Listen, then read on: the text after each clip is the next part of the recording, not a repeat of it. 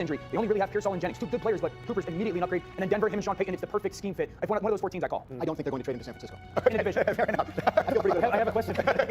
Yeah, I understand the point you're making. But if the Rams have any control over where he goes, I doubt it's going to. But to your point, you said they may wind up having They may, yeah.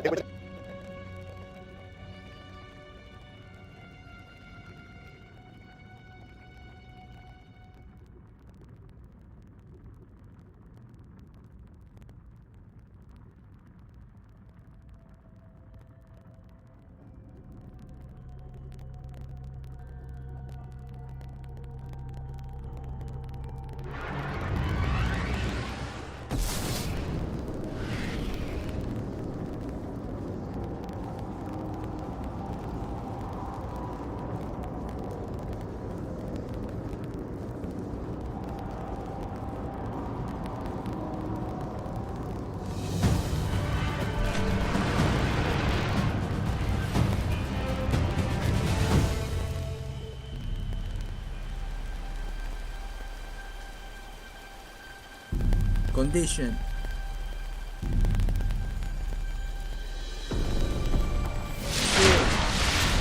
Rumble. This program to be correct. The enemy is everywhere.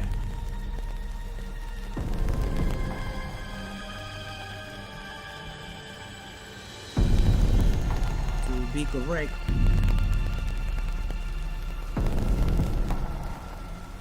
Is that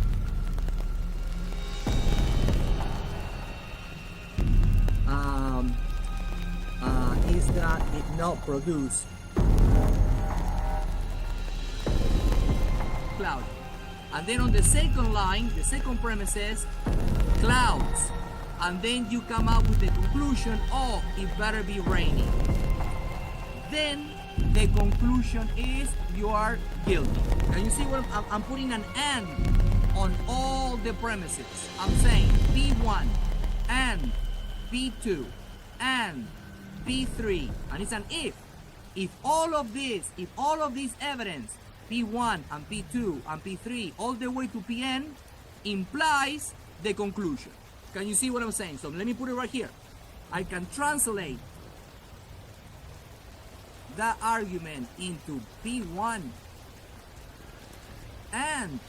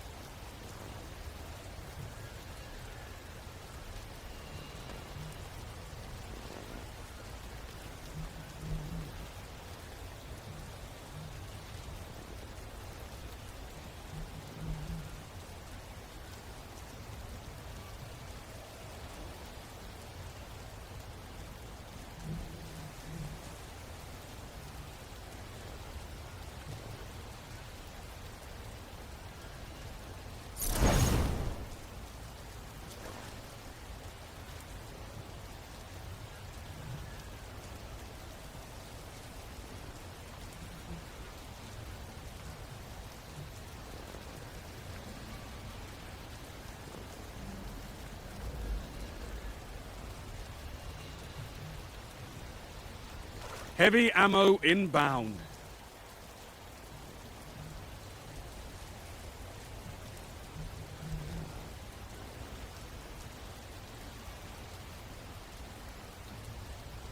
Only 5 minutes left.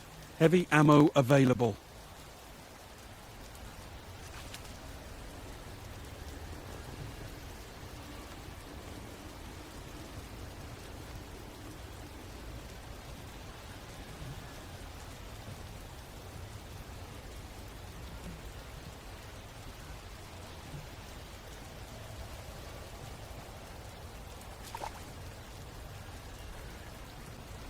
That may be some motivation to get a deal done, to have some control over where he goes. Good for him and his agent for getting that $5 million guarantee. That should help boost him. You know what's so funny? This reminds me of a saying that I was told when I was a player, and a saying I remember someone reiterating to me when I got in front office. Front office people's job is to replace you. If they can't replace you, then they've done their job. That's what happens to every single player. Puka Nakuma's emergence has made Cooper Kupp one of the guys who you look at and you go, he was the hero of their Super Bowl run. MVP. Now all of a sudden he's expendable. Think about how shocking that sounds to you. He's become that player that every once in a while he'll make a catch and you'll say to yourself, oh yeah, right, he's still there. You know, Don't forget the Rams are the team that was trying to get up last year to get Brock Bowers, if I'm accurate, right? So they have been looking for that kind of secondary pass-catching threat for a year or two now. Okay, so that was the second big trade story that happened yesterday. The really big one, both literally and figuratively, is that guy, Cleveland, Myles Garrett. He posted a trade request on social media yesterday. He is the NFL's reigning defensive player of the year. He finished the season second in sacks, sixth in pass rush win rate. He's had 14 sacks in each of the last 4 seasons. That's been done exactly 0 times before in NFL history. So yesterday he released a statement saying in part, while I've loved calling this city my home, my desire to win and compete on the biggest stages won't allow me to be complacent. The goal was never to go from Cleveland to Canton. It has always been to compete for and win a Super Bowl. And you were talking about it on the air then, and you were talking about it this morning, that based upon your conversations with him, this didn't surprise you. No, not at all. I mean, he was very clear of his disappointment with where they were and the questions that he had going forward for the organization. He had, constantly talked about, well, what's going to be the plan at the offensive line? What's going to be the plan at running back? Obviously, what was going to be the plan at quarterback? That's the crux of this situation. The trade that they used to acquire and then pay for Deshaun Watson has really blown up a playoff caliber roster, and Myles Garrett's career is wasting away in Cleveland. I mean, there's 3 guys that have had over 100 sacks in their 20s, Reggie White, Jared Allen, and Myles Garrett. Doesn't turn 30 till the end of next season. So you're talking about a Hall of Fame career that is getting wasted away. God, this is huge news to me. Guys like this don't become, and I don't know how available he is, they don't become available. Could you imagine if Aaron Donald became available in the prime of his career, or J.J. Watt became available in the prime of his career? It speaks to the disappointment, because Andrew Berry, the general manager of Cleveland, really did build a pretty darn good roster. They just missed on the quarterback. Yeah, it's funny to say that he's available, because according to Andrew Berry, and I'm sure according to Jimmy and D, hasn't he available. He wants to be available, which is kind of what makes this all the more interesting. And look, when you sat and you looked in Myles Garrett's face when he was talking to us about this, he was calm, he was very calculated. And we asked him, look, it's out there that you said at the end of the season you're going to sit down with management and coaching staff, and Kevin Stefanski, we asked him too. He said, look, Myles has earned that right. He's earned that right by what he's done on the football field. And Myles is someone who's very, very articulate about the history of the game, how he fits into the history of the game, how he still wants to make history on, as far as, leaving his legacy in this game, but most importantly, how he wants to win. And he wants to know what's the plan for winning. And I'm telling you, that Deshaun Watson contract, it's not just about the ramifications of what it does to their salary cap and the fact that he's untradeable and he has it's $170-something million dead cap hit if you got rid of him, and he's not going to be available this year maybe anyway. That's amazing. Just think about the mental gymnastics that makes a player like Myles Garrett do. Look at what we did here.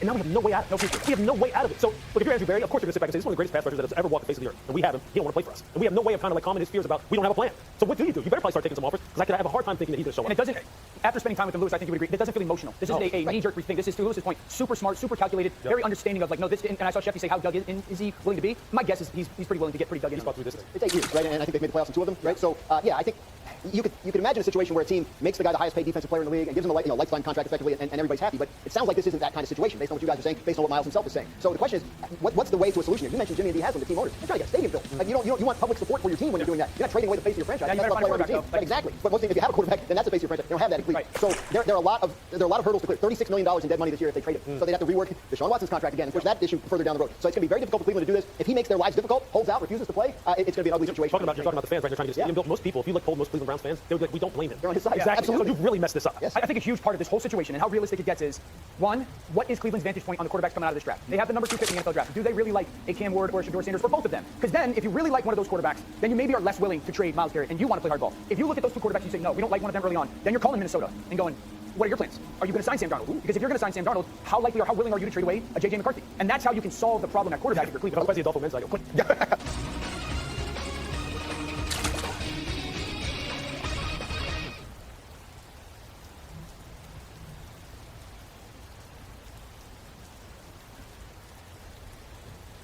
One minute.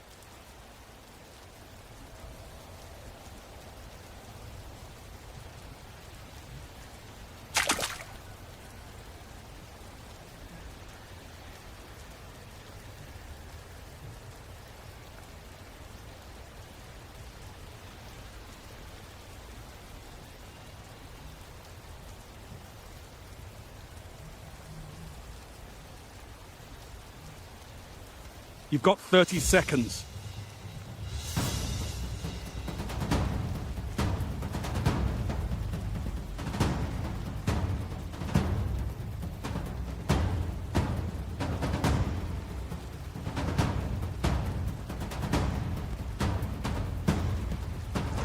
Only 10 seconds left.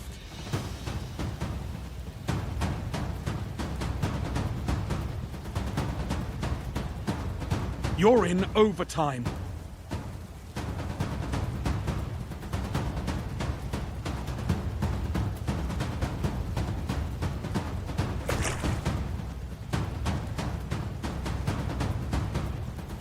It ain't a win, but at least it ain't losing.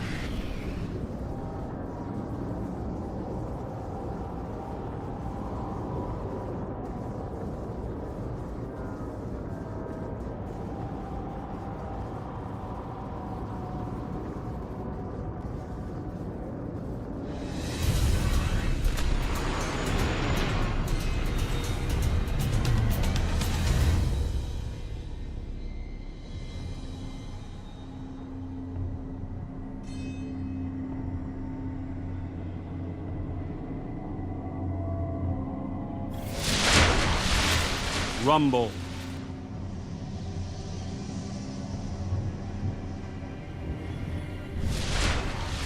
Leave none standing.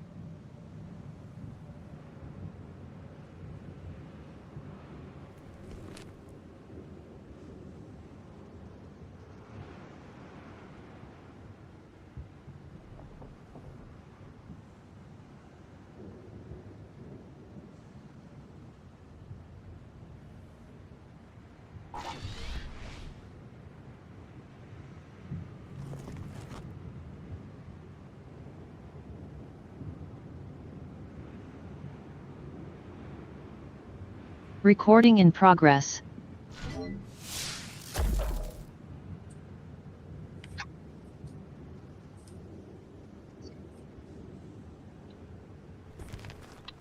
Okay, welcome to, let me see, welcome to lecture 1, week 3. Let me go and get some notes at once. So I'll share with you right there. And then I'll run to OneNote. There, and then lecture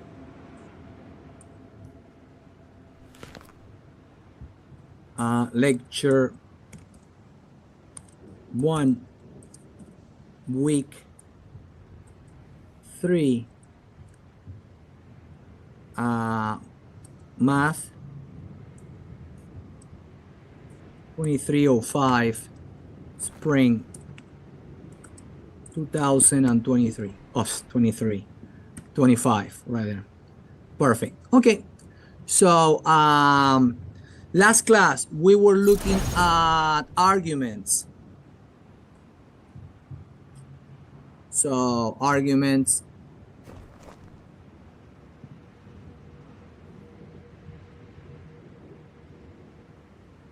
right there, and they can be valid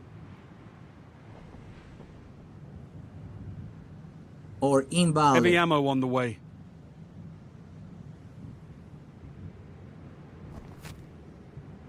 There, and then we got so let me put one famous Heavy argument. ammo available. P implies 5 Q. minutes remaining. That's the first premise. Q implies R. That's the second premise. Therefore, what's going to be the conclusion?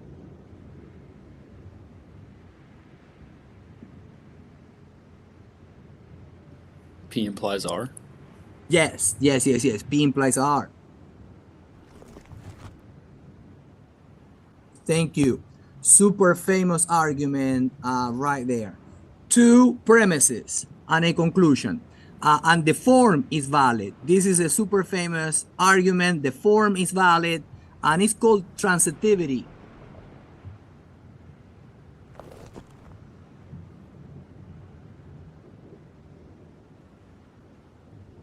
Transitivity is the property right there, and it happens in a lot of branches of math that you apply transitivity. Perfect. But let me just explain transitivity right there. It happened historically that the king of the Visigoths decided to. The Visigoths didn't have detective work. Going through the Middle Ages, they lost the idea of to think like a detective. If you committed a crime, or if you're a suspect of a crime, they throw you in the river. If you float, you're innocent. If you sink, you're guilty. Those are the Visigoths. Now, the king of the Visigoths, his brother wanted to kill him. This is Spain. And then the Arabs took him and saved him and had him in Toledo for a year or two. So he realized how the Arabs live in a fancy world, in the world of logic, in the world of that, because they have Aristotle, the Arabs in the south of Spain. They have the commerce. They have all the Silk Road, all the way to China. So then he's like, sooner or later, I will try to invade Toledo. When he went back, he's like, I love Toledo. I will have to take him. But then, of course, when they took Toledo, they had a library in Toledo, and they were able to see transitivity at work right there. So they realized that it was a whole world of logic, the Visigoth. So that's pretty amazing. And it was actually a minor library. Toledo had a minor library. Was not Zaragoza or other parts of Spain, southern Spain, that had amazing libraries. Cordoba, they have very large libraries. This one was tiny. but still they were able just to see. Because to me, I would think that it's obvious that you have transitivity. How you are not going to have transitivity? That is super obvious, but no. When you go through pandemics, when you go through times of lack of commerce, lack of traveling, you lose concepts. You lose concepts. Okay, with that, you go back in time in terms of abstractions right there. So perfect. And this was around 1050. I don't remember the name of the king from Spain that sacked Toledo, that right there, but I'm talking about Toledo. Right there, the library. And then they saw the Visigoth for the first time, transitivity.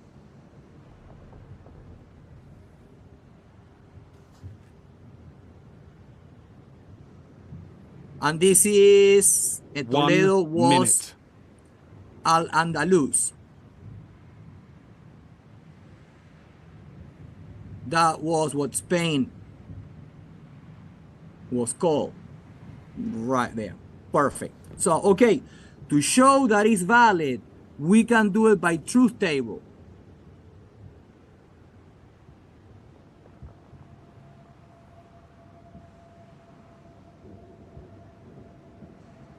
"30 seconds remaining." Right there. We can do it by truth table. And then that's it. We will. Right there. And it's a little bit tedious. You can turn it into a conditional statement and show that it's a tautology. So that's number one, by truth table and critical 10 row. seconds remaining. Highlight the critical rows.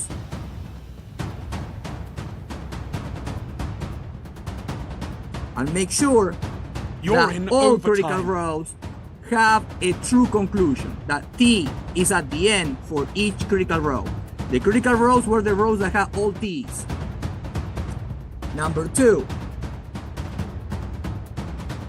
It ain't a turn win, it into a but at conditional least it ain't statement. losing. The first premise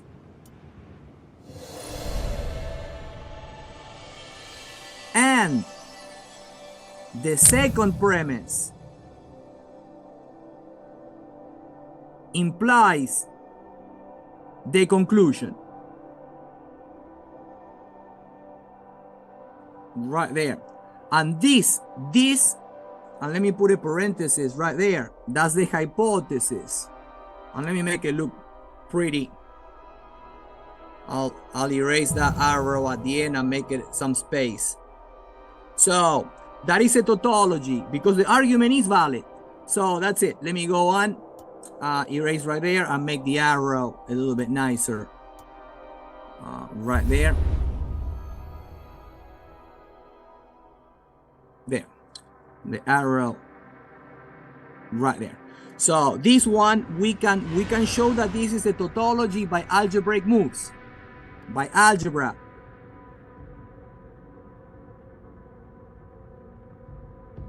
Like we did last class. Or by table. But it will be a long table. But by table. Show that you get T on all of them. That is always true. It's a tautology. So let me say it. Because if this is a tautology, the argument is valid. That's how we're using it. So if the statement is tautological, if the statement, the one that we constructed, and all the premises and imply the conclusion, if the statement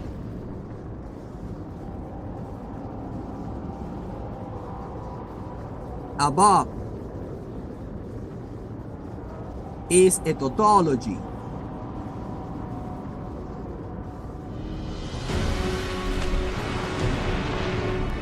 then the argument is valid. And that's if and only if. It goes the other, but usually we want to know if it's valid or invalid. So we go in this direction. Then the argument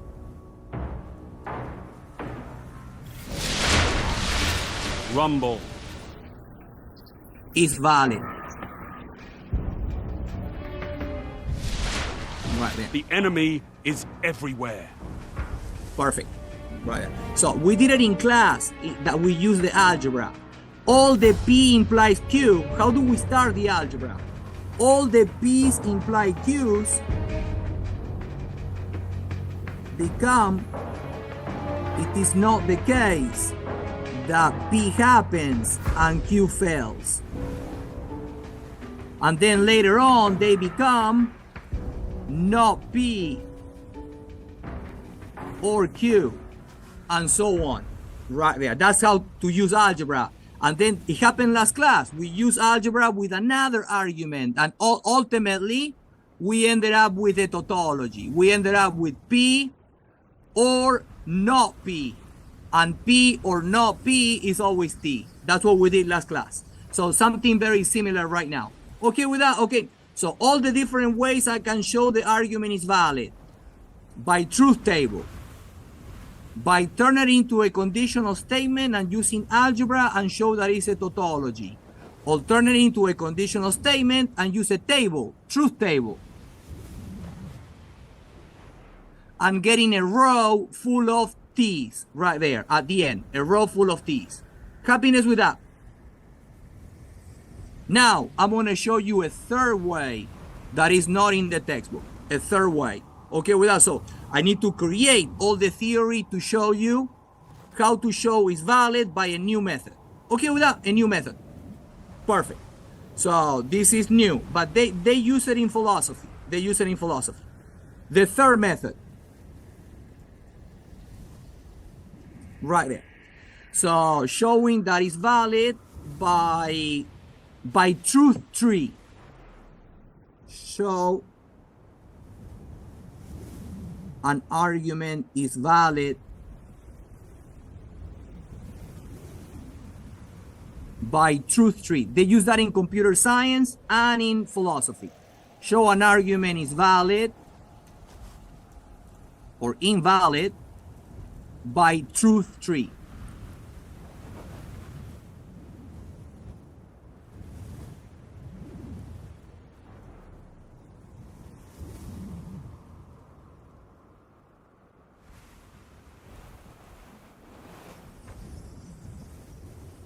Perfect.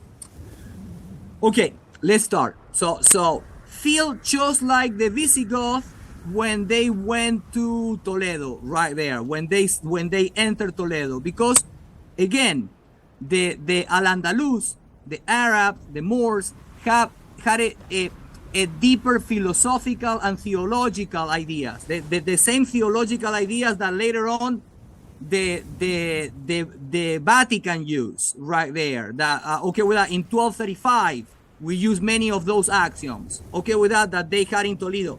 They had this axiom. One of the axioms of theology was God is omnipotent. Okay with that? Okay, that's one axiom. Another axiom that they had was this: God cannot create a copy of God. Okay with that? That was an axiom. Can you see? They made it omnipotent and then they made him impotent. Right there. God cannot make a copy of God. The other one, very nice. The other one that they have is this. This came later on in 1235. Okay with that? With St. Thomas Aquinas. Not even God can create a triangle. Not even God can create a triangle that has more than 180 degrees.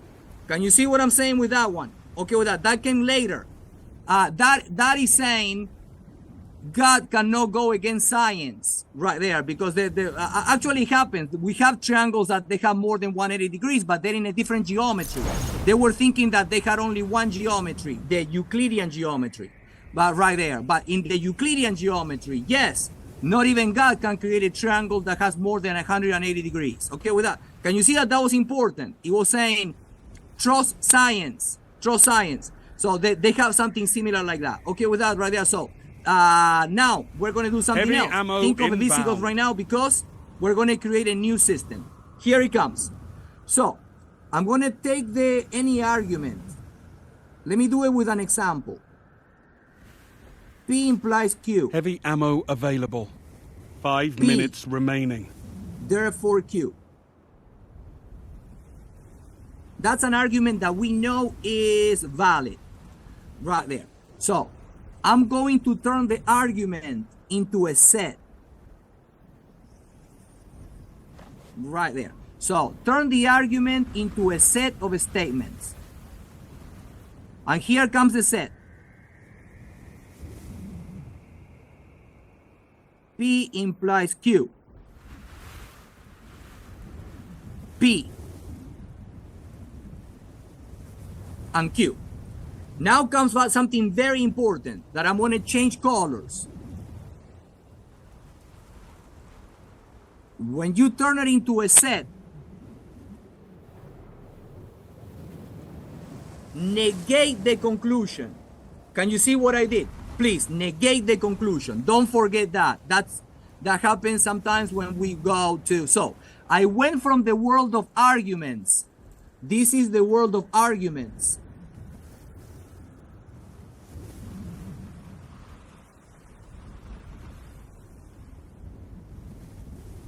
To the world of set of statements. Set of statements. Right there. So I went to two different worlds. I'm gonna answer it in this world. So, like I did before, here I was in the set of arguments, and I went to the set of statements, conditional statements. So I turned the argument into a conditional statement. Now I'm turning the argument into a set of statements right there. And let me tell you what happens. If it were the case that these are all true at the same time, I'll make a table and they're all true at the same time. One row where they're all true at the same time, that means that the argument is invalid. Because if they're all true at the same time, you see a critical row with a false conclusion. And that means that the argument is false. Meaning not false, but the argument is invalid. Okay, with that, the argument is invalid. Can you see what I'm saying? Look at that picture. If I were to encounter one moment on the table where here were the hypotheses, meaning the premises, that premise and that premise, and then I'm able to observe T for the negation of the conclusion. That means that for the conclusion itself, it will be TTF. It will be TTF. And what will be a TTF? Invalid. Invalid. That is a signature of invalid. So, this argument will not exhibit that because I know a priori that is valid. So let me say it. This argument, the argument that we have, this set of statements, the set of statements up here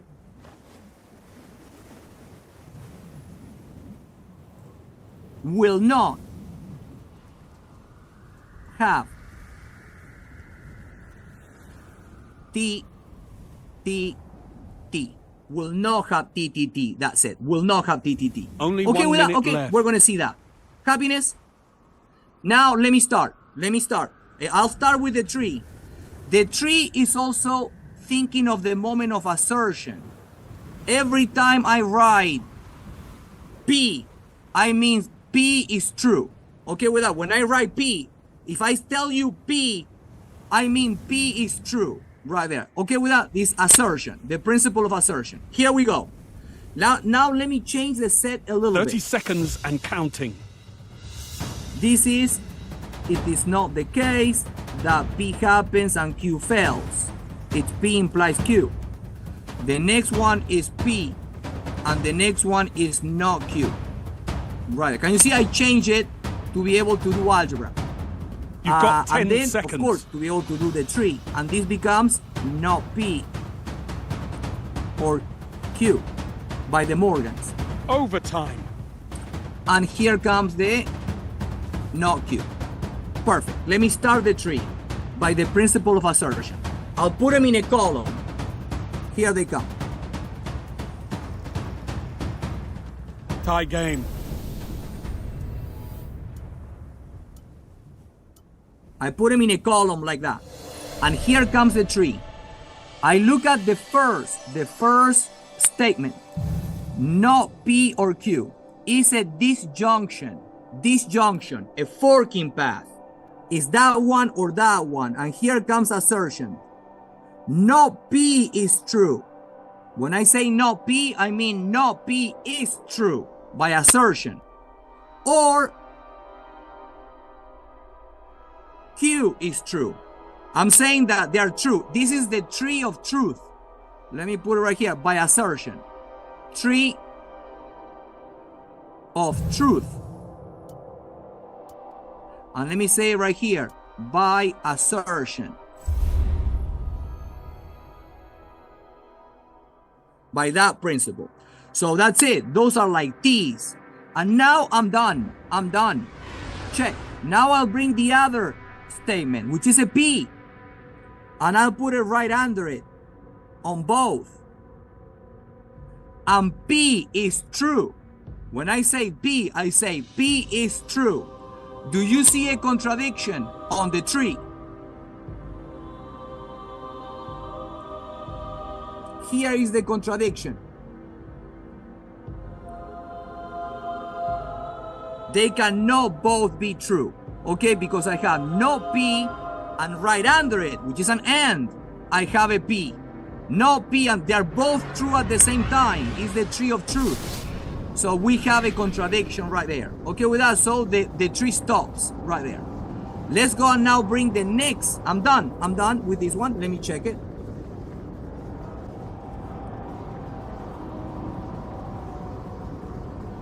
Yep. And now I'll bring the last one. Let me check it and bring it down. There. Now, do you see a contradiction?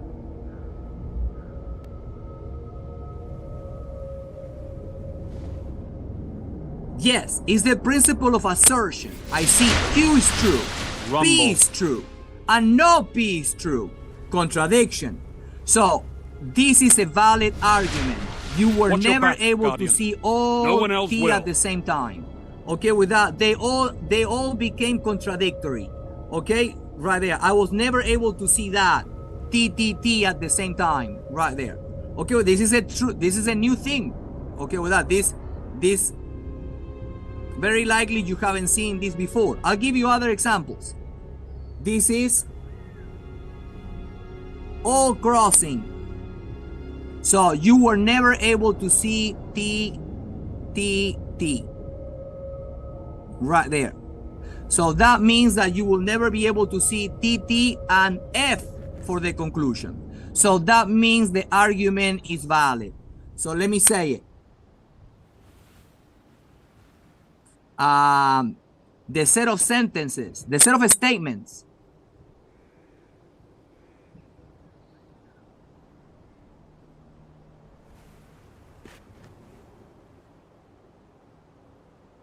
is not consistent.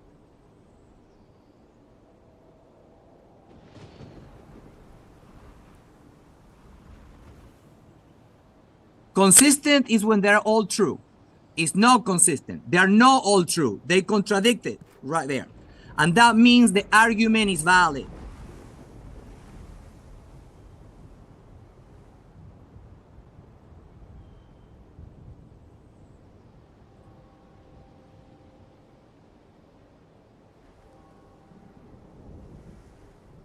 There. I'll give you another example. I'll do it with transitivity. Show that transitivity is valid. And then, of course, I'll take any question you have, but let me do another example. So I'll go mechanical with this new process. So show transitivity is valid.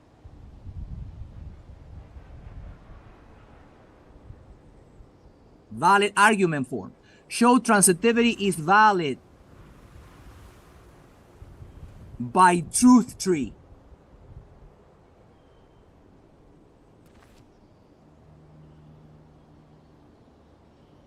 There we go. So first, we'll write the argument. P implies Q, the first premise.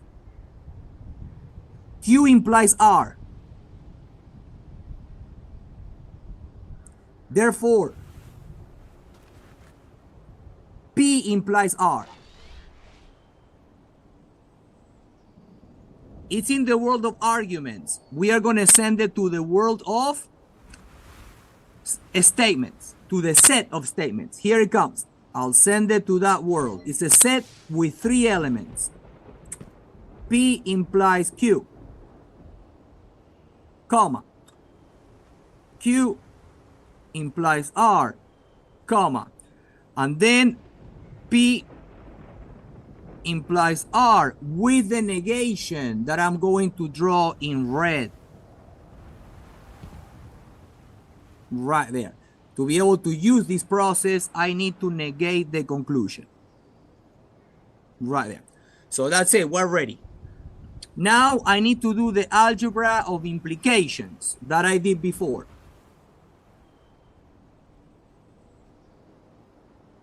It is not the case that I see P and Q fails, comma. It is not the case that I see Q and R fails, comma. And the next one is the negation of a conditional.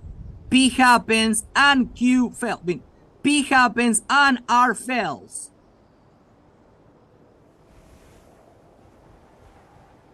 And close it. Okay with that? Let me draw that last one, the R, a little bit better. There. So there we have it. Now, of course, do the Morgans. Morganize it. There we have no P or Q, a disjunction, comma, no Q Heavy ammo on the way. or R, comma. And the last one is a conjunction, P and no R. It's not going to be a forking path. And we are ready. We're Heavy tree ammo ready. We can available. start the principle 5 of minutes assertion remaining. on that tree. Let's go for it. We put all the elements of that set.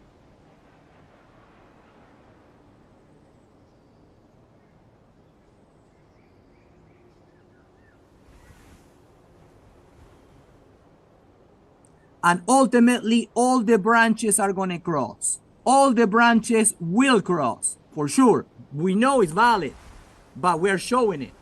We're showing that it's valid. Let's start. I'll put the line. And the first thing that we see is a disjunction. Let me check it. Forking path. Not P is true. Or Q is true. The first disjunction. Now, the next one. Check. Another disjunction. No Q is true. Or R is true. No Q is true or R is true. Can you see how I did that disjunction? Do you see any contradictions?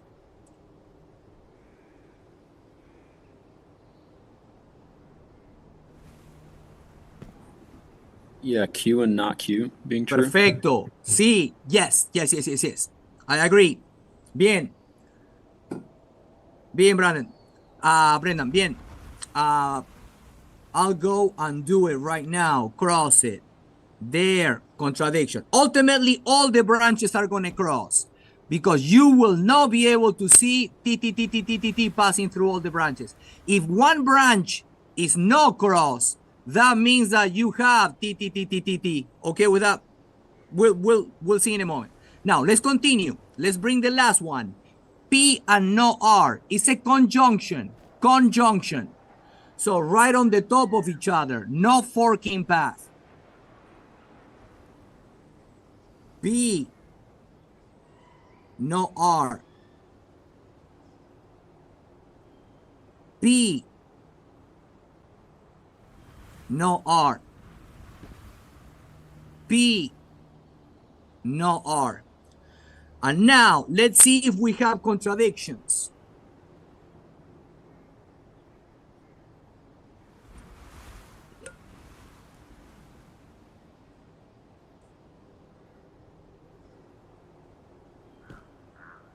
First branch on the left, do they contradict under which variable?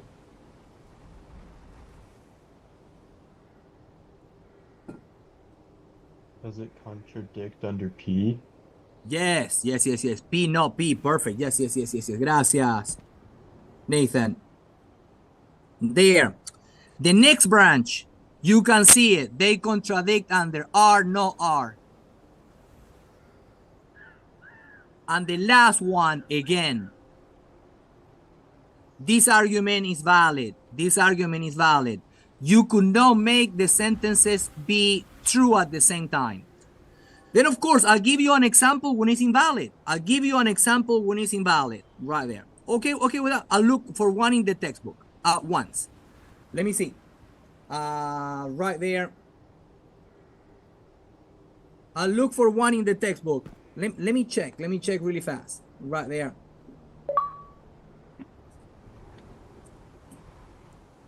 I'll grab one from the textbook. Only 1 minute left.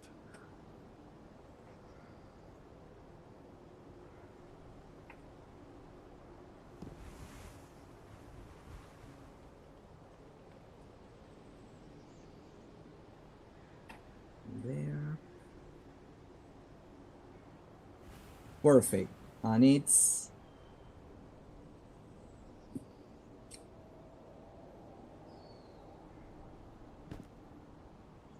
"30 seconds remaining." perfect. I'll do problem 8. Is invalid. Let me give you that example. There. Problem 8. 10 seconds remaining. Or Q. P Overtime. implies not Q. P implies R. Therefore, R. An even match. Right there. We got us a tie. Let's see the benefits of this. Because look, why am I teaching the truth trees, the tree of truth? Because this happened at UT around 2011. That I was teaching a regression class and applied a regression at time series class. But right after, there was a discrete math class at UT in PMA. So then all the students were coming in with bags under their eyes. They have been doing the homework and they spent all night doing the homework because the arguments were very large. They have 3 variables, 4 variables, and they were doing tables, truth tables. What happens when you have 4 variables? How large is going to be that table? How many columns? How many rows when you have 4 variables? 16 rows. How many? 16. Yes. It will be a 2 to the 4th. Okay with that, because if you have 4 variables, it will be a 2 to the 4th. 16 rows. If you have 5 variables, so the students have 5 variables on some problems to show that the argument was valid. So how many rows for 5 variables? 32. 32. So can you see they had to go landscape right there. This is faster when you have that many variables. This process is faster. Let me show you. This one right there has 3 variables. I will have 8 rows. Let me do it really fast right there. We turn it into a set. There. The next one.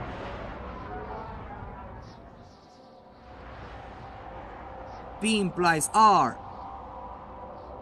And ultimately, remember to negate the conclusion. So, if not, this doesn't work. There, negate the conclusion. Is invalid. I get an email from my boss and she will say, don't give me the entire table. Give me the values that make it invalid. Can you see? She will say, I know the argument is invalid. Rumble. Or she will say, check if it's if invalid. If invalid, The enemy is everywhere. comma, then provide the inputs that made it invalid. The sequence of T's and F that you put for P, Q, and R, that will give you T for all the premises and false for the conclusion. Can you see what I mean by the inputs? In the truth table, what do I need to make P, Q, and R? So I have true premises and a false conclusion. At least I need to make R, F. I know that. But if invalid, then provide inputs. Don't give me the entire table, will say my boss.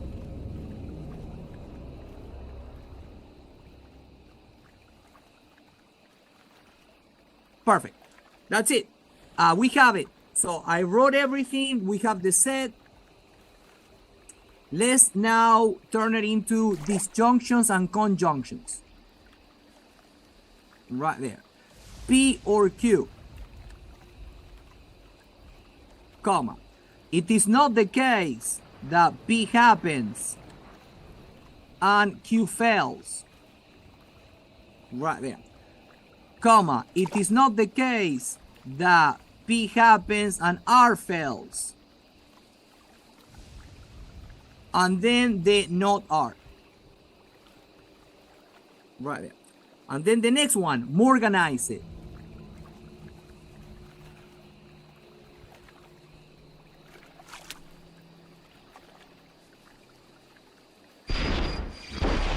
There, not P or not Q.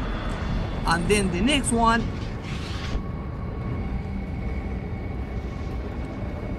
not P or R. And no R. And now it's gonna go super fast after I've done those. It's three ready, so I put them on the top of each other.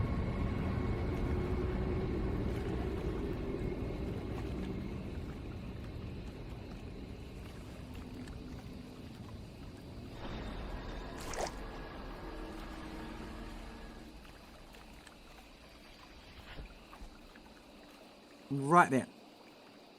So we start disjunction.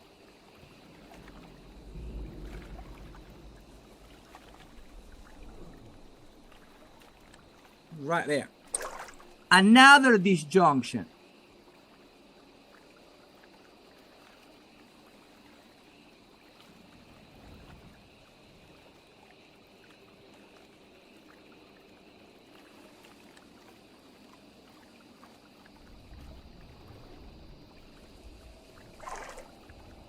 Do we see any contradictions? Yeah, two of them are contradictions, not P and P and not Q and Q. Let me go and cross them. Thank you.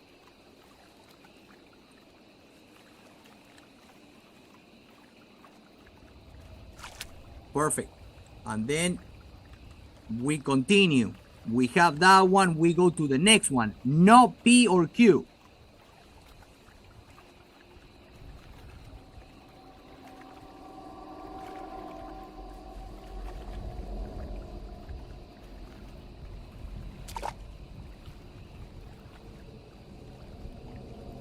There. No P or Q. Any contradictions?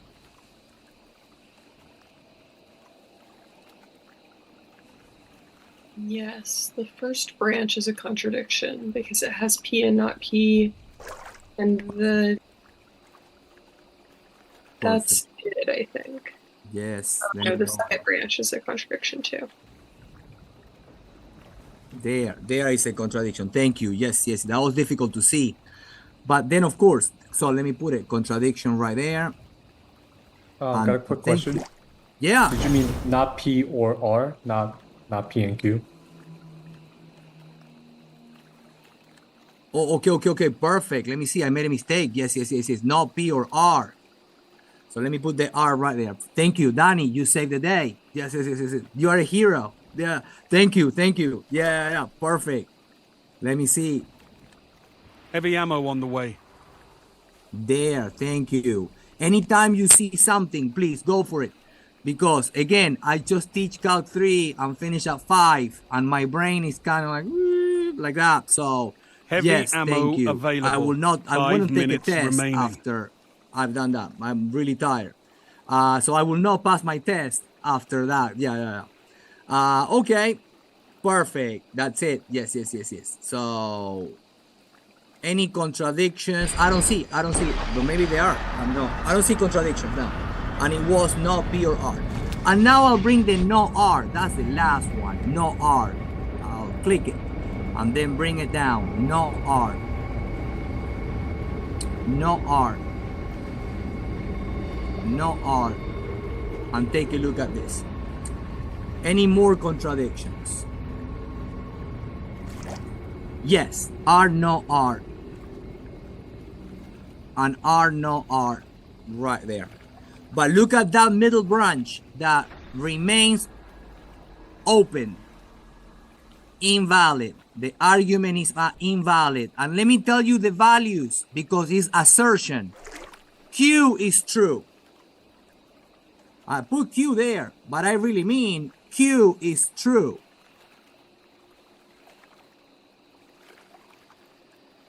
No P is true.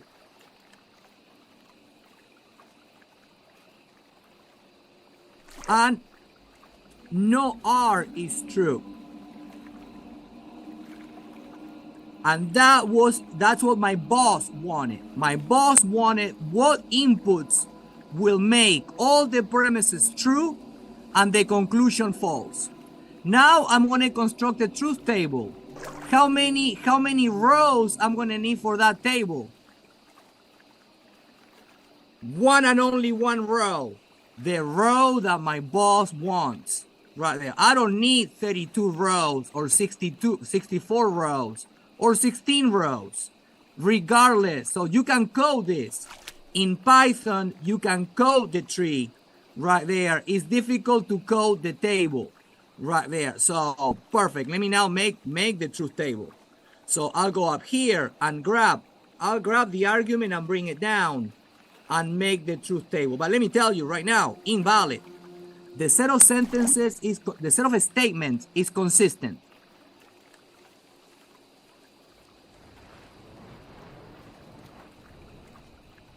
They can all be true at the same time. The set of statements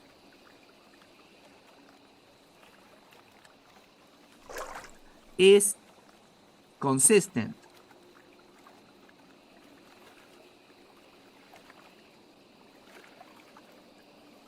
Thus, the argument is invalid.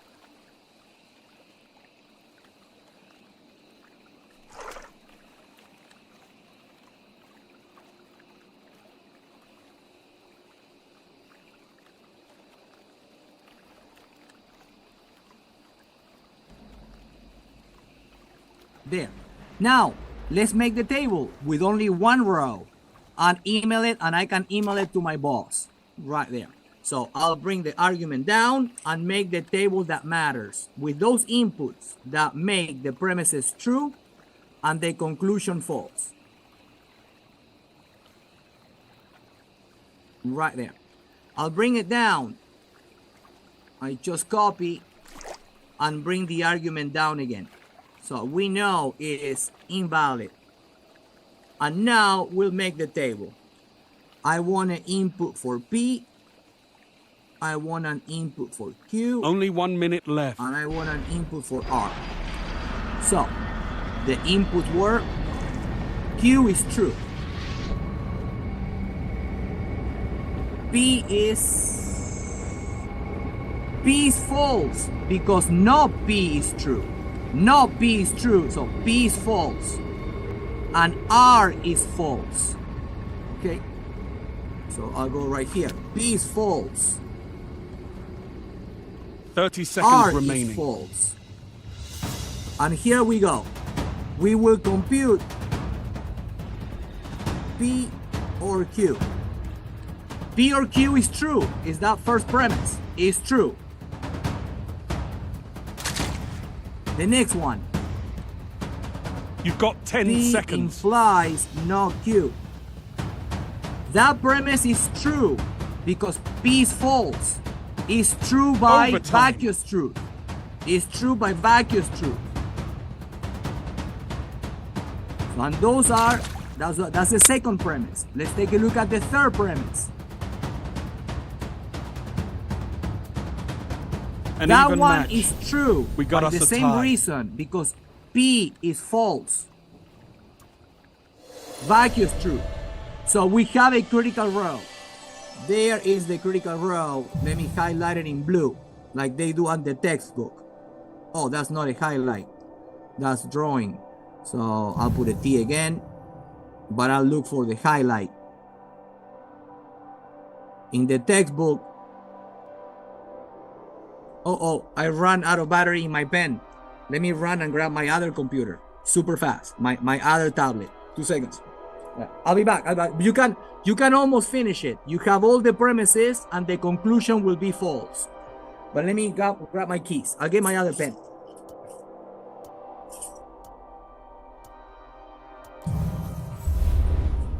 Well, I'll leave it open. It might work right now because I put it for a few seconds there. The conclusion right there is R. And R is false. Right there. R is false because no R is true.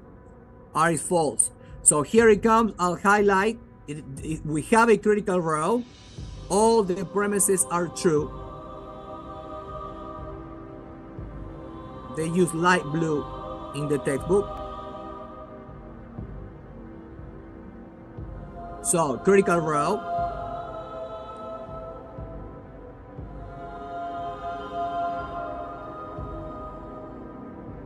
But with a false conclusion. That's it, invalid.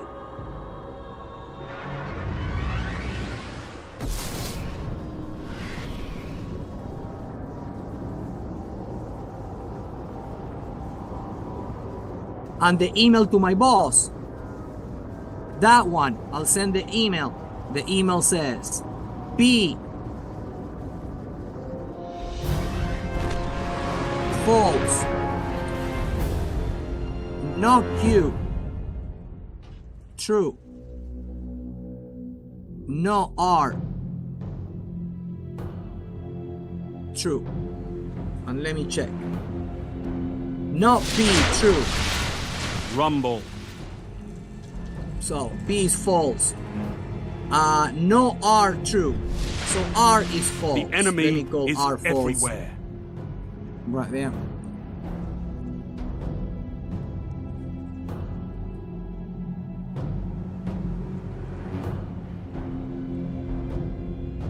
There.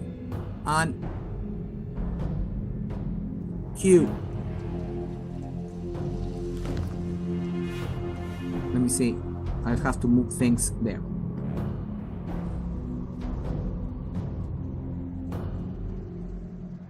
On Q, right there. Q true. So I will send that to my boss.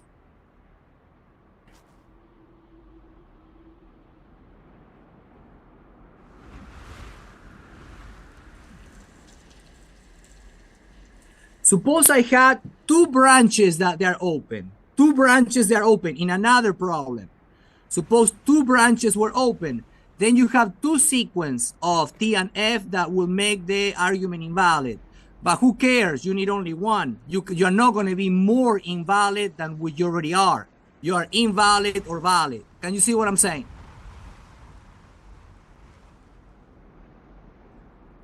Perfect. Okay. There. So that's invalid. So then, let me see. I'll go back to super fast. I can make a tree for my favorite argument.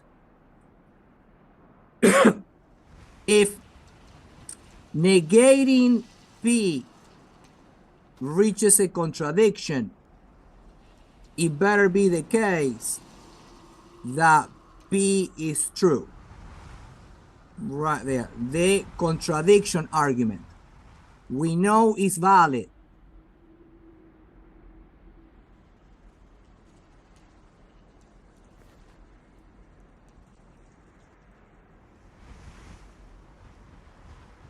Right there. We know it's valid. It's on page 76 with all the famous valid arguments. So let's try to prove it's valid by 3. So we turn it into a set.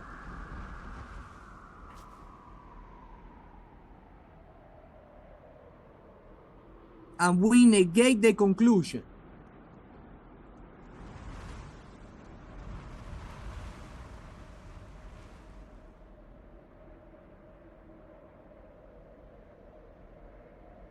Then we massage algebraically to get rid of the implication. So we can have it with or ands, conjunctions or disjunctions. It is not the case that I observe not P and the contradiction fails, comma, and then not P. So I wrote it as a conditional, meaning as a, by the definition of a conditional. And then De Morgan's, P or C, and not P. And here we go, we make the tree. It's gonna cross, they're all gonna cross.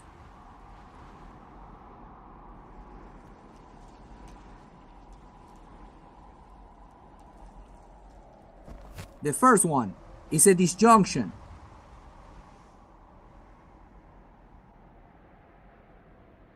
Right there. Do you see any contradictions?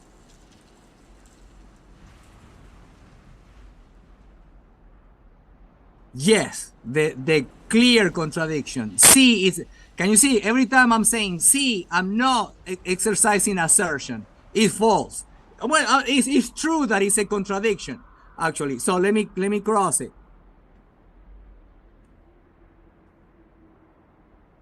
Automatically. And now I'm going to bring the next one.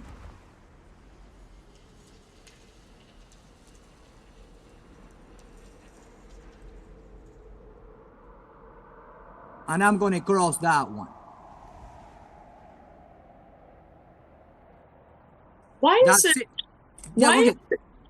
Sorry. Why is it a contradiction? Heavy ammo on the not way. P and C. Not P and C. Let me see. Not P and C. Okay, we, 5 let me minutes check. remaining. Heavy ammo Ansley, available. we started with this. Let me check. We started with P implies contradiction. Right there. That's the premise. So then I'm going to try to turn it into a by that definition, using the P implies Q, that is equivalent to, it is not the case that P happens and Q fails. So let me put some space right there. I'll put it right under it. So I'm using that definition from philosophy, the definition, it is not the case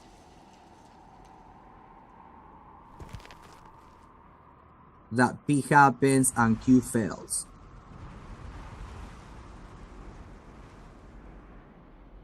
Right there. Are you still there? Perfect. I lost you. I lost you from my window for a second. I thought you all left. Okay. So let me continue. I'm using that right there. Let me click so I can see you right there. So now I'm going to use it with this. It will say, take the hypothesis. So it will be, it is not the case that I see the hypothesis and the conclusion fails. And the conclusion is contradiction. So I could write that as a tautology just to have fun. Not C is a tautology. So I'll write it.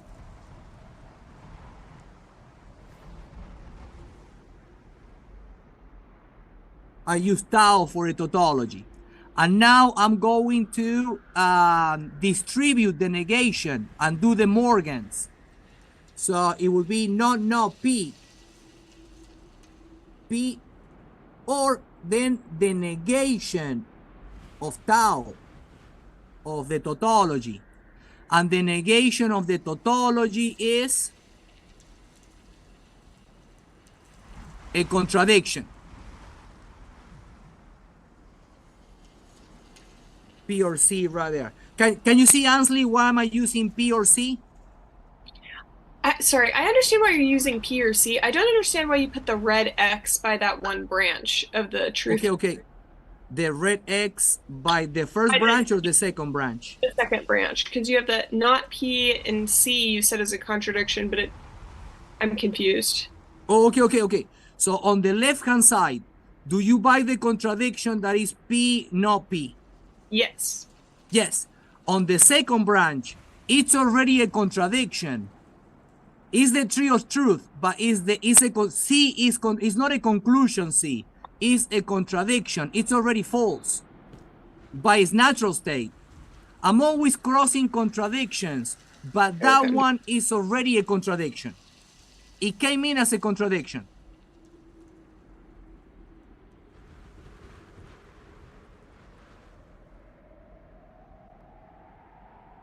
Is the tree of truth, except when I write C, because C is a contradiction. So I'll write it as a contradiction. Okay, I can do this. It's a C, but any C, by definition, any C is X and not X. For whatever X you would have plugged in. Okay with that, it's an X and not X by definition. Am I allowed to cross it?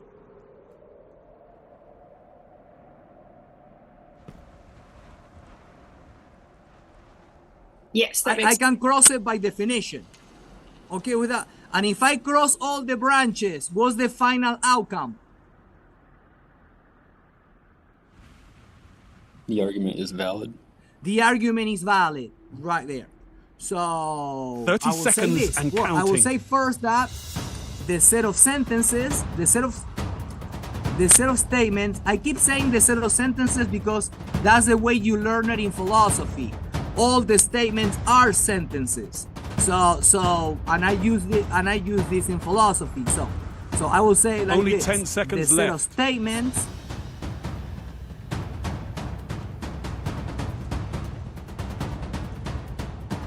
overtime is not consistent. They are not all true at the same time. It's not consistent.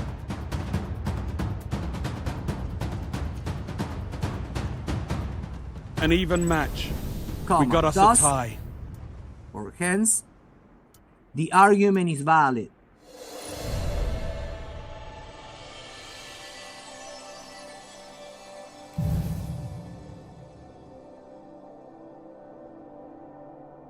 There.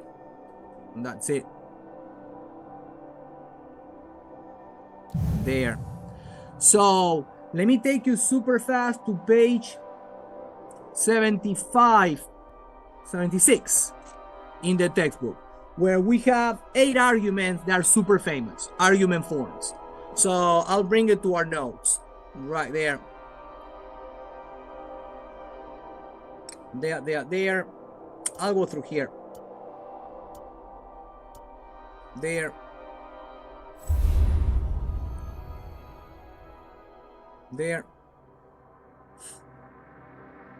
And then I'll run to page 76 and I'll bring him in.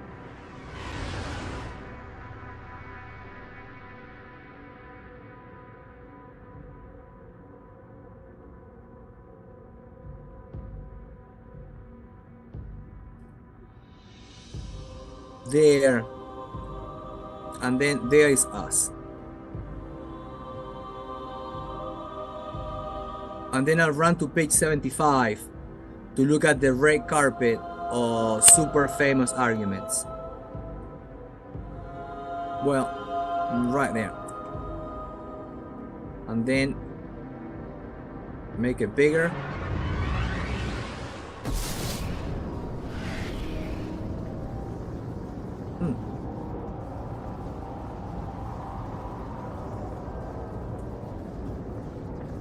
There it is. They put him, they changed the table and they put him. Okay, I'll need to grab in 2 tandems up to a specialization right there, and then the other one. Let me see.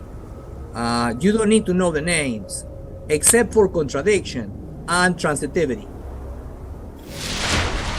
There. Rumble.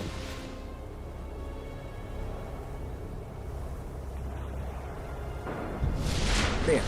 The enemy is everywhere. I'll bring it to our notes. I'll put it here. No. I'll move it. There.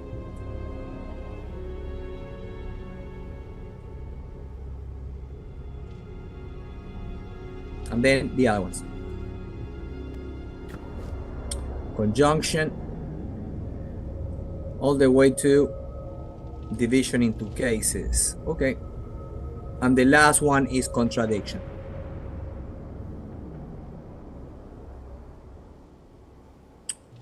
Let me minimize that. Move the table. Conjunction. There. And bring it down. Elimination. Okay.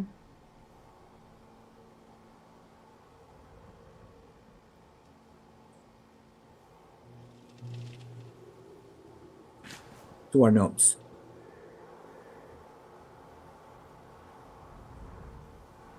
And the last one, contradiction. Let me see. There. I'll grab it. There.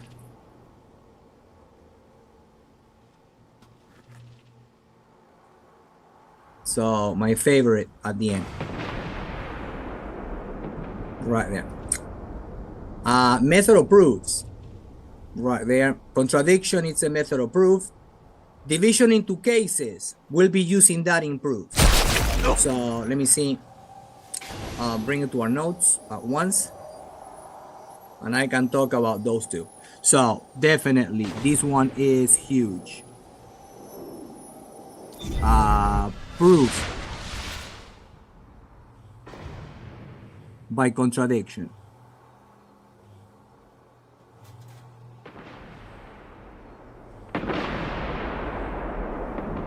In our future, very soon. And this one, we're going to have proofs where we're going to have to divide into cases. It's going to be like this. They're going to give us a conditional statement. And it's going to say P or Q implies R. P or Q implies R. So then we're going to have cases. Assume P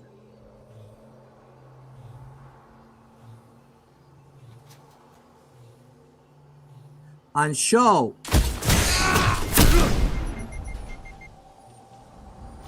P implies R. Assume Q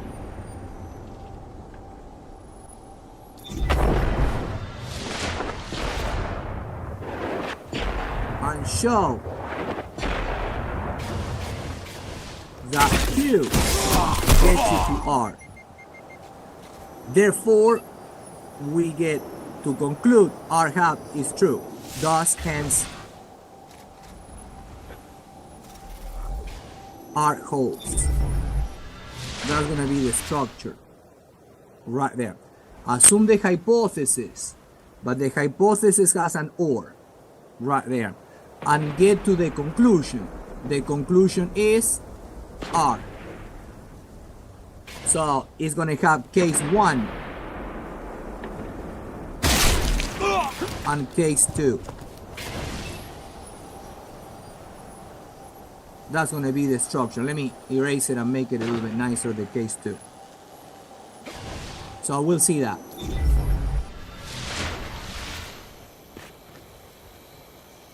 There. Case 1, case 2. Right there. So that's going to be the architecture of the proof. Right there.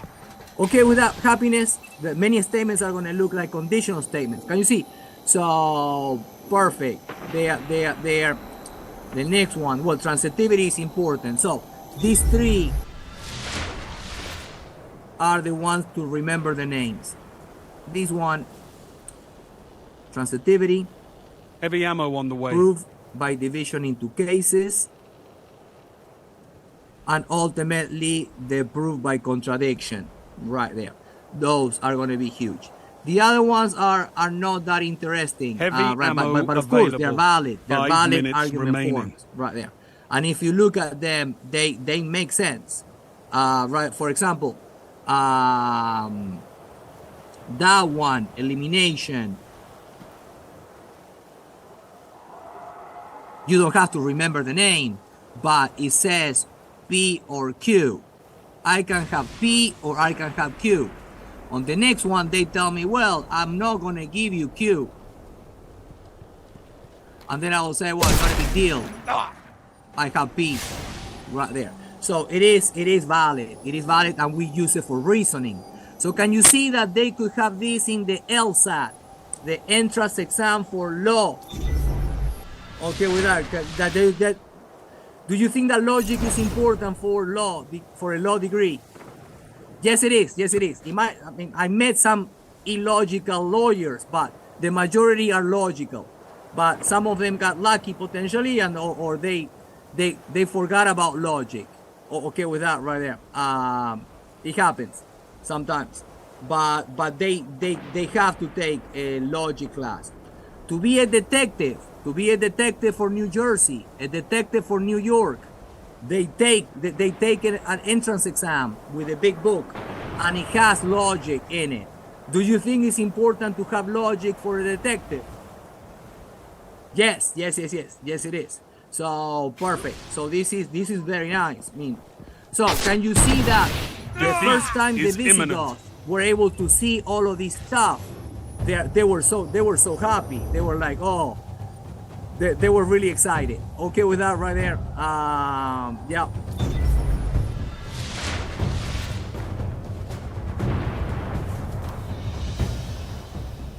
There, perfect. So next is chapter 3. Chapter 2.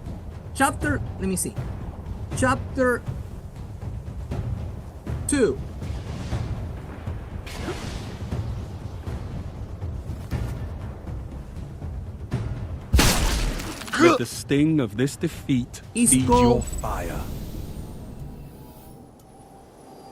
Propositional calculus.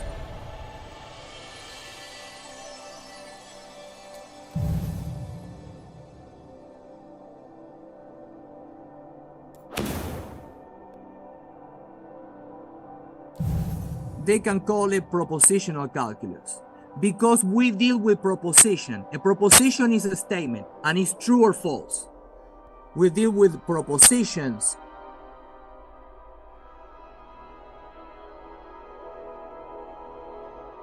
And a proposition is a synonym of a statement. Equivalent to a statement. So P, of course, when I say P and I tell you that I exercise assertion, P is true. But P could be true or false. That's what I'm saying right there. So we're dealing with those objects. Chapter 2. Now, and of course, right there, a proposition could be this. Let me give you an example of a statement. It will be, Milani is an ACC student.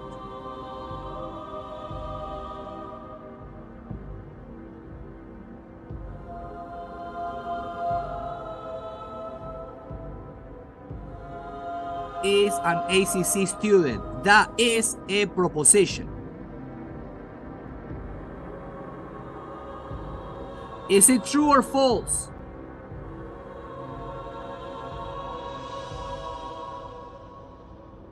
True. Yes, it's true. Thank you. It's true. Now, let me go to chapter 3. Chapter 3.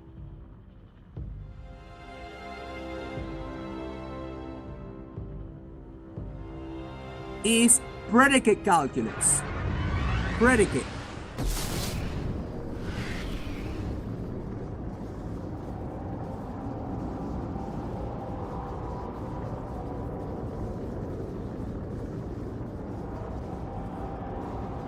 So we play with predicates.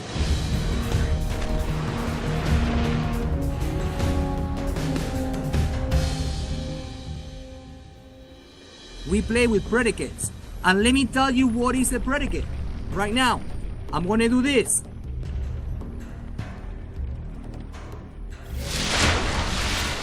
Rumble.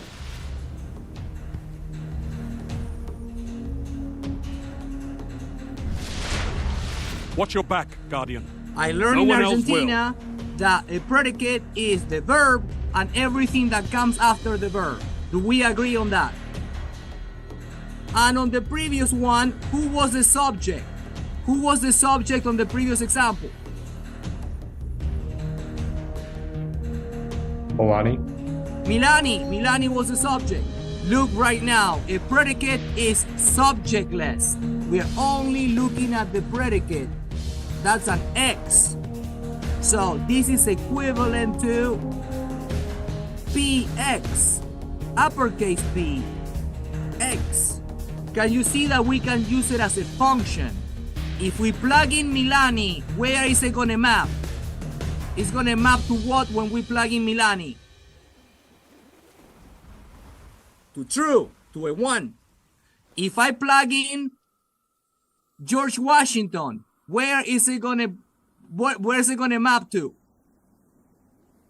0. 0. It's gonna map to 0 when I plug in George Washington.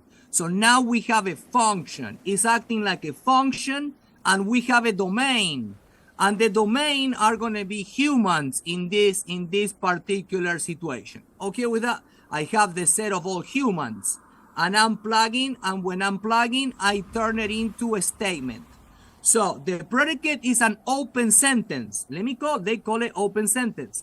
So let me say, we play with predicates, but a predicate is a synonym of open sentence. It's equivalent to open sentence.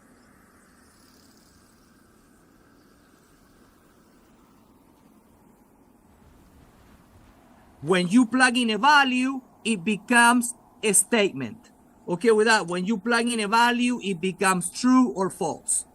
Happiness with that is a new object. So, perfect. So that's it. And of course, the set of all humans that make it true, which is the set of all ACC students, that will be the truth set. They're all is the set that makes it true right there. And of course, you have the complement of that, which will be the set that makes it false. Okay with that? So we have a definition of a truth set. Perfect. So then I can plug in. I want to turn predicates into statements. Let me emphasize that. We want, all of us,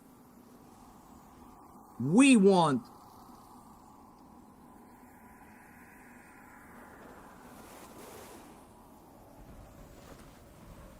for predicates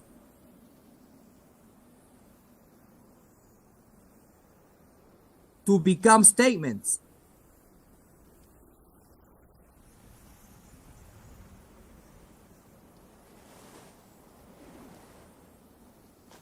Sooner or later. Now you can plug in, and we did. We did, let's say, right away. Let me see. We do it by plugging in. So that we had this open sentence PX, and then when we plug in Milani, it became true. Map to 1 for collective. But we can do it another way. I can plug in everybody in the class at once with a universal statement. I can say for all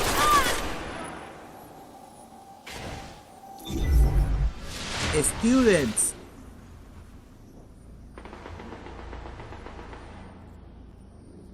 in Math 2305 DLS.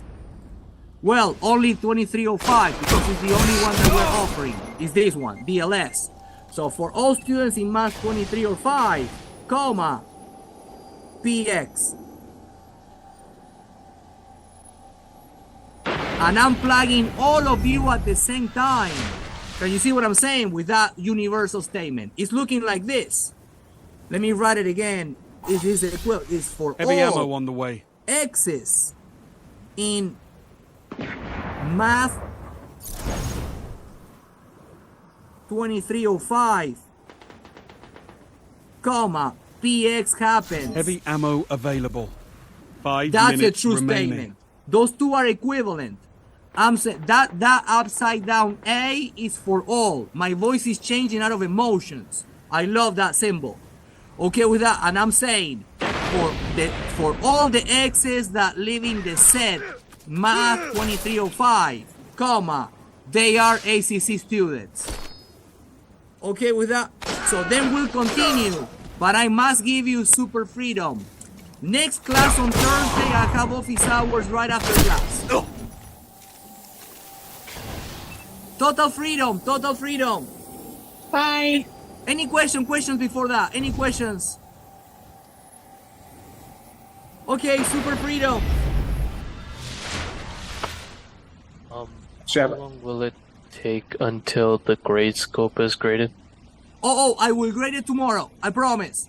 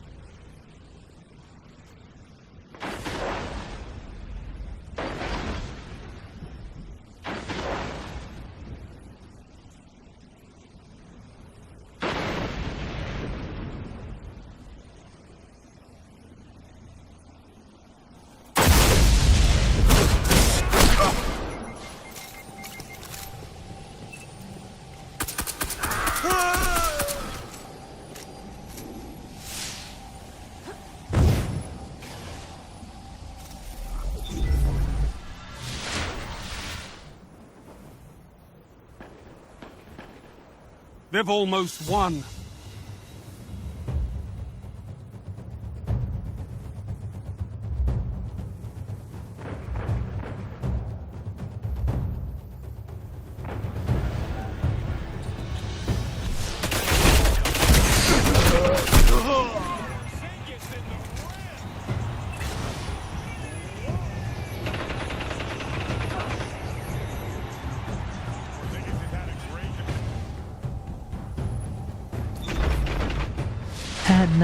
Ladies and You may gentlemen, be welcome to defeated, Top but Tuesday. You must never surrender.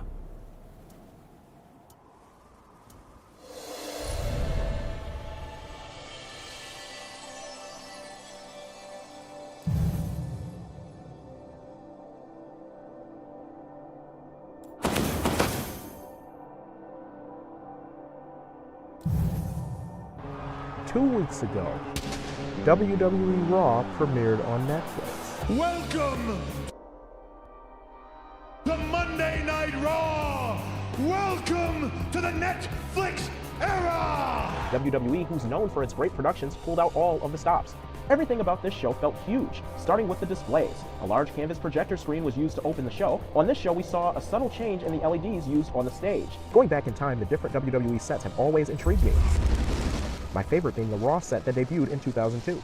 Last year, WWE began to ditch its tall setup, opting to use a shorter setup to accommodate more fans behind the entrance when those seats were sold. This new shorter look has been a flat LED wall lacking personality, but on the Netflix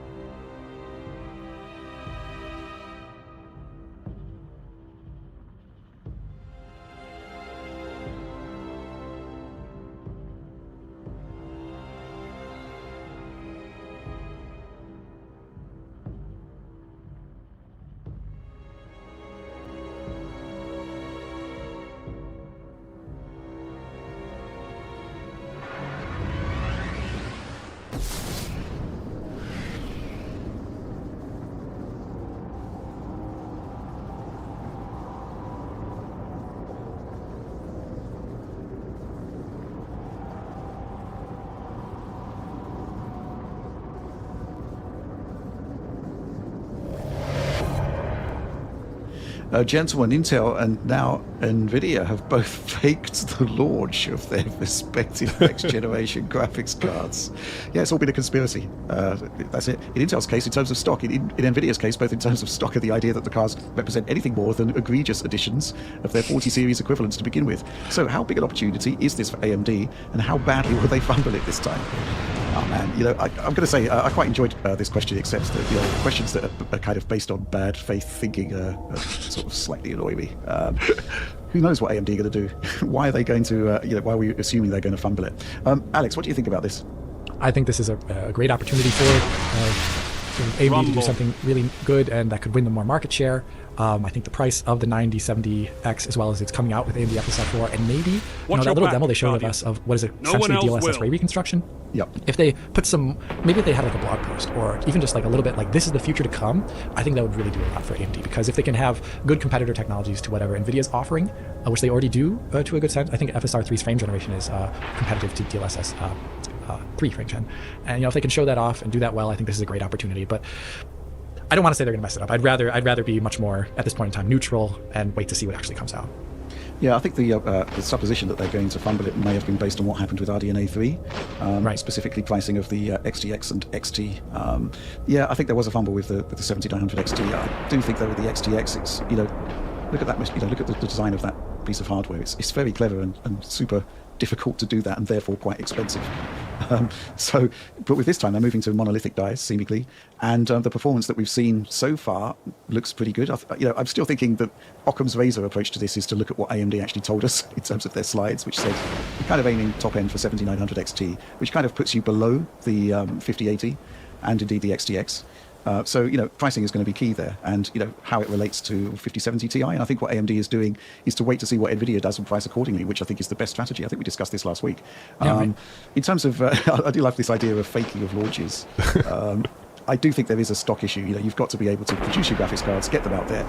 It's fine if they sell out, but you need to have a provable pipeline of when this stuff is actually going to hit the market, and a decent pre-ordering system. How difficult can it be? Oliver, what do you think? I think it's a big opportunity for AMD, but I think like a lot of their competitiveness, at least to me, as someone who's not super interested in the pure raster side of things. It depends on FSR4 being really solid. Depends on the RT performance at least being decent for more heavily ray trace titles that might have features above and beyond the console ray tracing feature set there. But I do think there's an opportunity for them to come in at a segment of the market where there's a lot of competition and probably make a splash. And it's also helpfully a segment of the market where people aren't necessarily looking to always be pushing, like, say, path tracing their titles. They're more accepting of maybe cutting down some of those settings depending more on raster for different kinds of lighting effects, etc., etc. So I think they have a lot of an opportunity to also think the cards in stock. That's another critical aspect at the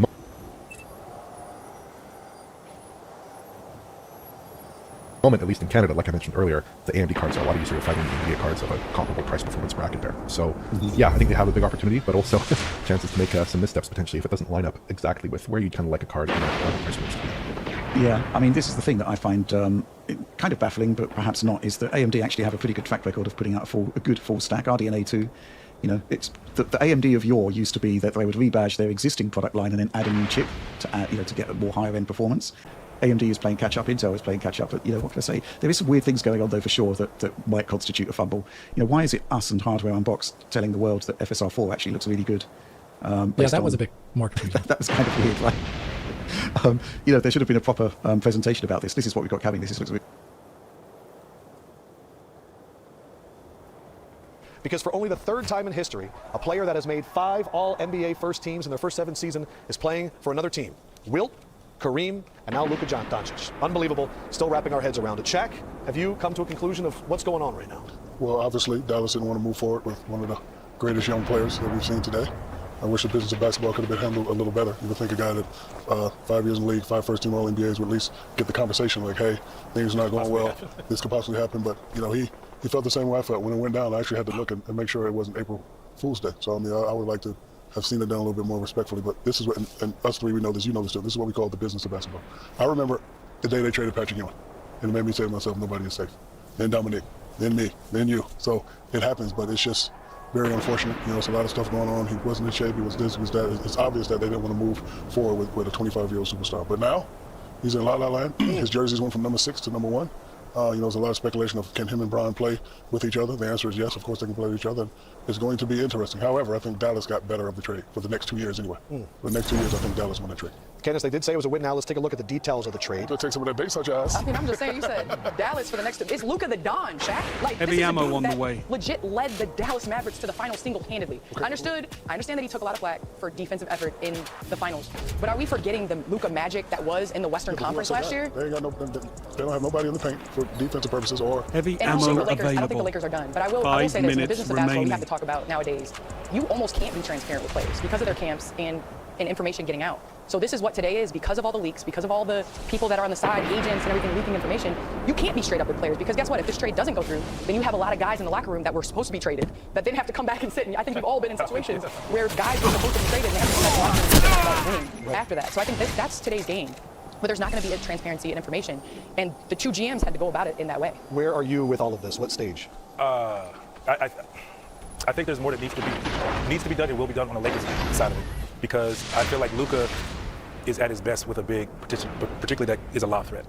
And his ability, he can score, and I do think he and LeBron can coexist now. I think LeBron is at the stage where he's been willing to take a step back because we said, hey, he has to allow AD to be AD. Now this is the perfect time for something like this to happen. But they need more. And I'm sure they're trying to figure this out, but I'm saying right now, I agree with you. Dallas right now is ready to roll right now. And it feels like a reset for the Lakers. It was something that no one expected. The Kings were coming in firing on that night. Dirk Nowitzki, how does he feel? I'm sure he was shocked. I'm sure a lot of Mavericks fans wanted Luka for as long as Dirk was there. Jalen Brunson having the same thought as Shaquille O'Neal. April Fools, right? It was shocked. Patrick Mahomes, noted Mavericks fan, noted Luka fan. Wait, what? I know he personally was taking this stuff. And Pau Gasol, part of a similar trade to the Lakers where everyone afterwards went, wait. We could have gotten Pau Gasol. Almost to the date. Giving a... It was really... Almost to the date of the Laker trade. Well, today was the first time that we heard AD and Luka chime in, and here's what they said. I was shocked. Like I said, I didn't know. I was actually at home about to watch a movie with my wife and got the phone call. So I had no idea. I just sent the team a text about congratulations on the win against the Knicks, big win, and then found out like an hour later I was no longer with the team. So now it's kind of over and just kind of get ready to play with Dallas. What's your reaction been the last 48 hours to some of the comments coming from Dallas on your way out the door? I'm just excited, to be here to start this new journey. And obviously, at some point I knew this was going to happen, but I would say I always take the high road. How do you address the criticism that's followed you on your way out about concerns about conditioning and durability? It's a motive. I know it's not true, but it's a motive. You don't come here for nothing else than championship, so I have everything left to prove.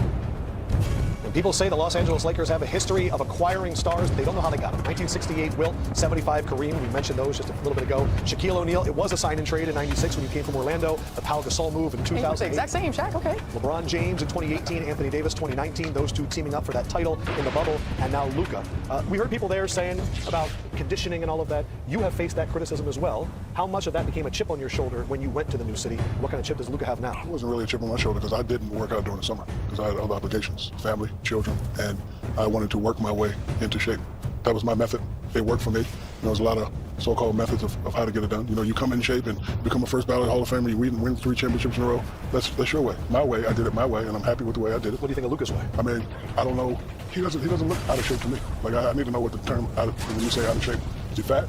Does he have a six-pack? Is he not? Like, are we talking body fat? A lot of stories ballooned up to 270. Because one of my best friends just told me fat Luka is better than 99.9% of all in the game. So, you know, in shape Luka, 5 years, first team NBA. Fat Luka or just out of shape Luka, first team All NBA 5 years. So, you know, if that's the case, they let him go. But obviously, I would definitely have to blame management because there's better ways to embrace the chaos Shaq, of battle, you are an anomaly. or you'll never know victory. You are an anomaly. He's one of one. You're one of one. What? You could come out of shape at 7'3". What were you in your 7'2" in your prime? Yeah, but me and him are the same guy. He's so called out of shape his first 5 years. He got five No, first that's all not. team NBA. No. It's the same thing. No. I think Vince, come on, Luka Vince. will work his way. No. He cannot agree with that. You cannot agree with that. You are an anomaly. I cannot let you sit up here. Okay, so what? He is first team. I cannot let you sit up here and compare your journey to other people. You are an anomaly, a complete anomaly. This trade, also an anomaly. I just want to get some reaction from around the NBA for how the players reacted, because you don't often see players this candid. So take a listen to this. It's a reminder. There's only a few in this league that can go to sleep with any type of confidence, but the idea that it happened in silence was pretty crazy. The fact that you hear a trade and everybody thinks somebody's been hacked is hilarious. Yeah, I would never thought Luka would just get traded at this age, next season. NBA will help place, man. I think he get traded there. Anybody's up, for grabs, So yeah, so fans, by spectating, it's pretty fun. It's a business. I don't know. I think nobody expected, especially than him. I think nobody's safe in the league. Seems like. Know what I want? I want Luka to the Lakers. I want Jokic to the Knicks. I want all the Europeans to go to all the big markets, to see something incredible. This is what I want. This is my dream. You gotta give credit to Rob Lincoln. He's the highway robbery. It's always good when I get traded for like a superstar. So I got traded for Lucas. So great vibes. I'm scared. Tim, hey, if you're gonna trade me, let me know, dog. When Luka got traded, anybody is able to get traded. Definitely. I think you were saying that they're very happy with their investment in you. Does that give you at least a little USA, thank God. I just bought a crib too. I think one thing that we aren't talking about is the $117 million that Luka is losing, not being able to sign a Supermax deal, which I think is in question now going forward with guys. Is this a way for ownership to get out of the Supermax contract, and is this something that's going to have to be in discussion for players in the CBA? Because he's met every single part of what he is supposed to. First team All-NBA, in the conversation of averaging one of 3 players to average 28, 7, and 7. I mean, almost averaged a triple-double last year, so he's done everything as a player, and now he cannot. Was supposed to be coming his way. Now he can't sign. But this has got to be something internal that we don't know. We know what's outside, but what's behind the scenes that we're missing? For more answers, let's bring in our intrepid reporter, Jared Greenberg, was at that press conference in LA today. Jared, what do you got for us, and where does it go from here? Well, I can tell you this, Lefko, Luka Doncic went from shock to realizing the opportunity that's in front of him. But let's advance this story because, as NBA fans know, Luka has been out since Christmas with his 4th left calf injury in as many seasons. Luka told me this morning that what's different about this one as opposed to the previous 3 calf injuries is that he actually took his time allowing himself to get healthy. I was told that Luka probably could have been back playing a week ago. However, patience was prioritized. Luka has been back on the court working out for the last week, and tomorrow he will participate in his very first 5-on-5 practice. If all goes well, I can confirm that the plan is Luka will make his Lakers debut Saturday against the Pacers. Luka is said to be eager to get back on the court and is excited not just to be a Laker, but to play alongside LeBron James, whom he truly looks up to. LeBron made a quick call to Luka as soon as the news broke late Saturday night that Luka would be joining LA. When he was 15 or 16, Luka trained during the summers here in Southern California. So this truly is kind of a full circle moment for him. However, this time he comes to LA with a chip on his shoulder, motivated by some of the reports, as you guys in the studio talked about, that his trade came due to some of his poor conditioning. I was told that the mission is now clear for Luka, and he understands what he needs to do moving forward, being a legacy player for a legacy franchise. Lefko? Thank you so much, Jared. That is, you talk about all these doubts about his conditioning. He's going to LeBron. Rumble. Man, he needs to be humbled. A trade often brings humility, I would have to imagine. But Vince, what are your thoughts just about LeBron and Luka and how that can change the trajectory of his health? Well, I think he's going to learn a lot. He's going to learn how to be a pro, somebody that he looks up to. I think we said the same thing about AD. Can AD learn how to train, how to get in shape, not be injured, all these things, and he got better. Now does it coincide? Is it just so happen? I don't know, but I feel like with Luka in this position, with all the naysayers, LeBron has seen that and has gone through it. So who better to have every day to talk about and to prepare you for that? So I think Luka can be good for LeBron. Well, now LeBron doesn't have to be the guy, and LeBron can still go out there and be that, be the scorer that he wants to be now. Let Luka drop 40. Let Luka do, and he can do for Luka at the same time because he's going to learn how to play off the ball now. Trade deadline is Thursday, so there's a lot of rumors swirling. I only want to do this because you're not online as much as I am. The Athletic is reporting right now that Dallas dreams of also bringing in Kevin Durant and going Kyrie, KD, AD. I just wanted your gut reaction because I know you haven't seen that yet. I haven't seen that, but I have seen reports that the Suns are taking conversations about Kevin Durant. So with the move that we don't have to pay our boy our Supermax, I'm sure they got a lot of money floating around. So if they're putting it out there, it may can happen. Do you think every NBA star right now, because of this Luka trade, is suddenly like, I could get moved now? No one's safe. Unless your name is like Wemby, SGA, Jokic. Maybe they should be, but you just have to understand and realize this is the business of basketball. They want to do what's best for them, so you have to kind of do what's best for you. Like I took a lot of flack of so-called sticking up for Jimmy. It's not I'm sticking up for Jimmy. It's they get to do what they want to do. How come we as players can't do what we want to do? So it's different. Now, one thing I can say about Mr. James, being in the locker room with him, he's a really good manager.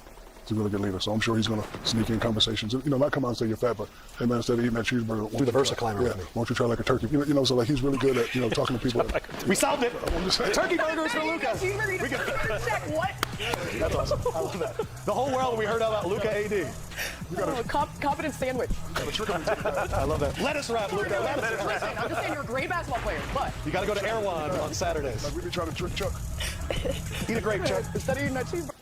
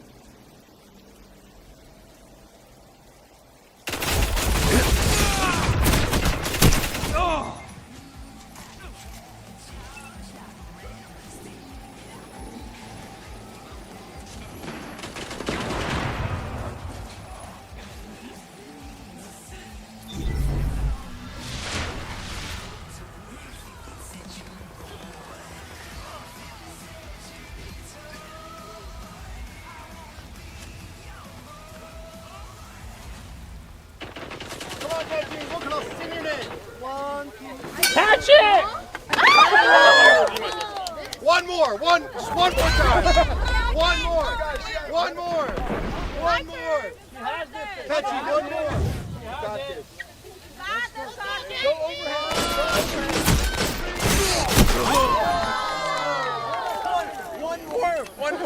One more. How many more? Just one more. Okay, I'll do it. I'm Lee. I'm Lee, right? Yeah, I'm Lee. Okay, like it's so beautiful, right? Okay, let's go. 1, 2, 3. Woo! One's harder. I didn't realize. Okay. Merchant's current offer, original transaction price.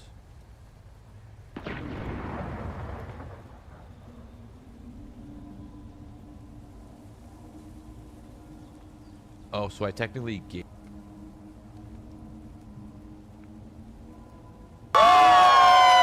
Let's go! Give it hot. Thank you. Heavy ammo on the way. Good job, Emily.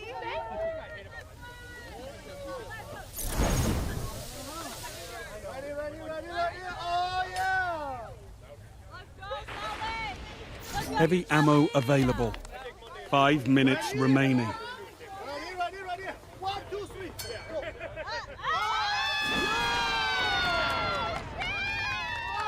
So easy, right? I'm a good quarterback. quarterback, right? I'm a good quarterback. Damn. I do. This one. Gotta make right here.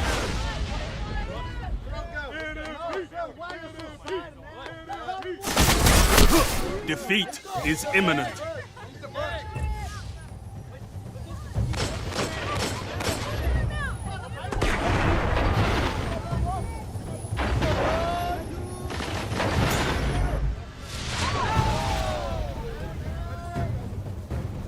Folks, look at me. Folks. Okay. Put it in my mouth. Okay. Ready? 1, 2, 3. Go. We have a rusty thing here.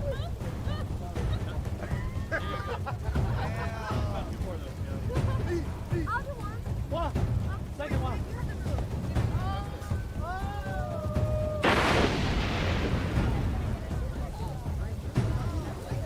Ready? Come on, sit up. Hold on. You need to do that. Shake it. Chill. Behind you, relax. Relax. Come on, let's go here. 1, 2, 3.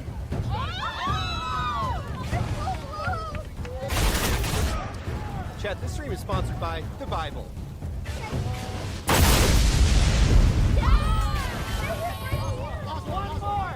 One more.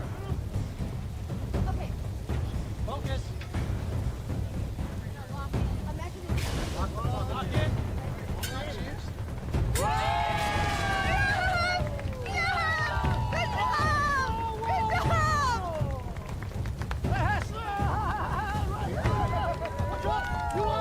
You may be defeated, but you must never surrender.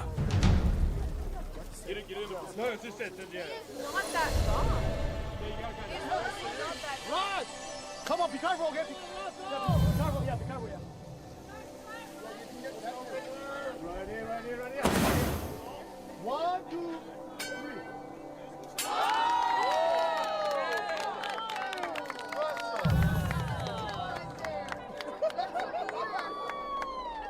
That was impressive. First try. I gotta get the stats.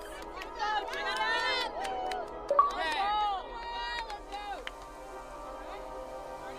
Let's go, Mike. Ready.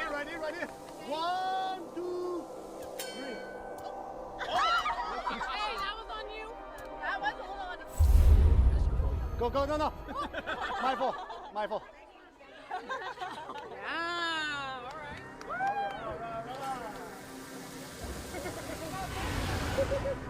Go get it. Go get it. 1, 2, 3. Last one. One more! Last one. 1, 2, 3.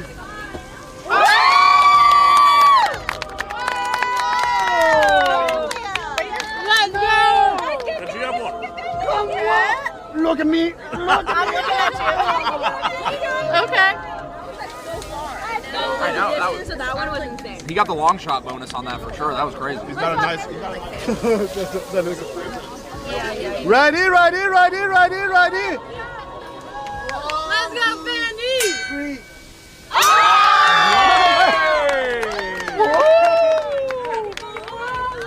Who won this one? Let me get one. Vandy, first tryers. Let's go. Ozempic hard. Wait. 1, 2, 3. My bad, guys. My bad. I need some practice. He doesn't want the calories. He's on Ozempic. It's true. One more. 1, 2.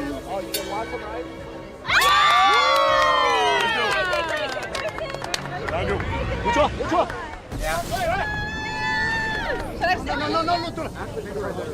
Yeah, you're right. I'm the one that lost, okay? I'm the one that lost. I feel so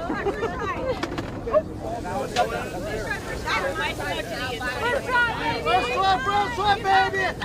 Baby, come on, 1, 2, 3, go. What the hell? My bad. What happened? I'm missing. Okay, 1, 2, 3. Oh! What's wrong? Oh! Okay, hold on. Rumble. One more time. There you go. Leave none standing. One more time. 1, 2, 3. I know what's wrong. Yeah, I know what's wrong. Relax, man. This game, okay? Relax. You gonna let him do that, bro? Yeah. I got this. Watch. First try. Hey, sir. Hey, come on. 1, 2, 3.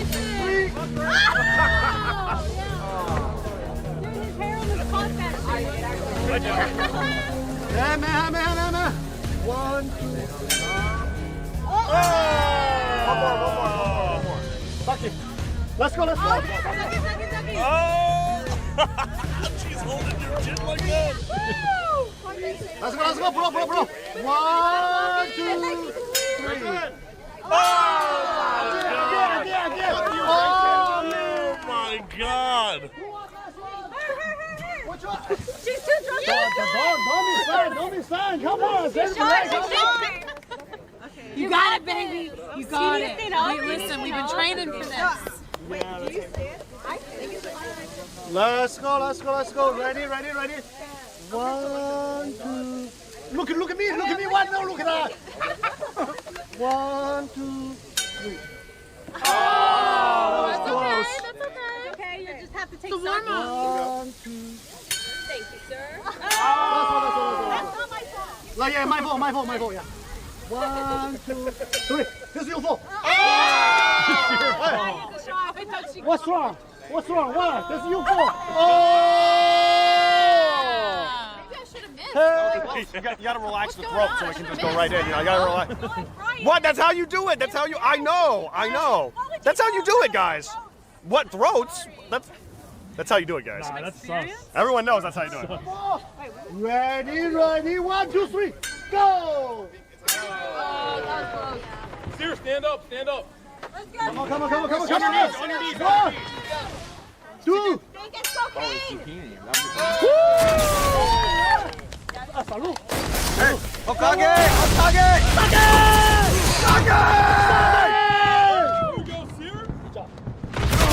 Is that a mimosa? Yeah. You just chug that fucking. I'm Slam a I'm fucking literally a mimosa. photographer. I know. Looks like one of those like, is UFOs real? Oh wow. Wait, let me show you. Did I show you the earlier one? Did That looks like a I, love plug. Victor? Do you remember? Earlier one? You like that though, huh? This one? He does. He really does. Dude, it looks like the universe is exploding out of your mouth. This is a the Big lot. Bang right now. Oh yeah, beat up. Now yours looks like it's not fit for work. It's not. There's gonna be some good edits with that one. I'm excited.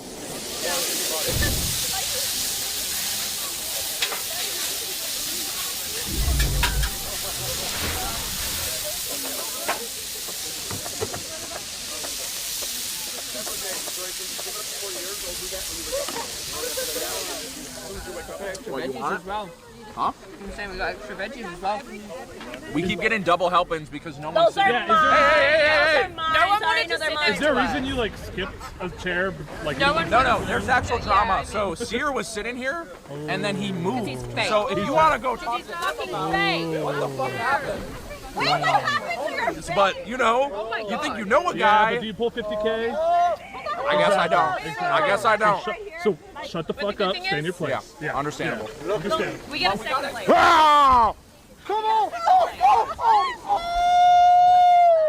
Come on! Thank you.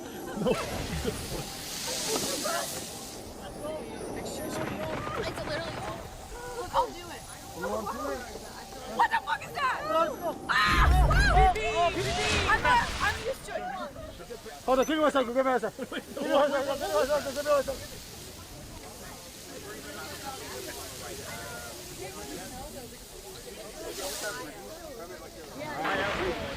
give it a try. The chicken. has arrived. Heavy ammo inbound. No! Yeah!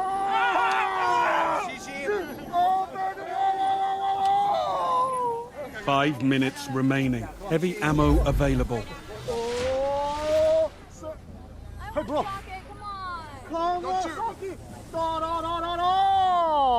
I can chug. Let's go, baby. They've almost won. No. I gotta drive, sir. I gotta drive. Jesus Christ. I got assaulted, man. Come on. Let's go. Come on. Oh. This side. Come on. No. I thought Marty was. Oh. She wanna answer. She wanna go. Come on. No. Another dash. I'm ready. Just another dash. You're what? What the hell? I saw your 2 threes made it.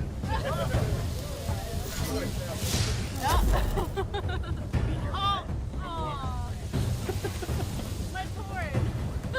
Let's ask him if he knows what a shoey is. Yeah, I'm gonna ask him if he knows what a shoey is. You're Australian. Oh yeah. Makes sense. Oh yeah. Oh yeah. We're gonna get him. I want him to do a shoey out of his shoe. She has a request. What's up? She has a request for you. Okay, come on. Tradition of her country. No, she has a request for you. Oh, I'm from China. No, from her country. Are you familiar with a shoey? Let me see. England? Australia. Australia. Yes, Australia. Okay. No. I miss it. No, this isn't the vessel we use. No, you can do for me this time. No. You're gonna drink out of your shoe. No. You may be defeated, but you must never surrender. Hey, hold on. Don't disrespect. No. Respect the culture, you know? No way!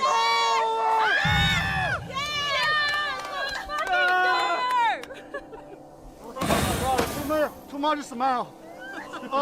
Too much smile. Australians on some weird shit, bro. Damn. The fuck is that? It's part of my culture, man. I gotta make everyone do it. A shoey to the chef is diabolical.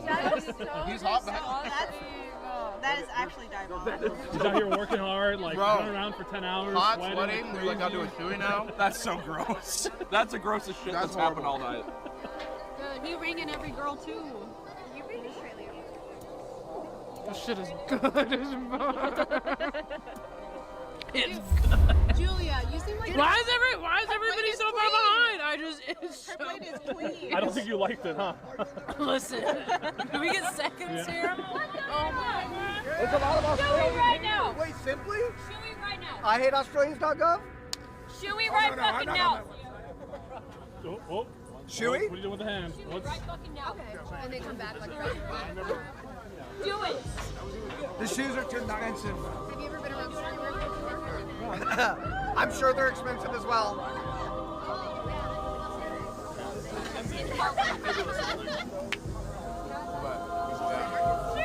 Let's check on the kids' table. Is everyone behaving at the kids' table? We're doing great. We're eating the kids' table. It is Yeah. the kids' table. We're just eating our vegetables. It's weird that we just wind up like this, you know? What all Yo, night? brother man gonna have to teach me how to make this rice. This rice is good. I love this shit. You're It's the best rice rejects. I've ever had in my life. We're having a great time. Joking, this is so good. I love this shit. Hell yeah. Wait, really? Yeah, I'll take it. My fucking glitch tonight is I'm getting you drunk enough to do a shoey. I will not do a shoey. Oh, She's that trying to is get what shit- she said. She is That trying is to what get she people to said. do a She shoey said out of that her she own would never shoe. do a shoey. You aren't doing a shoey, first of all. Me? I'm not doing it. I'm not doing You mine have again. steak? Let me know. Who got a steak? Hands up. Her too.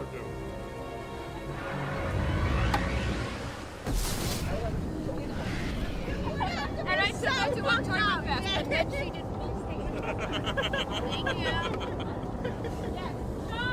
you. She's a vegetarian, no meat for her. Oh, no, me. Okay. I'm sure about that. I don't think so, man. This one, even no, not me, then what happened? I'll get big bull. I like meat. Give me as well. Yeah.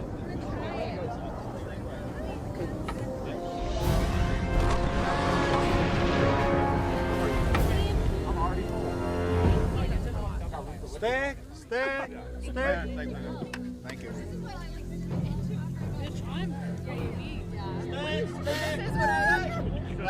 I spit my dad. Rumble. Yeah. Thank you, sir. I'm not gonna lie. The it's enemy like the healthiest is thing I've eaten everywhere. all life. Even healthy, bro. Yeah, I know. Yeah, perfect. Thank you. I just. Bubble? I cleaned her mouth after I dropped the chicken and I didn't put it back. I'm so sorry. You can eat the sweet one. You can try the yum yum sauce. You gotta get the yum yum sauce. Yeah. Thank you. Yeah, positive. Okay, kiss me. Okay, stay. Here and then for this guy too. All of us. My man. Filet mignon. And then well. Oh, yes, the whale? Okay. Oh, yeah, for me too. Thank you. Thank you. Yo, brother, you gotta teach me how to make that rice. Come on, man. That's the best rice I've ever had, brother. I Man, thank you. Is the yum yum sauce down there? Yeah, the white one. Yeah, hold on. I bring the one for you. Okay. Thank you. It's your husband. Yeah. Oh, not a wife. I'm so. Yeah. What? Oh! So the yum yum sauce, the white one? Yum yum. Thank you. Fun house sauce. You can see a lot of Chinese.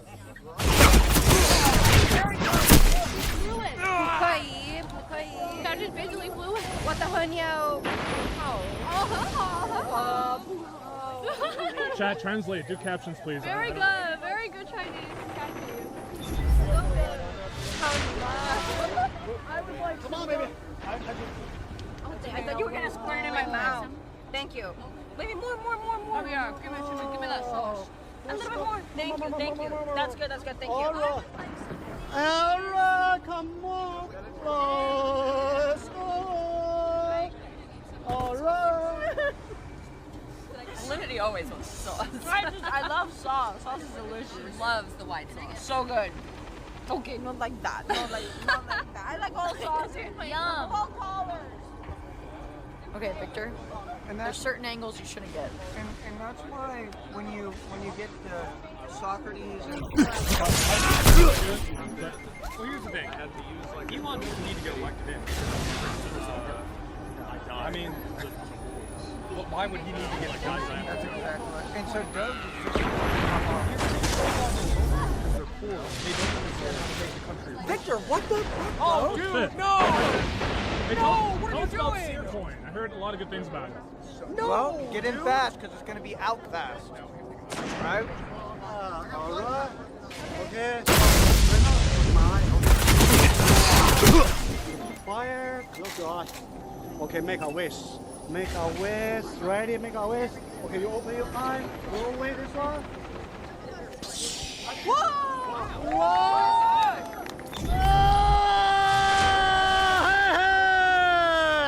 For the side to see go. Come on. Happy New Year. No.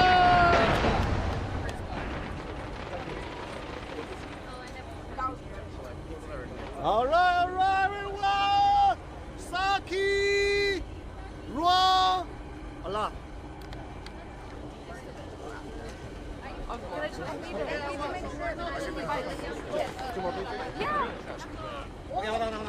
So who want to battle with me? Who want to battle with me? So Sucky. You drink how many seconds? I drink the same one, okay? Okay. That's deal, right? Yeah. These. I'm from Dallas, okay? Yeah, what? I'm from Dallas. Oh. So you gotta drive back? Yeah, please. Okay. I got you, bro.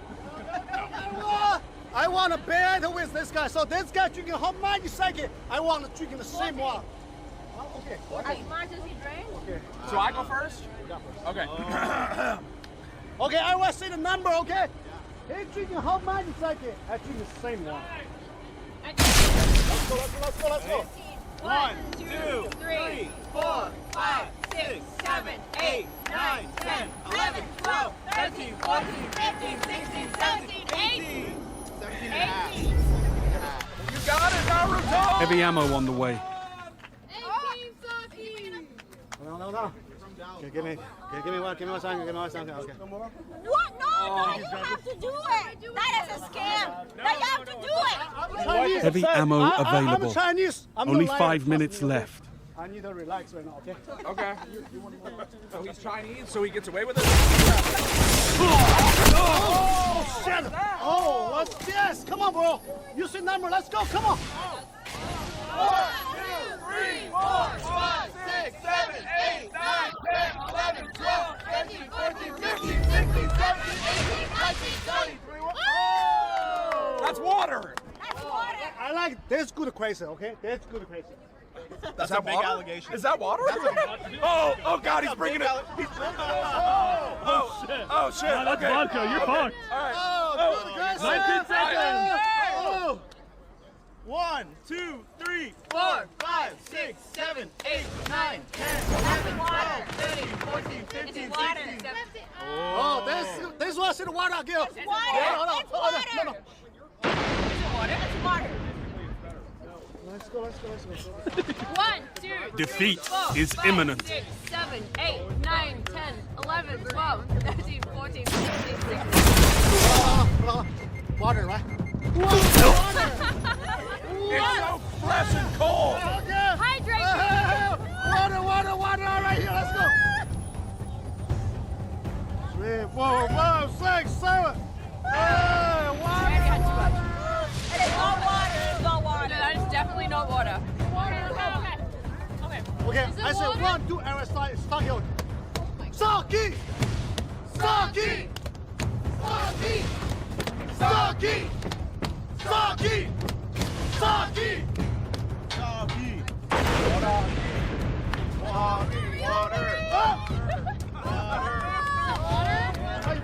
Water, right? Water, right? This water? Water, yes, let's go.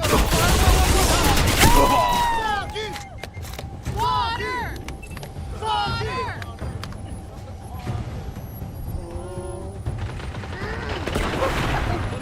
Let's go, water. Water. No, that's not water. It's not water. I'm glad I didn't escape this. Water.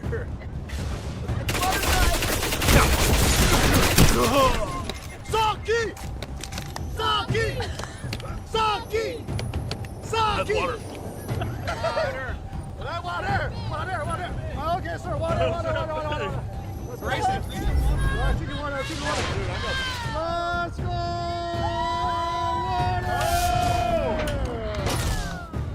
Okay, that's it. Hey. Water. Saki.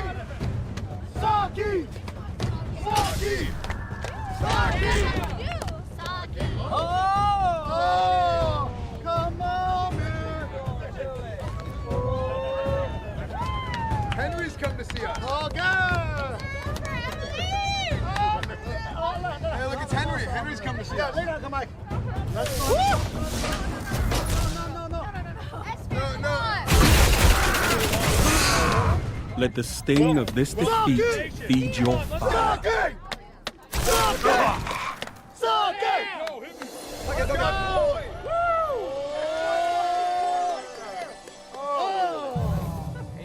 Oh, damn it.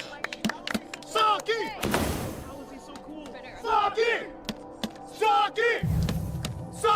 China boy! China boy, come on! Plus 100 social credit. Oh, yeah! Woo, China boy! Oh, you can do the storm, scissors, and pepper. Rock, paper, scissors. Yeah. Who got away? Rock, paper, scissors, shoot! Ah!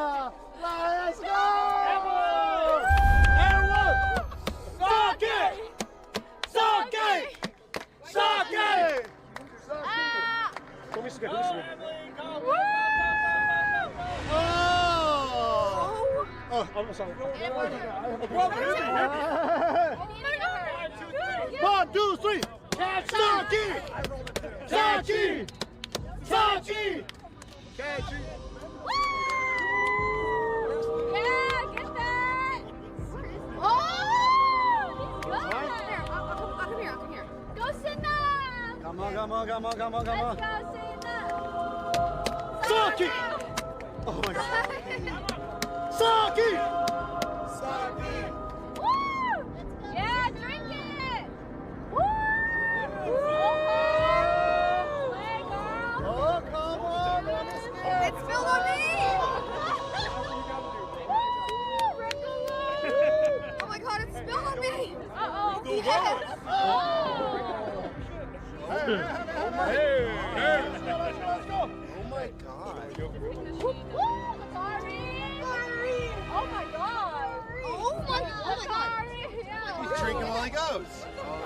Throat go! Let's go, baby! Saki! Do it, Jose. Nice. Come on, Guaylo! Give me that.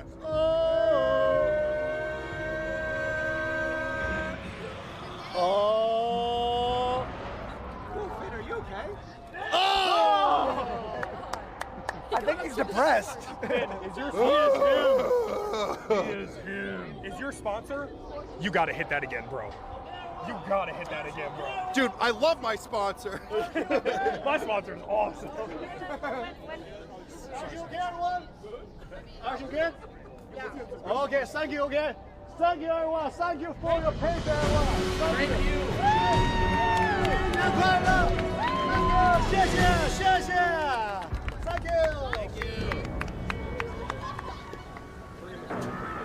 It's over?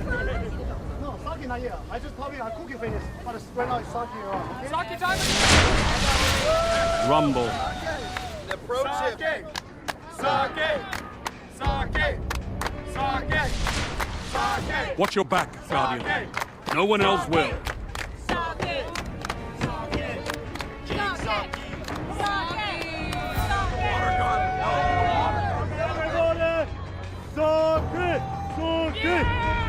got 0%.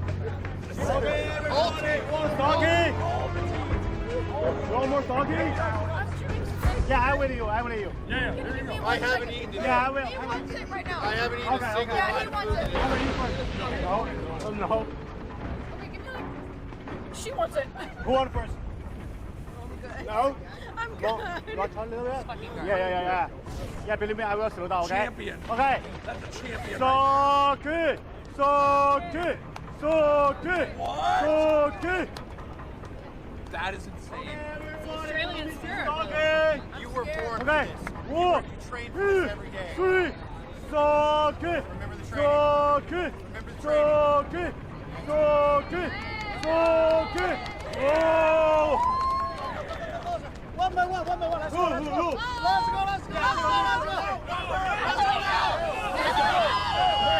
Aim is bad. Watch out. Shoot. I trust you. Okay.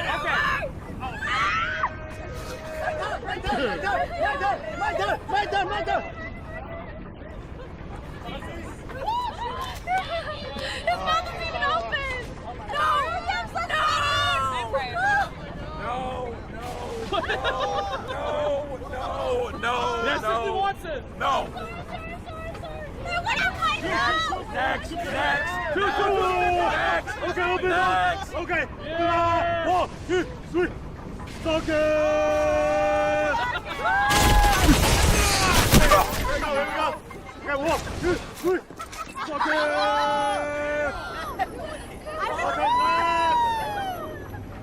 1, 2, 3. Suck it.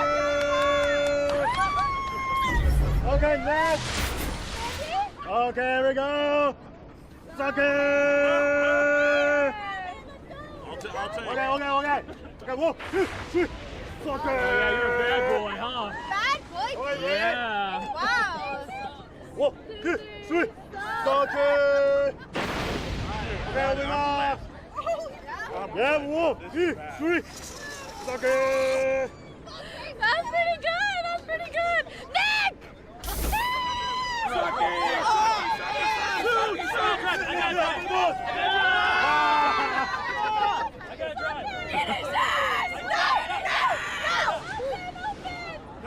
No, get her the fuck away! Get her the fuck away, man! Open your mouth, bitch! Disarm! Don't cheat outside. Don't cheat outside.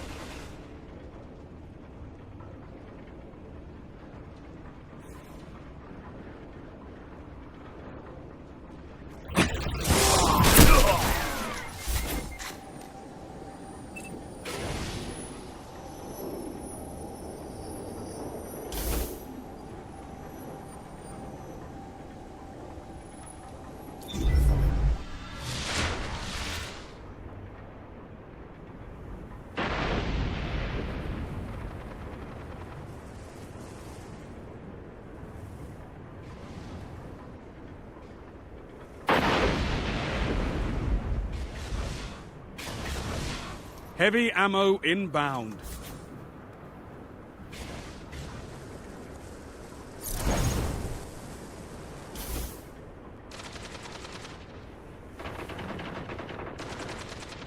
Heavy ammo available. Only 5 minutes left.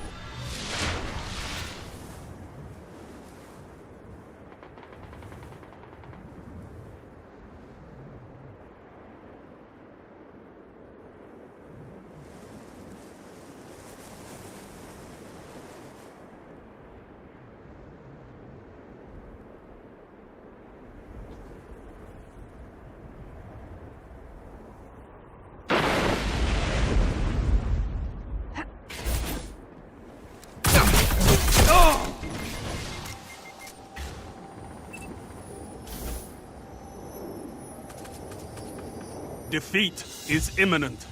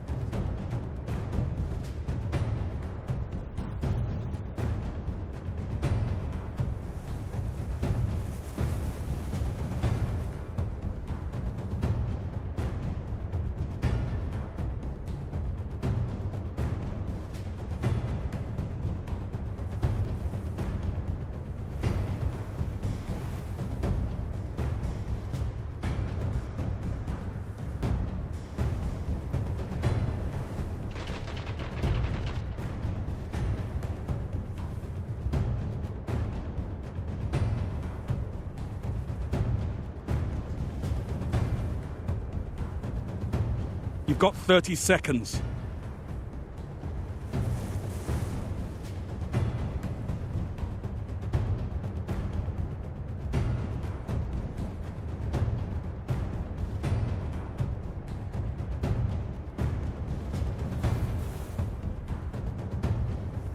Ten seconds remaining.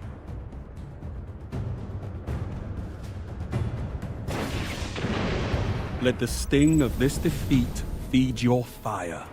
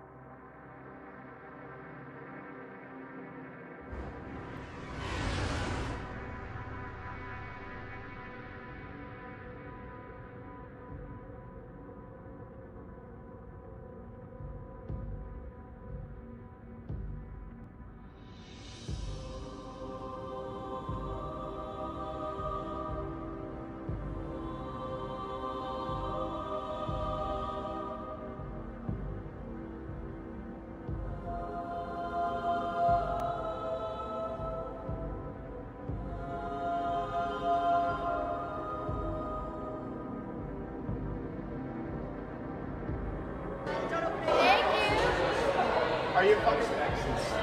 They were like, come. They basically told me I didn't have to do anything. It's your severance package. We didn't get severance. Anyways.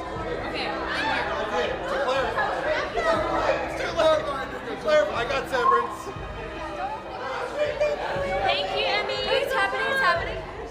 Oh my God. I'm excited. I'm gonna get so much money. Future laziness. So much money. Oh, so much money. We're gonna be so rich. We're about to be rich. Yes.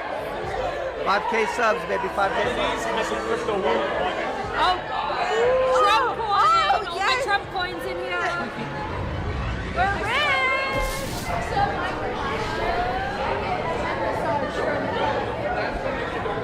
Oh no, I didn't get one. Don't open it yet. I have to tell everyone because they're streamers. Thank you. Simply.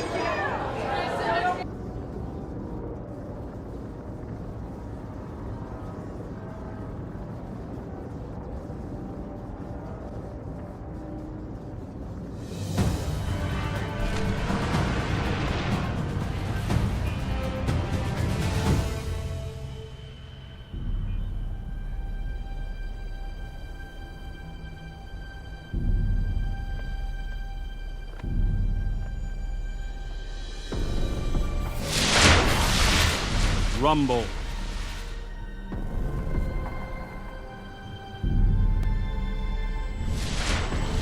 Leave none standing.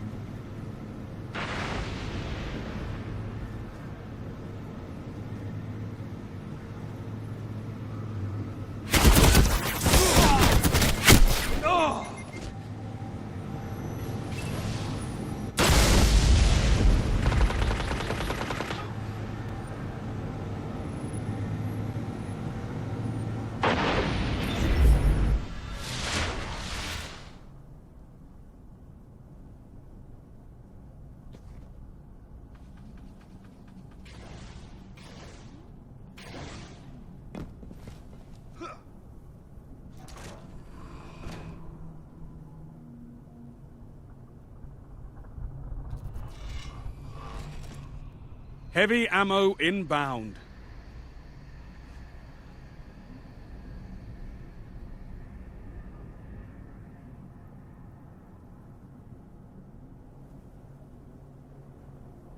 Heavy ammo available. 5 minutes remaining.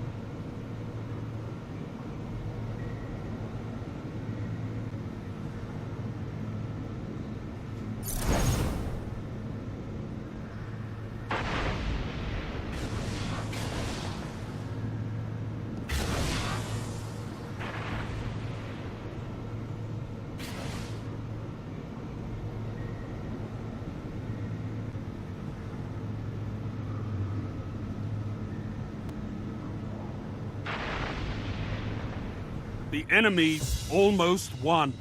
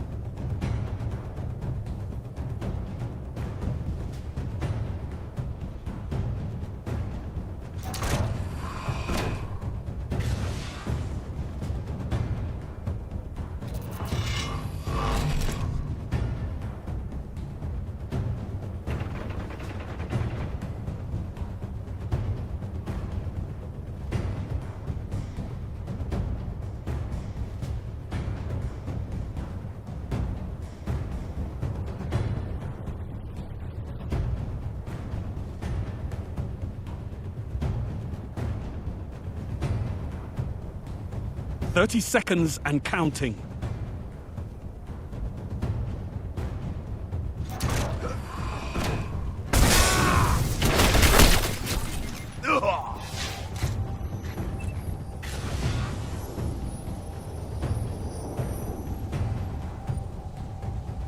You've got 10 seconds.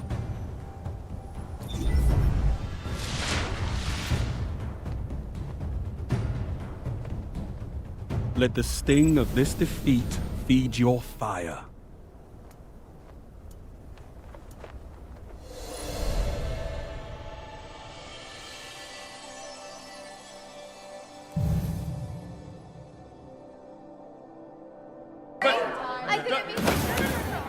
Does it double what's in here? New crypto gambling ad, so soon they're launching the new gambling site. Is that the OT coins being sold and start crypto gambling? What's in here? Yeah. Okay, so whatever's in here, it doubles. Put $1,000 in there and then double that shit. That's what I'm thinking.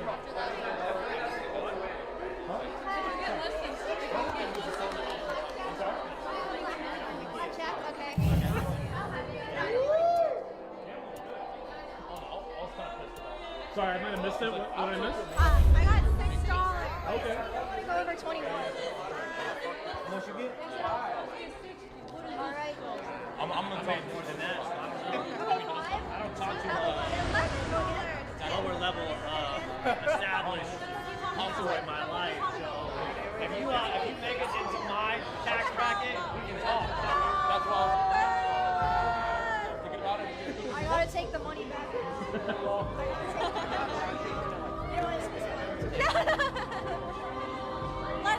You got this,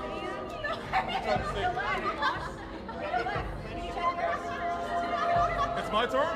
Hey, you already know I'm betting everything on black, baby! I got $3! I'm gonna do everything on black! Everything on black! Yeah, you're gonna get black! I'm gonna turn this $3 into $6.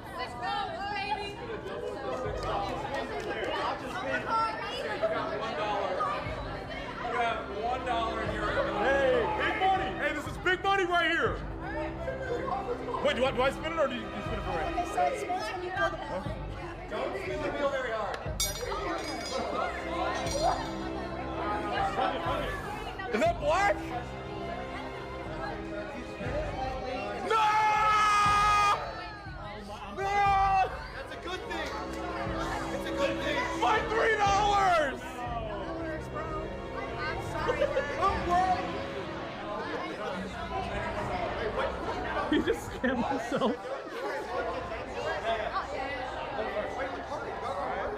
Yeah, no, I've been on.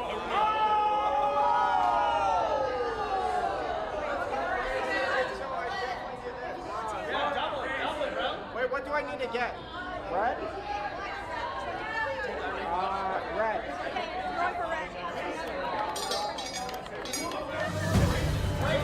It needs to be red. Hey, don't. That's bad. That's black, that's black.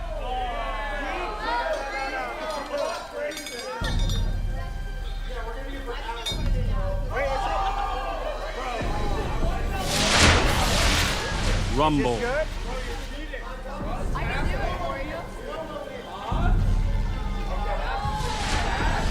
Leave none standing.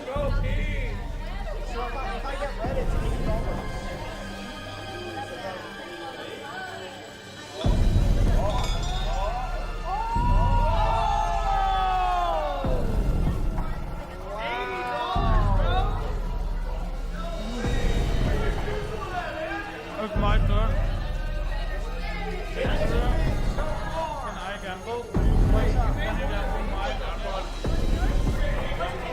Put him on red. No?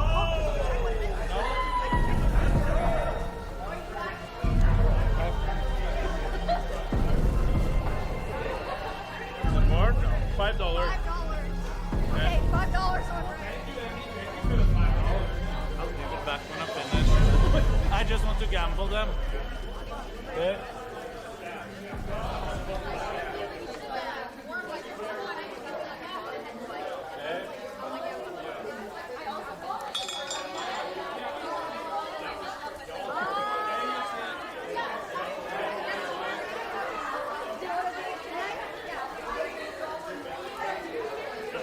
I gave it back. I didn't want the money. So I put it. I technically just put it, threw it on the back one. You're a pro. Yeah.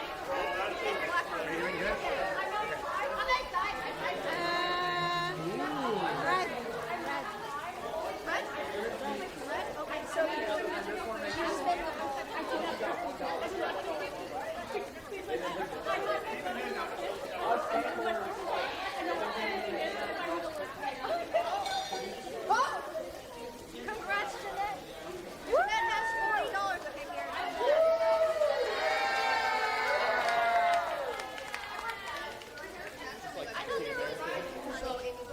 Anti-American. Hello. Victor, you black? Oh, sorry. Argo? Wait. Victor, are you drunk again? Too many people talking. Who do I? Oh, God. Okay. Red? Where's the content? Where's the content? I don't know, Finn. Help me, Finn. Help me, Finn. I've never known. I've never known. Okay, I'll stay. What? No, but this is. But it's so good. It's so good. It's so fun. I'm telling you. Pull Usher. Okay, red. That was so bad. Oh, she got one. I'll take this back.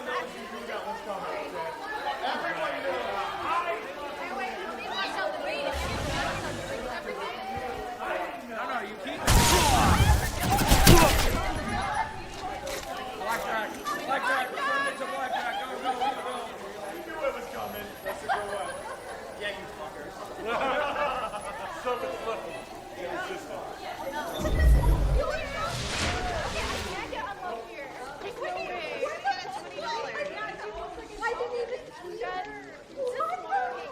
Oh, now you picked two? Okay, come on, second.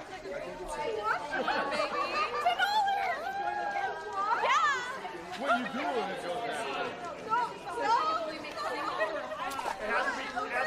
Who is that?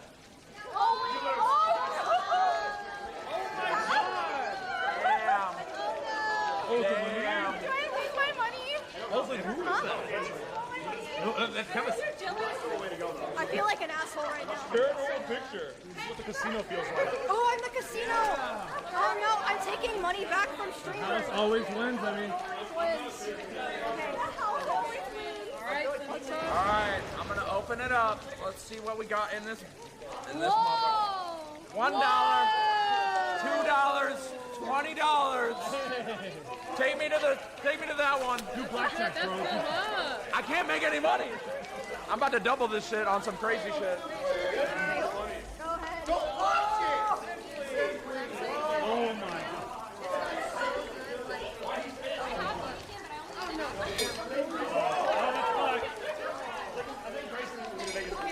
Are you kidding me?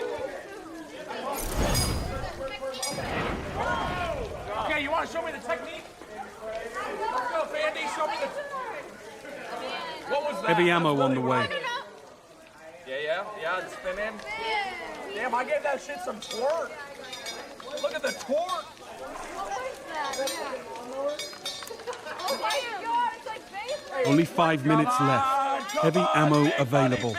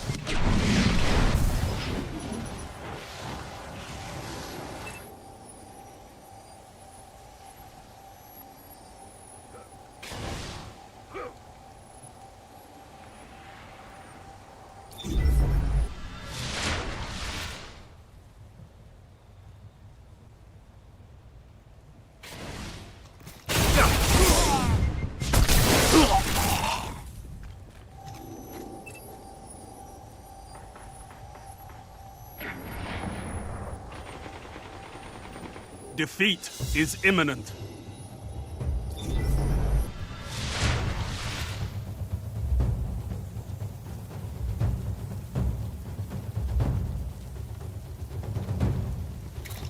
One minute.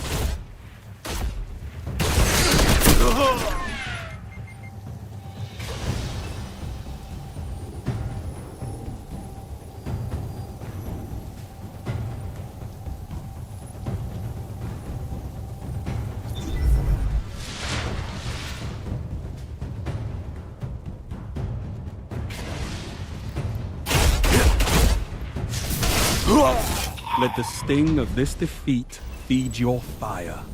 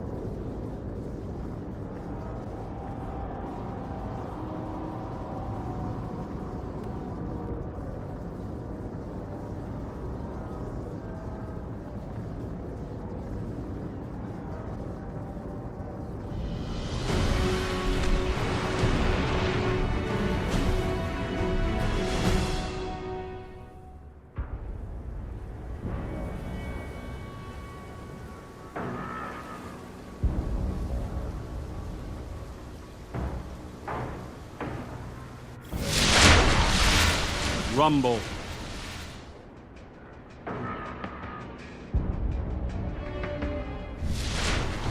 The enemy is everywhere.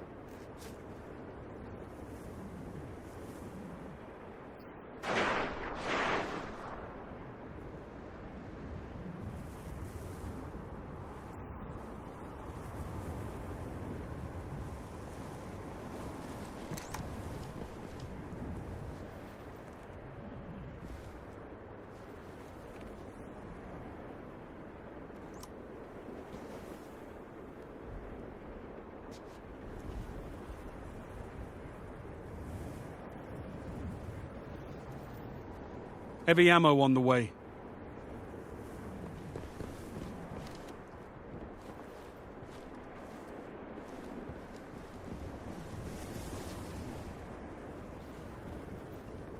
Only 5 minutes left. Heavy ammo available.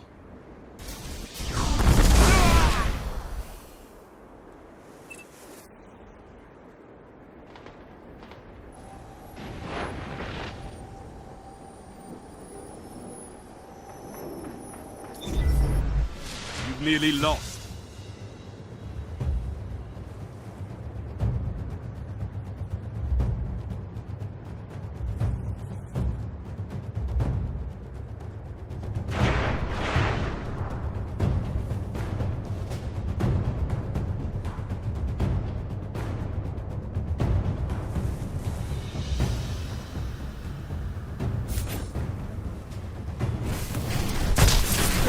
Embrace the chaos of battle, or you'll never know victory.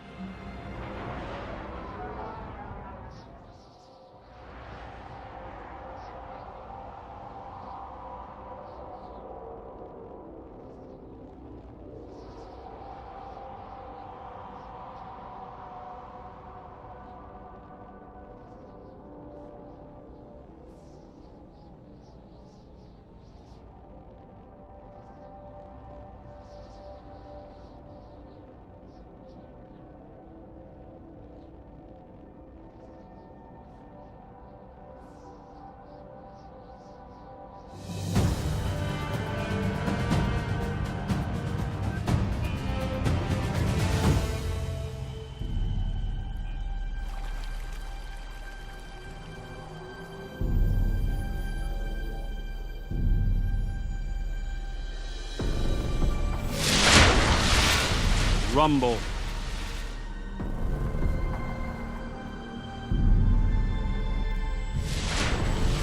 Watch your back, Guardian. No one else will.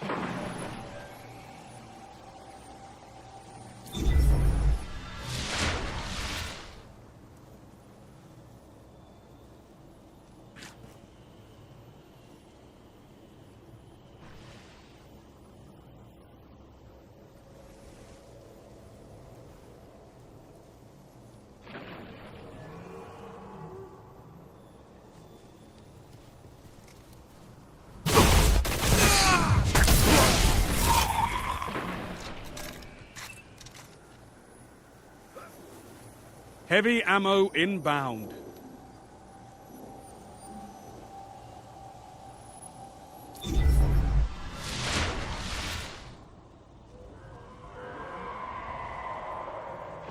Only 5 minutes left. Heavy ammo available.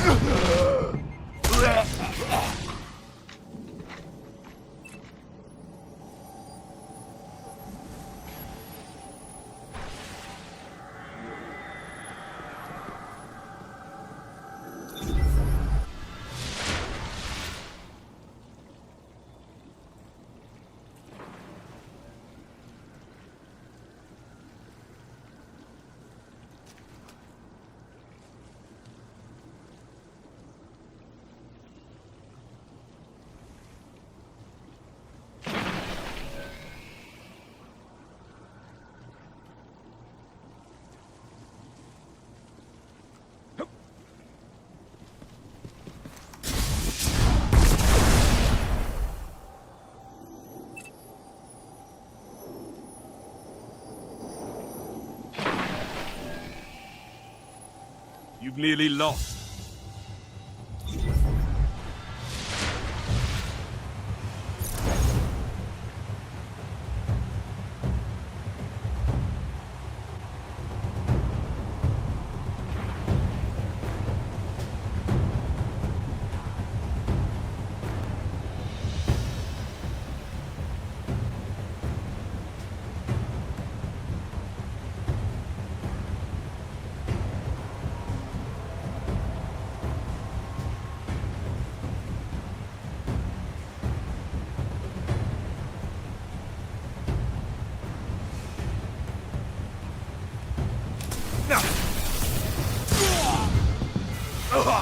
You may be defeated, but but you must never surrender.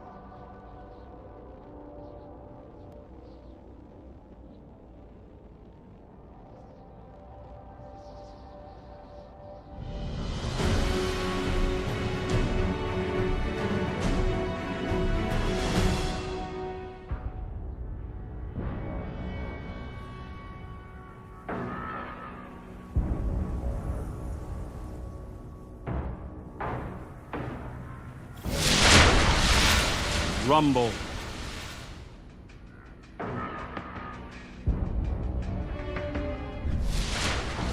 The enemy is everywhere.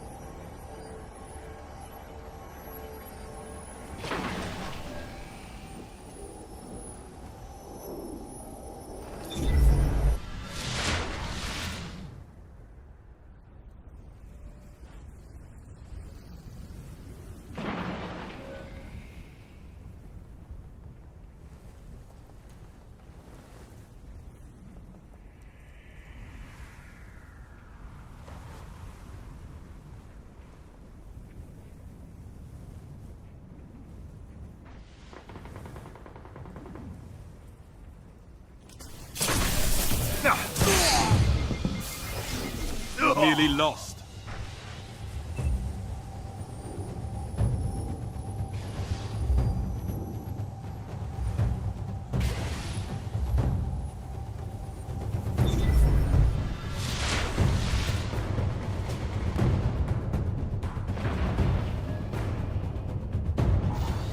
Heavy ammo inbound.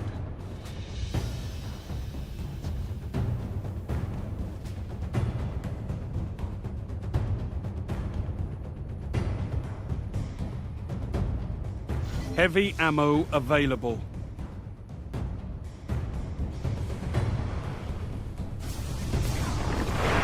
Embrace the chaos of battle, or you'll never know victory.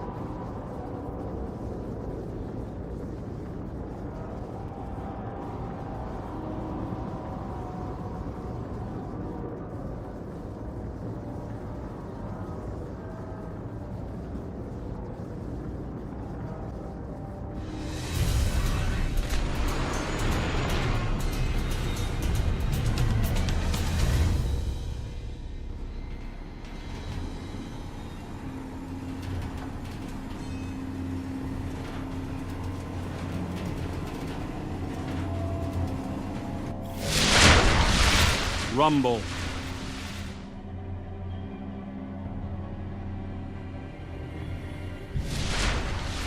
The enemy is everywhere.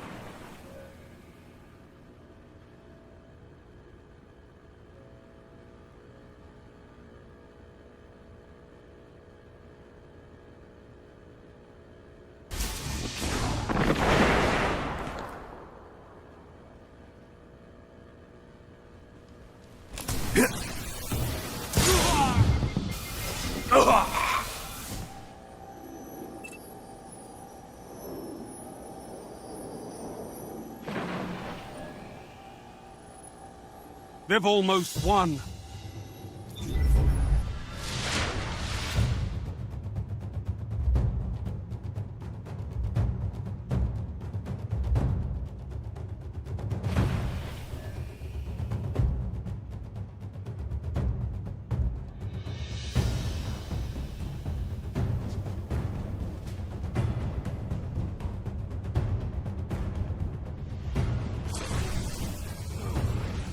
You may be defeated, but you must never surrender.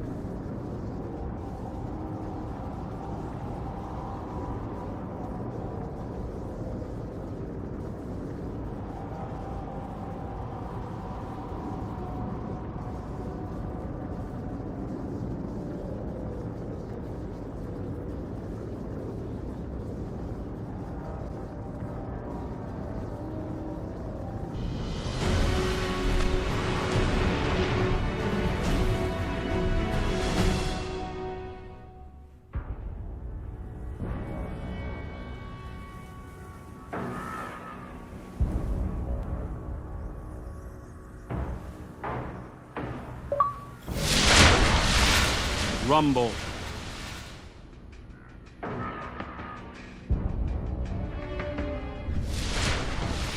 Leave none standing.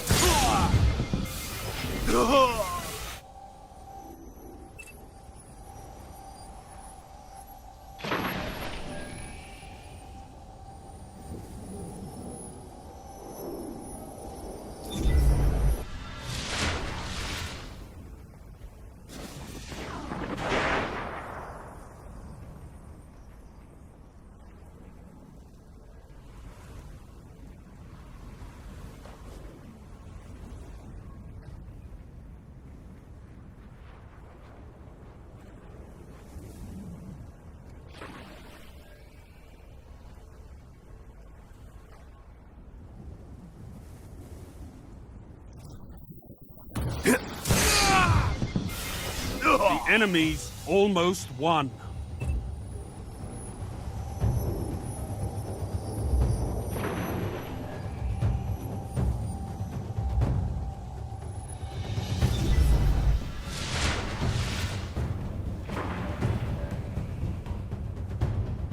Let the sting of this defeat feed your fire.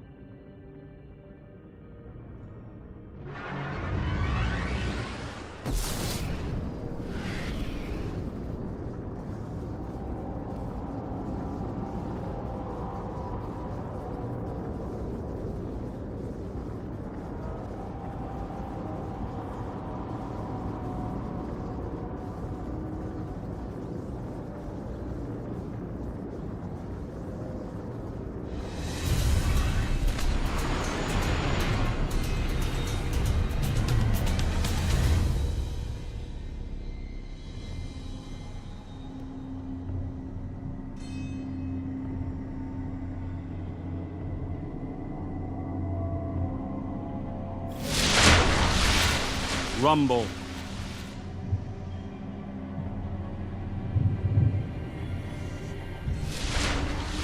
Watch your back, Guardian. No one else will.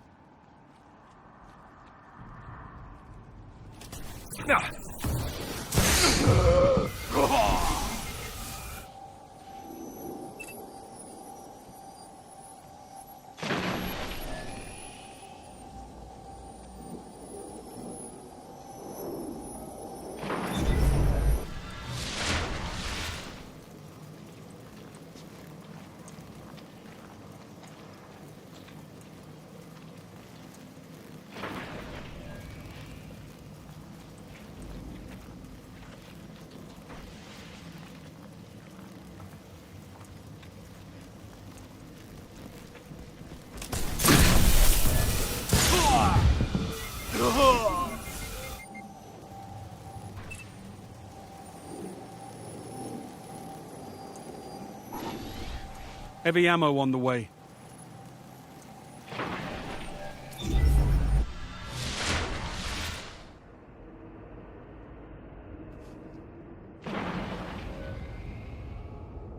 Heavy ammo available. 5 minutes remaining.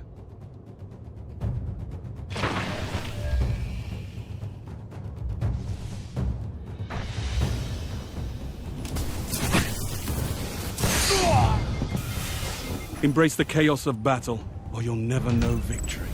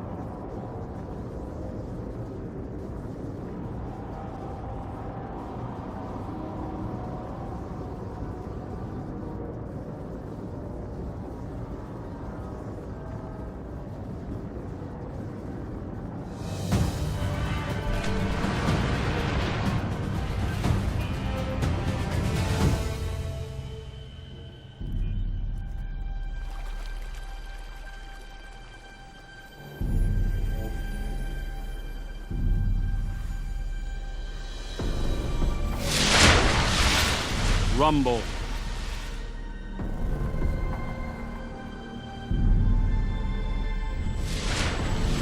Leave none standing.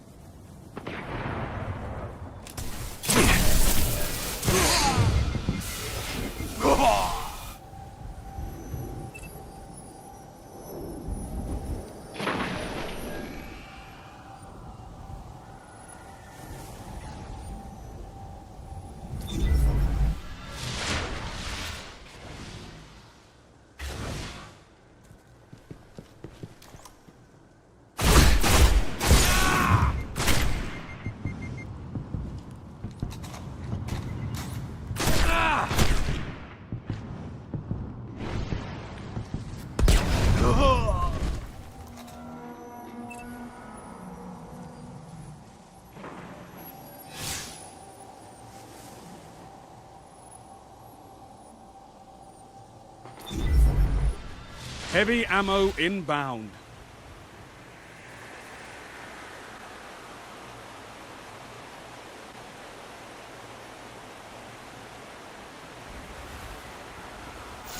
Heavy ammo available. Only 5 minutes left.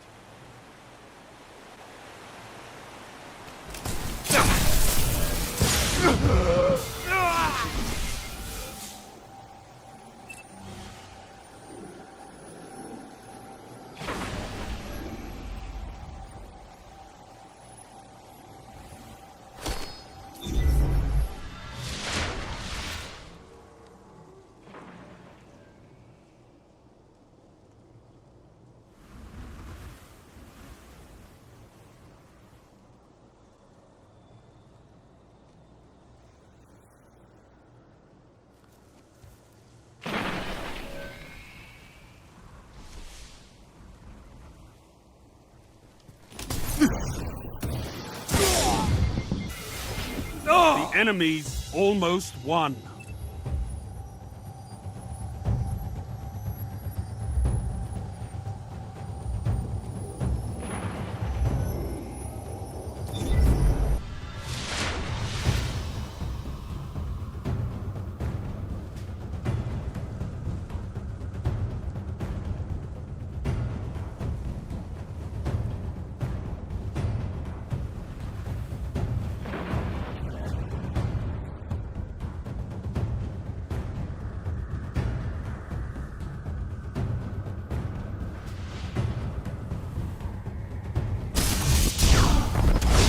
You may be defeated, but you must never surrender.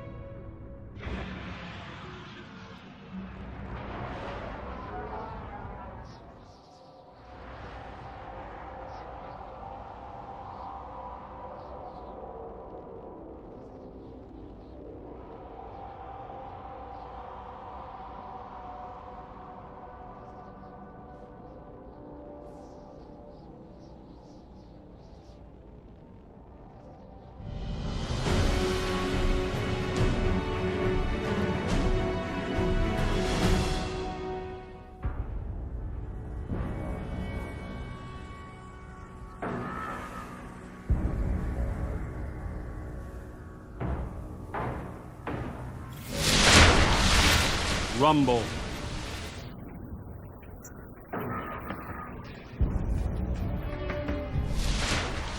Leave none standing.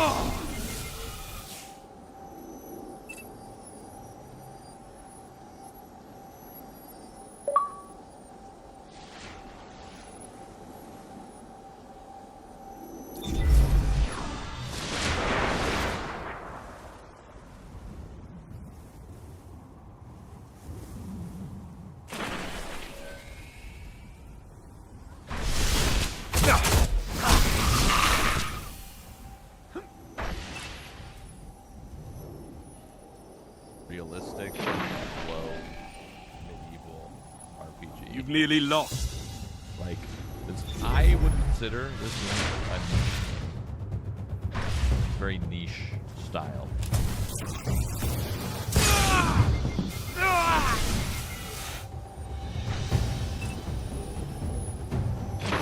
Maybe I can fast travel here.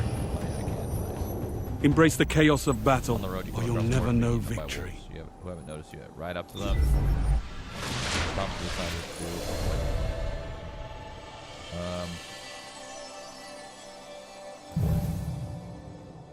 You couldn't avoid the traps. Lovely.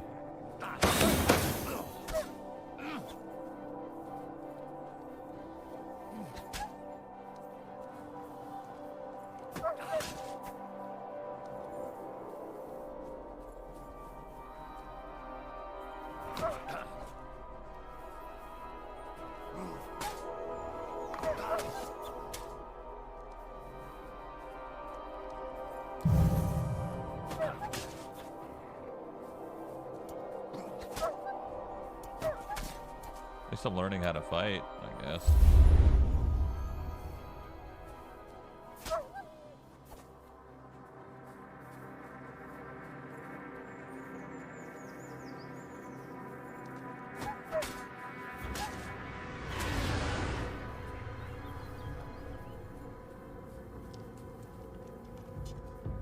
Did I ever pick up that skill after I reset my... Hold on.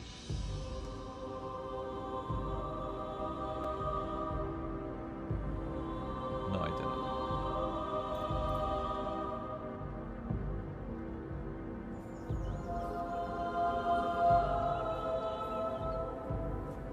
Yes? TJ does go home soon. He leaves tonight, basically. You're staying up till you leave? Oh, you have like a red, not like a red eye, but like early. Oh shit. TJ's gonna leave. What are you gonna do?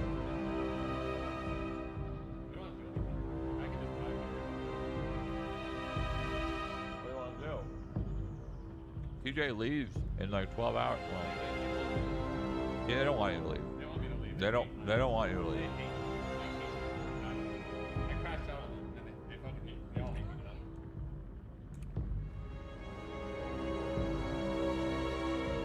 now. TJ doesn't like us anymore.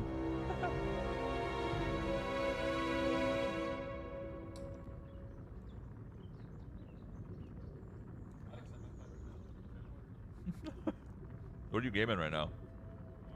Marvel? What's up, Wario?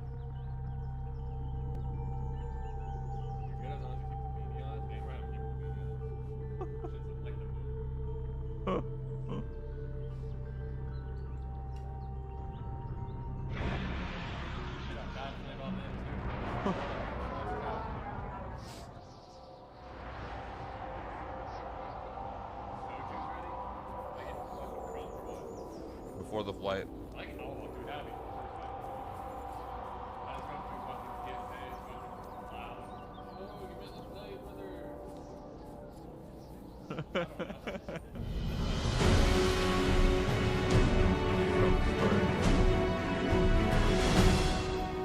The game's alright. It's just slow, dude. It's like an open world game, but like it's unique. It's its own fucking Rumble. Whoa. Like a lot of gear. I mean, there's a lot of stuff. Yeah, there's a lot. Leave none standing. Oh yeah, they use jewelry, collar. This is for when I get a boss pouch. I can quick slot different bots. So I can quick slot like this. But I don't have that yet.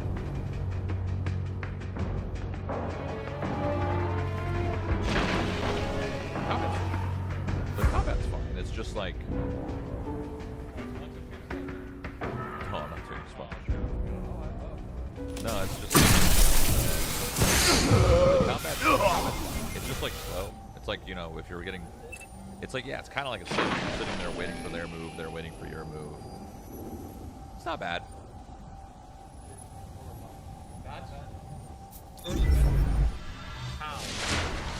Hal. Yeah, that's Hal. That's Hal. Hal's here, actually, yeah. That's your first message in Mike's chat? Hal. What? You sound like Hal.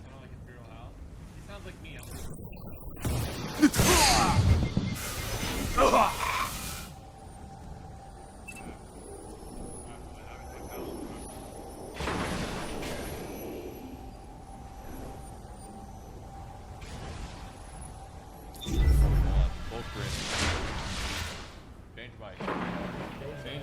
Now they can hear you guys super.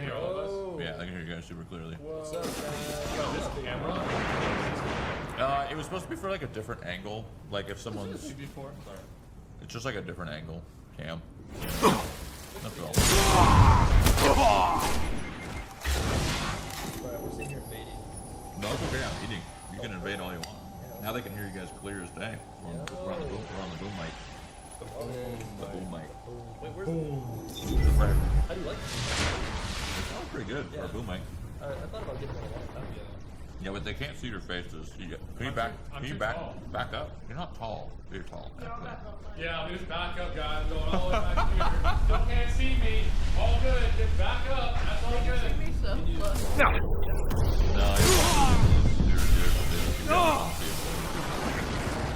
It was worth a shot. Yeah, thanks for trying. Lou Rogo. I'm gonna have some great night balls. So. What? What?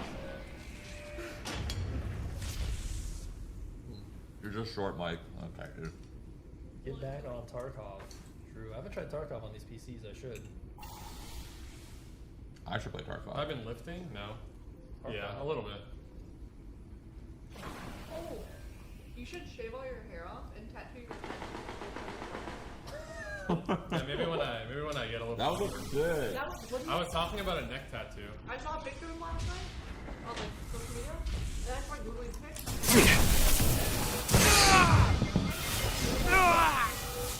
Kind of hard. I do want to get tattoos. And then I wanted to get one while I was out here. And then you could say, like, you don't have. Then it's not like you're balding. It's because of your tattoos. You're trying to show them off. Yeah, exactly. Yeah. Exactly.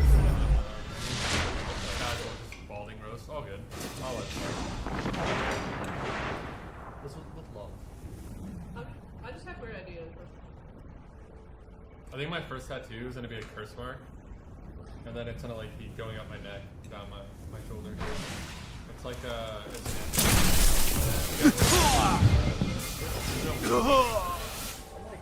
There's probably some weebs in chat. Press 1 if you're a weeb. Press 1. Damn, you fell off. Where's the ones at? Hold on. Oh wait, delay. We have a delay. Hold on. No wave. It's a lot of weaves. They're fake weaves. You think so? You have to self-exposure. Ban him.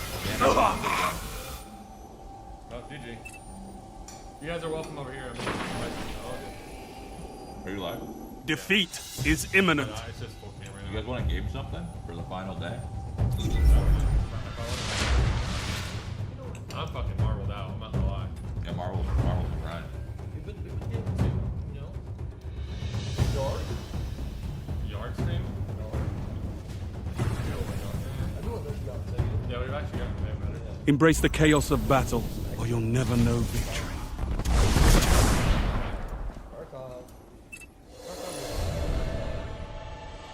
Content warning's not bad, right? Was that the one that we did for the photos? No, that was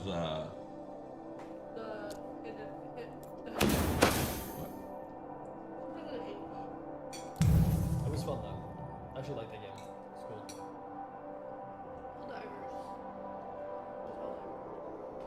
Wait, we actually would love a abiotic factor. Can you play that game? Yeah, I'm waiting for the release though.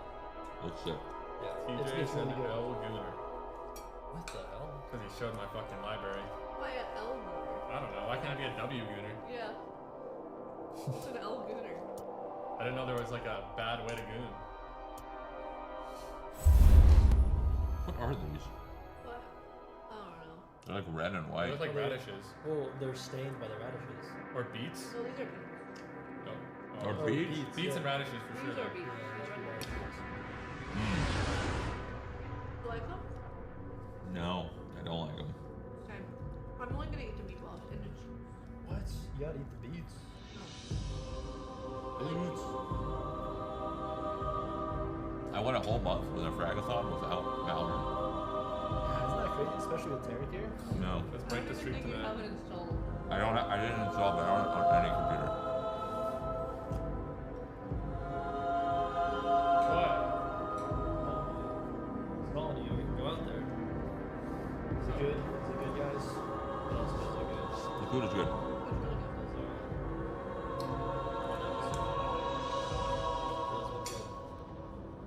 I watched Valorant. That counts.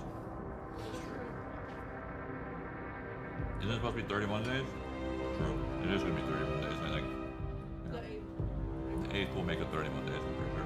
Did you guys try to have fun throughout the Fragathon so far? I'd imagine chat had fun.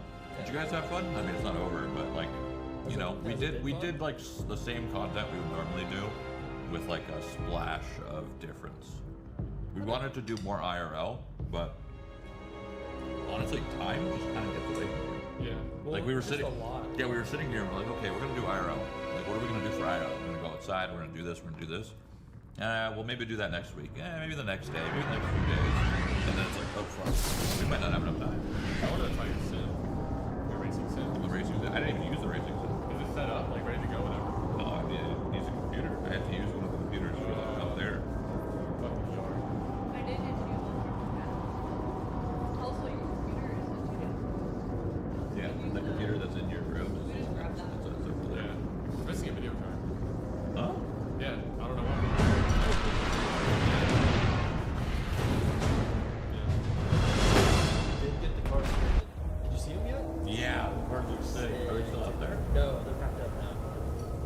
Dude, we got a package today sent to us of all of those cards that we opened unboxed, and it was Rumble. just a table full of graded, serialized cards, like fucking 8 cards, all graded. Watch your back, Guardian. Lots of these. No one else cards, will. Anywhere from like $200 to $1,000 each. It's crazy. It's for the auction that's going live tomorrow. Tomorrow you can start bidding on these items for charity. Where do you go to do it? There's probably going to be a link in chat. It's going to be a Tiltify link. It's going to be a Tiltify link. It's going to be all, yeah, it's straight Tiltify link straight into donations.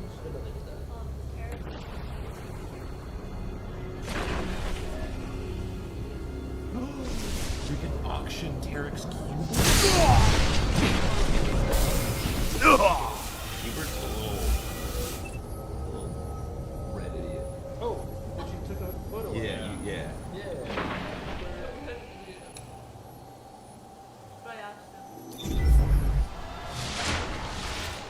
Tell me he has to buy it back. Just auction it. We have Like, to- yeah, if you want it that's back, actually buy it. good. Yeah, I like that.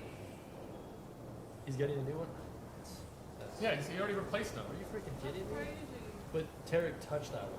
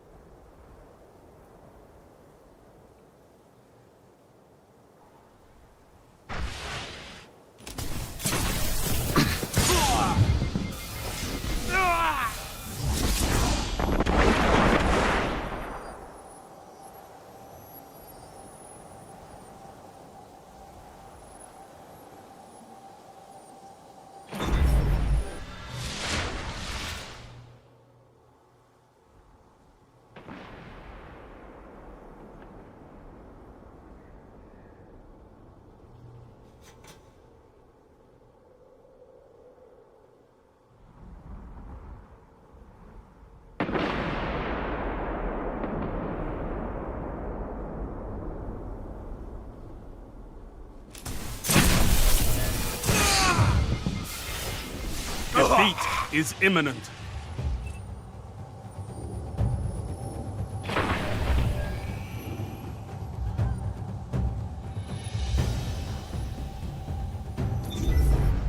Let the sting of this defeat feed your fire.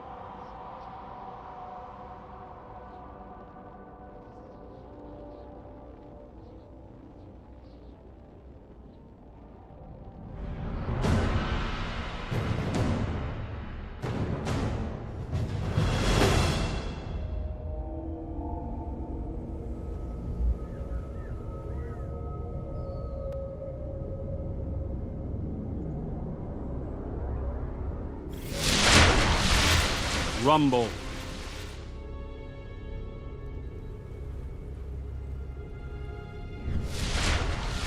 Leave none standing.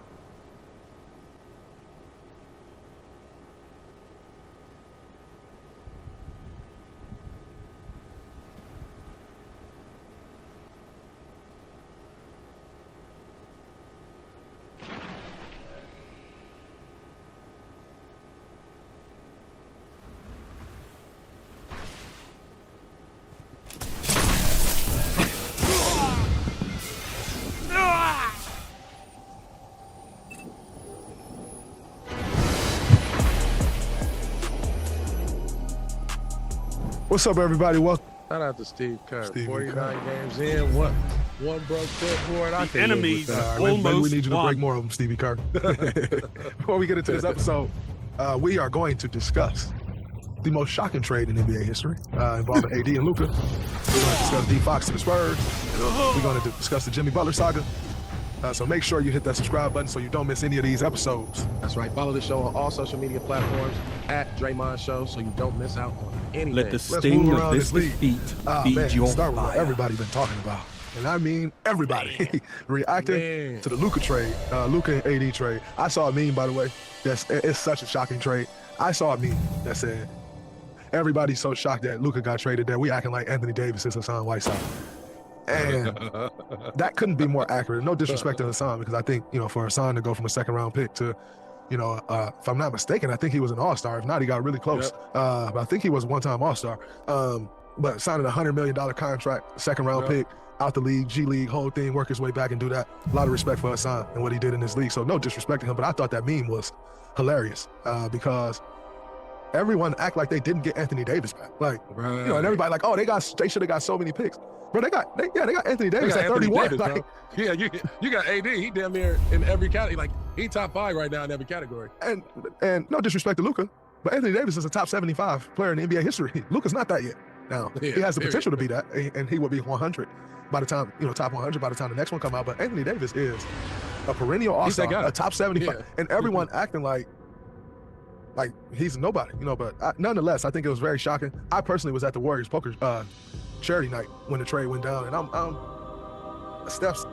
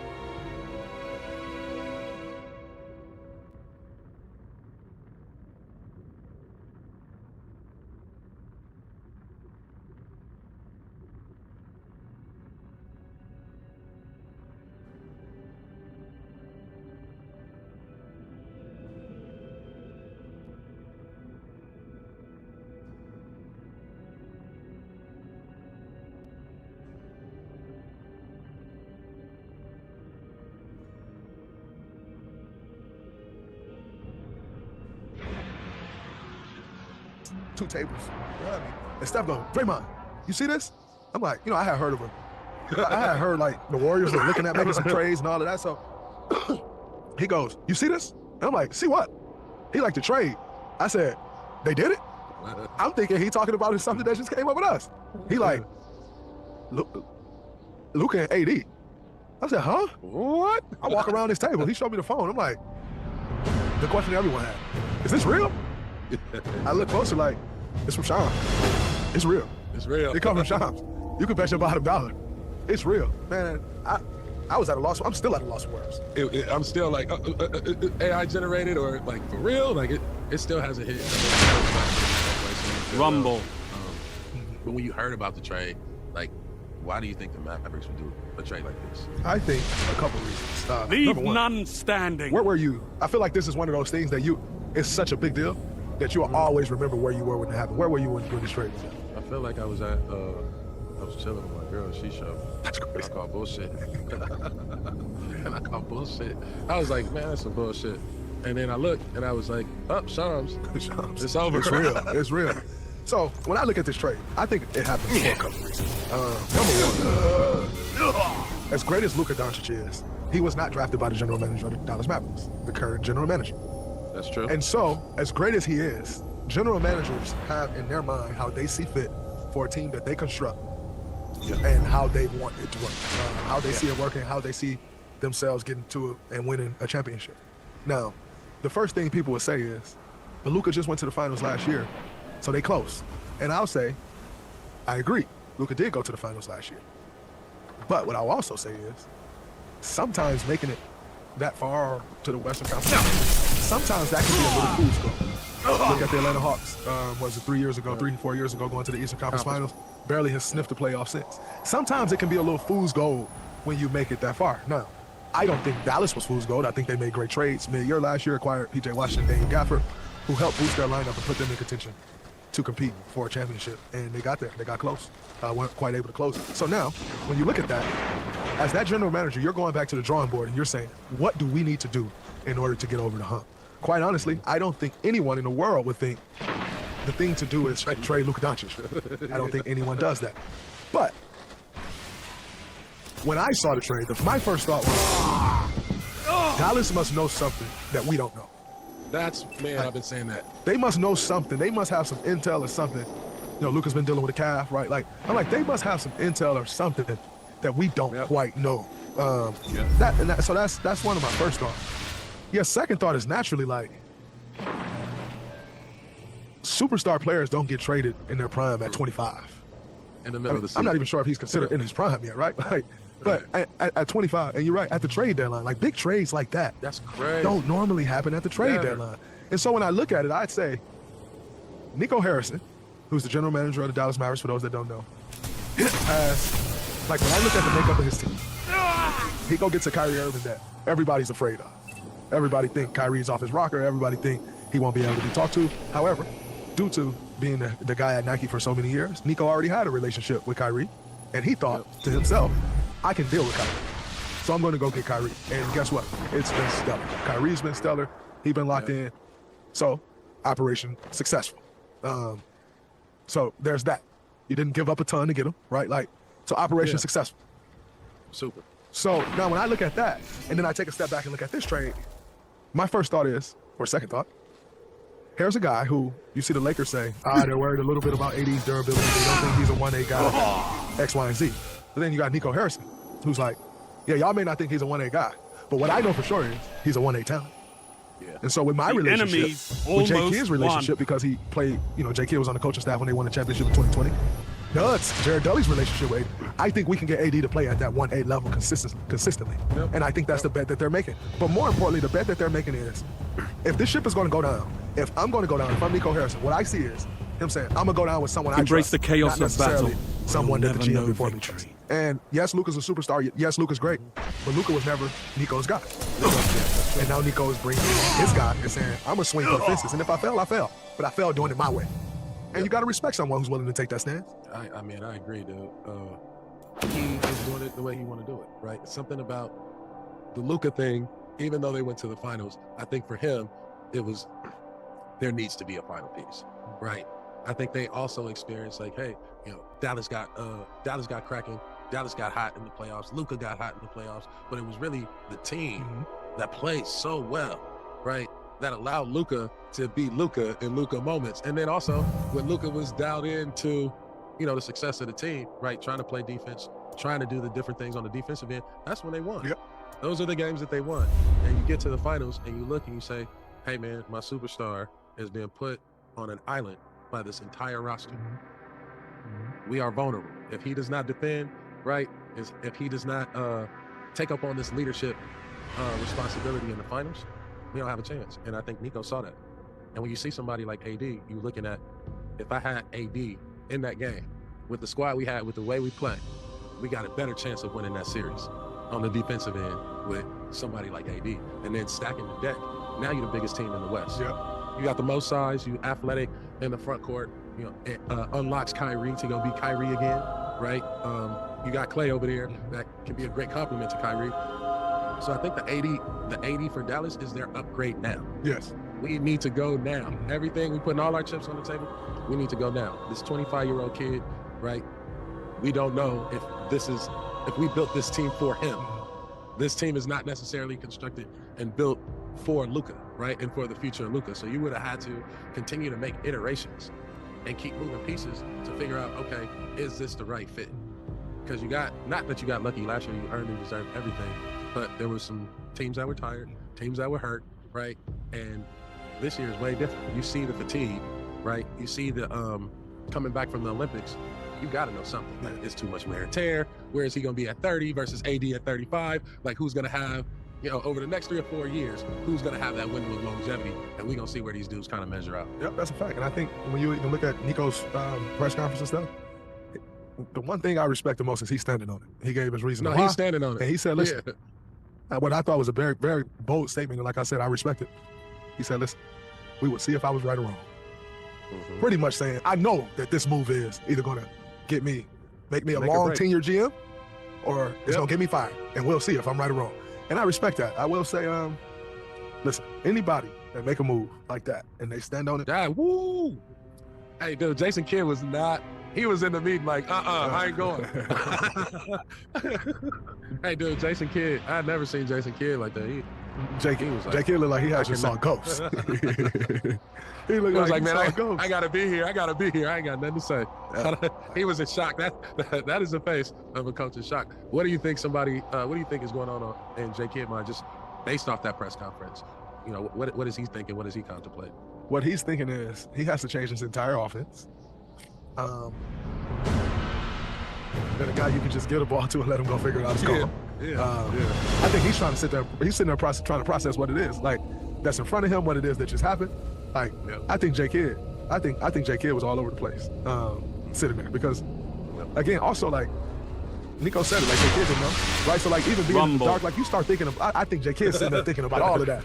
It was you just see the look on his face. It was crazy. Why didn't you tell me? The enemy is don't let me everywhere. sit like this. I respect it though because they are right. Like you see Shams get stories and like a lot of people that be leaking stuff these days. Like it's not like you just got 4 coaches anymore. Like I think our coaching staff maybe 20 guys. That's crazy. And so all of a sudden you tell your coach and he tell his guy on the coaching staff. He go tell his young guy on the coaching staff. Right, and all of a sudden they get back to Shams and then it don't go through. Now if you're Dallas and you're secretly trying to trade Luka and it don't go through, now you got a real issue, you know. And so I think I understood it, right? Like everybody's like, oh man, like how could you not say this to Jake Kidd? How could you not? But like in a situation like that where you can't tell nobody. You can't tell anybody. And we live in this world where people tell everything. People show you their location, exactly where they at when they there, right? We live in this world where everything gets leaked to the media. So the one time that something don't get leaked, people trying to say that's crazy. No, that's how actually things probably should be. Like, you know, like if you're doing something to better your team and you're trying to make a trade, it's probably best that you don't say that to anyone. And so I think in looking at that, I think I would hope that one of the main takeaways for people is keep your mouth shut. Like that deal Luka Doncic got traded and it was quiet, which means everybody else can shut the hell up. Like stop sharing every little secret you have to like try to get a leg up or gain a friend. Like I don't understand it. So I respect the way they did it. Did they get the most value that they could get for Luka? People are like, oh, they could have got 3 picks or they could have got 4. They got Anthony Davis and a first-round pick. That, you know, we'll see how it goes. Nonetheless, like if they wanted to flip Anthony Davis right now, they could flip Anthony Davis for 4 first-round picks. Yeah, for sure. Right? So it's not like they can't get the first-round picks if they wanted the picks, but they trying to win now. And they got a guy who helps them win now. They just put him next to a center, which he loves. He loves playing next to a center. And they just put him next to a big-ass center in Daniel Gafford and a big-ass center in Derek Lively. Right? So that kills those problems for AD. Listen, man, I think in a situation like that where you trade Luka, I'm not sure there's many guys that they could have got back. That you go from wherever they were in the West to like people say, oh, that's the best team in the West. Like they traded Luka Doncic and people are saying it's the best team in the West now. But then on the flip side, like you got people like, oh, that's still the dumbest trade. Well, how are they the best team in the West, but it's the dumbest trade ever? Like I don't quite understand that. Nonetheless, I feel for Luka because you've poured into that community. You have taken that city on, made it home, and like out of nowhere blindly get traded. I do feel bad for him because that's the shitty side of the NBA. Like if Luka came out and was like, yo, I want to be traded, there'd be this huge uproar. Like, you know what I'm saying? Another star player want to leave the team and like we need to stop this. But this man gets traded in the dark in the middle of the night. He literally got traded after midnight. That's Eastern time, after midnight. Right in the middle of the night, Luka Doncic got traded in the dark. Luka Doncic got traded. It's crazy. Like I feel for Luka. You know, I think Luka, if I'm not mistaken, I think he just had a kid. You know, and so like just bought a house too. I heard he just bought a new crib. Like, and that makes sense because his home had just got broken into. So I'm sure he was probably moving somewhere with more security or whatever. But man, I do feel bad for him. You know, and Luka is not a guy that's going to come out and say something. He not. I saw his dad say something. But Luka not a guy that's going to come out and say something. So I do feel a little bad. I feel bad for Luka for sure. Okay, I don't feel bad for Luka. Why? He going to the Lakers.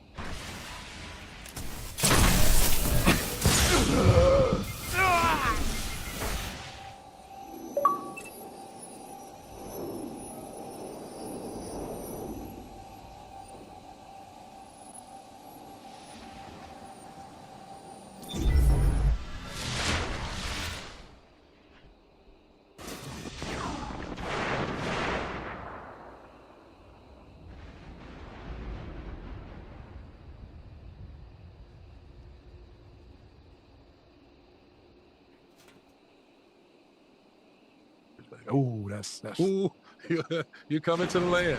Come on, you're an international superstar, a megastar. Now it's rock and roll time. A lot of them games that we was hearing about or didn't see, we get to see that game. You know how Laker fans are. They gonna take it up times 10. Now with Luka, you have time. They've almost won. The Lakers have bought themselves a great opportunity to build now to compete now and start to mobilize how they want to be in the future. Yeah, no, that's around a superstar at 25. So I think at 25 years old. Okay, who do you think? In the interim, right now today, Anthony Davis out of Dallas. Because let the and the reason I say this that's a made team. feed You got your Luka, you're a fire. Lakers now, but now you don't have big. You don't have a starting caliber center. And so I think for them now, they have to figure out how to build a team, right? Like you got Bron, you got Luka, you got Austin Reeves, but now you got to like figure out how to build a team up. So now they'll need to at some point get a big, right? And so I think as of right now, currently as it stands today, you lace them up, you go out there and play tomorrow, it's Dallas. But I don't think this was a move that the Lakers was making to say, we're betting right now for today. I think what the Lakers thought was, this team ain't great. We're not winning the championship. We got a chance to get Luka Doncic. This gives us a chance to possibly sign a couple guys and compete right now with Luka and LeBron, but also gives us a chance to compete to where with Luka now, that 2027 draft pick ain't gonna be as high as people thought it was. 2029 probably won't be high as people thought it was, even with adding Luka to this roster. So I think, currently as it stands, the Mavs, but this is a right now and long-term play for the Lakers. And so I think as they build a team out, then that could change. But they're going to need to build a team out now. And also, before we say something else, shout out to my young fella, Max Christie. That's right. Had earned himself into the starting lineup. I think now for Max, Max is going to a team that's more loaded in that position now. So he got to go figure his way out. Nonetheless, he's a Spartan dog. He going to do things out there that a lot of those other guys ain't going to do because they ain't.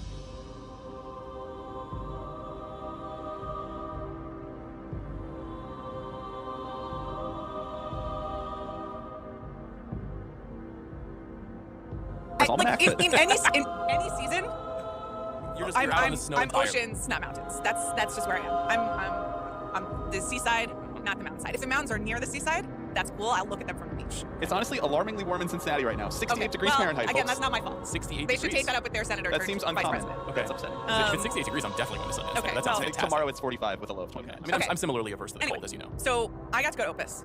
This was a delight. This was the first time that I had seen the movie because Mark Anthony was keeping it for me. Yes, kept it for me as well. Yeah, but you got to see it Saw as the well. week before, yeah. I just really liked it, and it was really fun, and it is what a lot of things that I want to see in a movie. It's a very like pop in a good way, and also really strange. Mm-hmm. There are like 7 or 8 different moments where it's like, this is just very memorable, and I guess could only come from Mark Anthony's brain, but also I was like, this is funny that it came from Mark Anthony's brain. I had the same exact reaction. Yeah, I was like, this is so MAG, but also not. Yeah, you know, and which was exciting and surprising. And then also, like, I don't want to spoil it because this movie is coming out March 14th. we will talk about it in depth again. when it comes out. I encourage everyone to like seek it out. But I had it watching in real time. I was like, okay, so this is a thing, and I could list the moments for you bit by bit, and I'm sure that you have many of them, and maybe also some different ones. The music is incredible. I mean, it's done by Nile Rodgers and the Dream, so like that's not a surprise. Afterwards, I kept being like, and the music, and Zach was like, yeah, okay, it's Nile Rodgers and the Dream. Like, Yeah. what did you expect? I did tell MAG though that anytime there's original music written for a pop star figure in a movie, Yeah, it's always the that. success rate is like 14%. It's really No, low. I know. So that's one of the. I was trying to accomplishments start of the a best original song campaign on the ground in Sundance. Why Good idea. not? Good Like, idea. submit it, because it's the worst category at the Oscars, but this is one of the, there's one song in particular that is like, it qualifies, it is part of the text of the film, and it bumps, and I can't wait Yeah, to. I can't wait. We need Malkovich performing live at the Oscars. That's what we need. That would be amazing. We really, really do. So that was fun, and that was really wonderful. The other thing I want to say about Sundance is that I did meet a lot of Big Picture listeners. Oh, nice. Including, I promised Ben and Dan, I hope I got their names right. Ben and Dan. Yeah, they're twins, and we talked a lot about the Eagles. Uh-huh. Because there's some anxiety-producing things coming up in my household in the next few days. So shout out to them. Ben and Dan are Eagles fans. That wasn't clear to me, to be honest. You're I didn't know humor in whether your they were family? Eagles fans or whether they just like knew that they had a moment, and they knew that was like a way to speak with me and to speak about my emotions. There was another gentleman who was there for Opus, and as he was leaving, he just said to Zach, "Go Birds," and then he said, "Tell Chris Bryant." Was it Malkovich? Rumble. It wasn't. I don't know who that man was. I don't know whether Zach knew him or whether it was just like the Go Birds has extended to people in the audience. But Watch I your met back, a lot of young Guardian. people who were just at No one Sundance else to will. see movies, like not in the industry, which was really, really cool. And they all seemed very excited, and they seemed like they were having a great time and seeing a lot of movies that they liked. So I know everybody else came out of the festival really cranky. It was really exciting. I think that perfectly Yeah. mirrors a lot of the binary conversations that we have on the show, which is that we remain incredibly excited about movies. Yeah. The industry remains very dour about its future because boom time is over, right? Like the riding high on the hog of like even 2010, 1987, like it's over. Like it's a smaller business than it was. But movies are still good. Actually, Tarantino made some headlines because early in the festival, I think he did a talk with Elvis Mitchell, and he pronounced the movie business dead. That Okay. movies are dead. Right. And so now he's writing plays or something? And so yes, he's writing a play, which he located 2019 as the year the movies died. Sure. Fittingly, the last time he released a movie. Right. And you know, I don't agree. Like, I just don't agree. I definitely agree that the business is way smaller, and some of the things that he pointed out, that like movies get a 2-week theatrical release and then they go on VOD. I agree, it sucks. I think it's terrible. I think they fucked up the theatrical model. I think in some cases it benefits movies where people can't get out of their house and so they can watch on VOD after a couple weeks, and there is some benefit to that. Yeah. Certainly benefits a show like ours where people get to watch movies more quickly. I was going to say, we are in fact now scheduling like a lot of our segments based on when movies are available on VOD or on streaming for a wider audience to be able to see them. But the theatrical movie model has changed a lot, and it is smaller.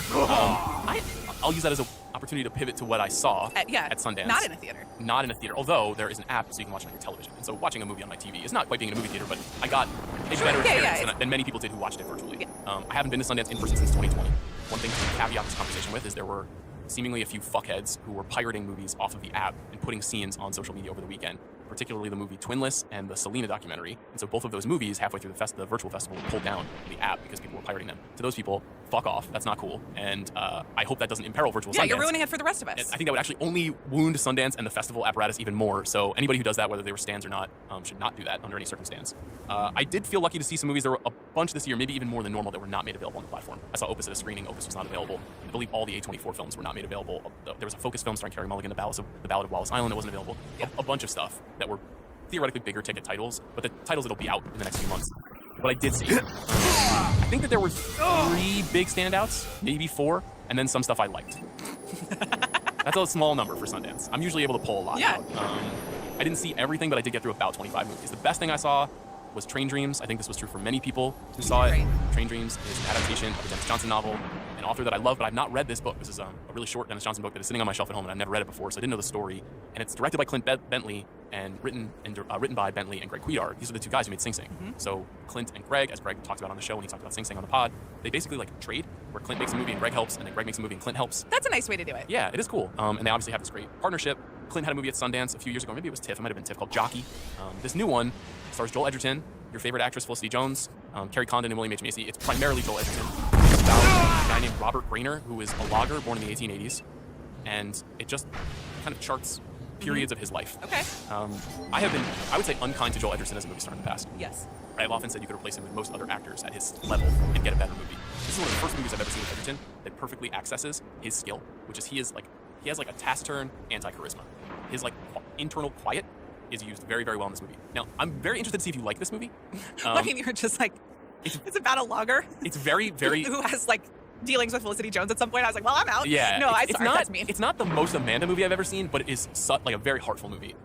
It is very Malick, which I know you can go either way on. It does a couple of things. That is good, and if it's not good, it's not good. That's the definition of which way I go. Yeah, I'm curious to see if these guys get their Oscar revenge with the Sing Sing situation with sure, this movie. Unfortunately, they were acquired by Netflix. We have some questions. We got some notes about that is the tricky part. One, this movie is beautiful. The opening shot of the movie is something I've never seen before in a movie, but immediately transports you into this world. It's like the camera is affixed to a tree that is being cut down, and you move with the tree. Well, it's the first thing we see. Okay, all right. I won't say anything more about the movie. Yeah. I only saw it on my TV, and while I was watching it, I was like, God, I wish I was in a movie theater for this because it's so beautiful.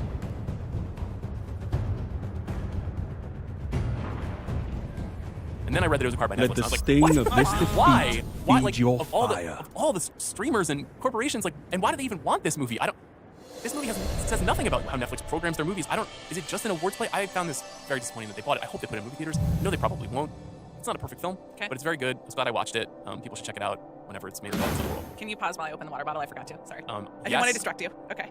Well, now you have distracted me. I mean, I just can't like flick it open, you know? A movie I liked. Yeah. It's called The Things You Kill. It's a psychological thriller by an Iranian filmmaker named Alireza Khatami. I'm not going to share too much about this movie because it's a bit of a head fuck, and to give away any of its plot details I think would ruin it. But if you like the kind of Iranian social realism, like if you like Asghar Farhadi movies or the Panahi movies or Abbas Kiarostami and the sort of like ethereal quality of the Hebrew State movies, it's kind of like a big stew of those movies. It's set in Turkey, it's not set in Iran, but you can see the major influence on Khatami, and then there's like a very David Lynchian quality to it. So it was just sort of well-timed since we've been thinking about Lynch after he died and thinking about the way that those influences kind of collide together for a movie that basically you're just waiting to see like what's going to happen, like a traditionally well-told story. So I liked that. The best movies that I saw this year were 3 documentaries. They're paired together. Obviously, documentary is what Sundance is doing really well these days. The names of the movies are The Perfect Neighbor, Predators, and Zodiac Killer Project. I'll tell you about them very quickly. I think you'll probably be hearing about the first 2 throughout the year, and we'll probably be talking about them at this time next year. The Perfect Neighbor is directed by Gita Gandbir. It is about a terrible crime in Florida in a small neighborhood, and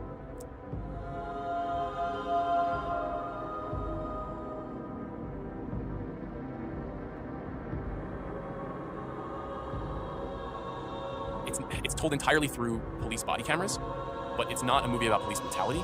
That they're basically just the vessel to tell the story of a dispute between neighbors, and it's sort of like it's a portrait of community problems and the problem of standard ground laws, which, if you're not familiar with them, you know, they're about the right to a certain experience in a home that Florida, I think, passed, I want to say 15 years ago. There's just an alarming incident rate in the aftermath of the passing of this law.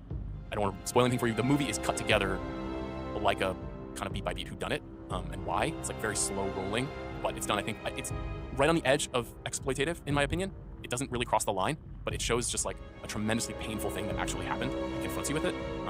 And then really had me thinking, a classic Sundance virtual experience of like, I watched this at 11:30 p.m. and it was like, fuck. And then I couldn't go to bed and I couldn't fall asleep and I was thinking about it all day long. So that is The Perfect Neighbor. Next one is Predators. Did you ever watch the show To Catch a Predator? I don't know whether I...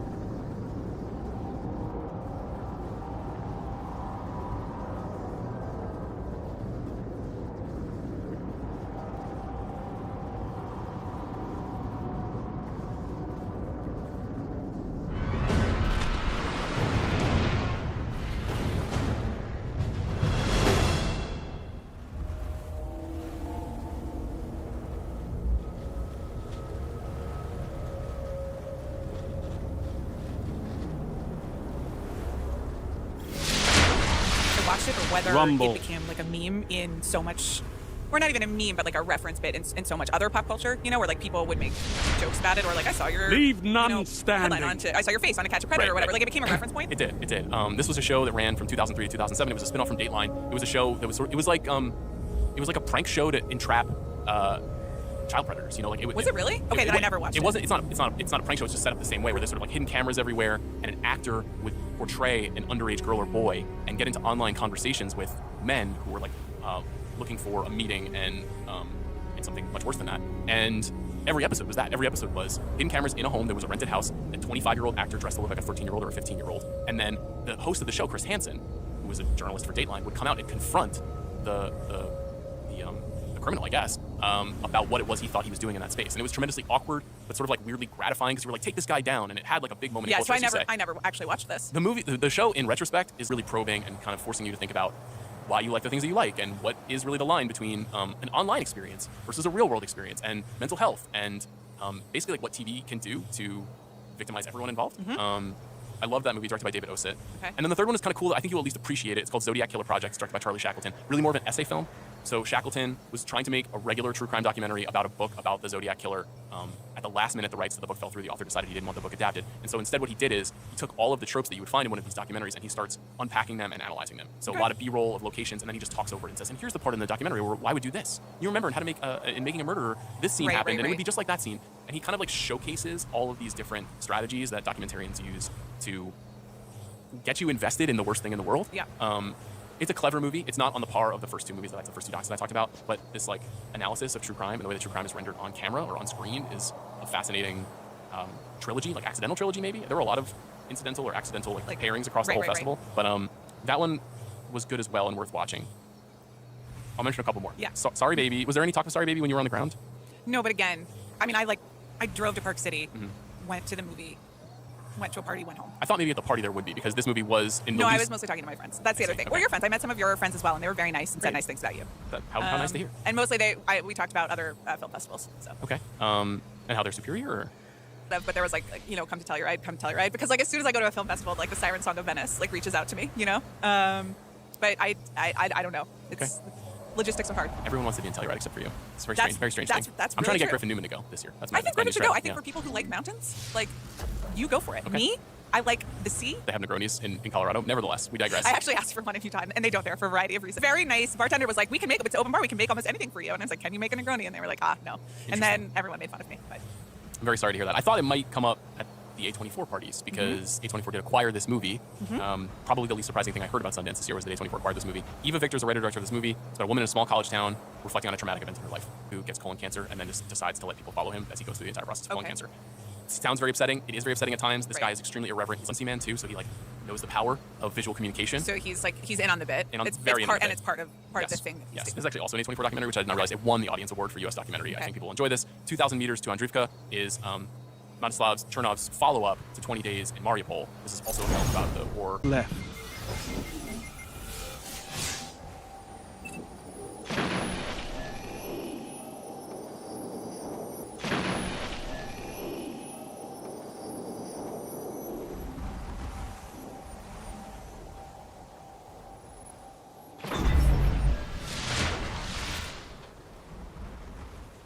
7-mile forest from Russian forces, which is considered a very strategic stronghold in this war. And so he's just with runts in the trenches for 2 hours.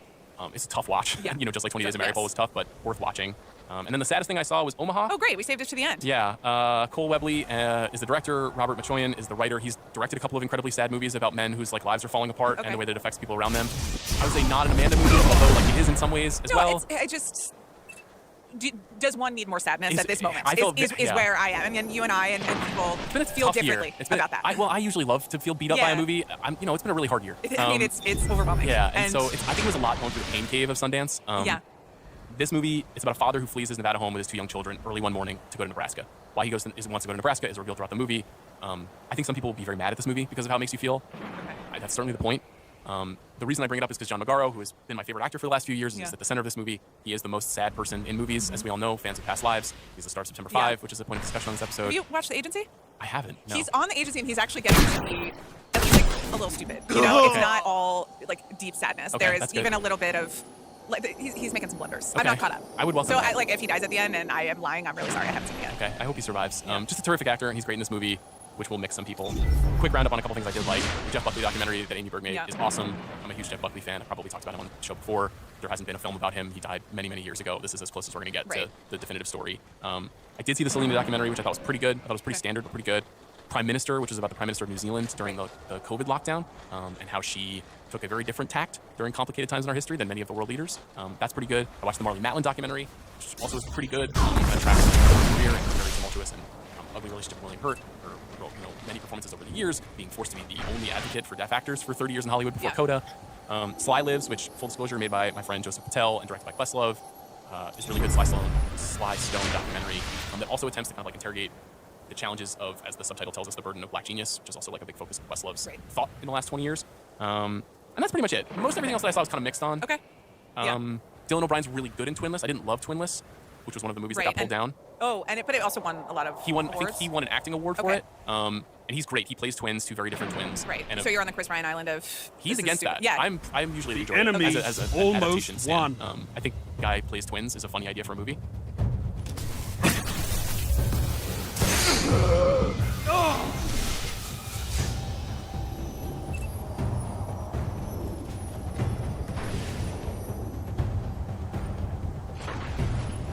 Let the sting of this defeat feed your fire.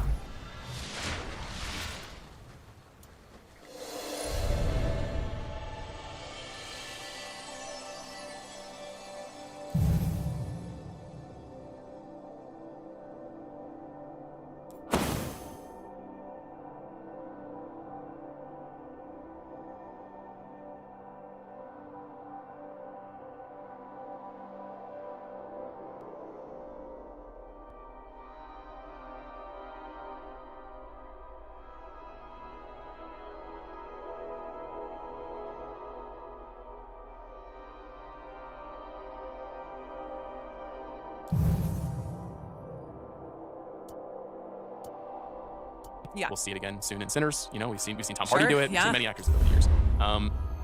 Pretty mixed bag at Sundance. Pretty mixed bag. All right. Train Dreams.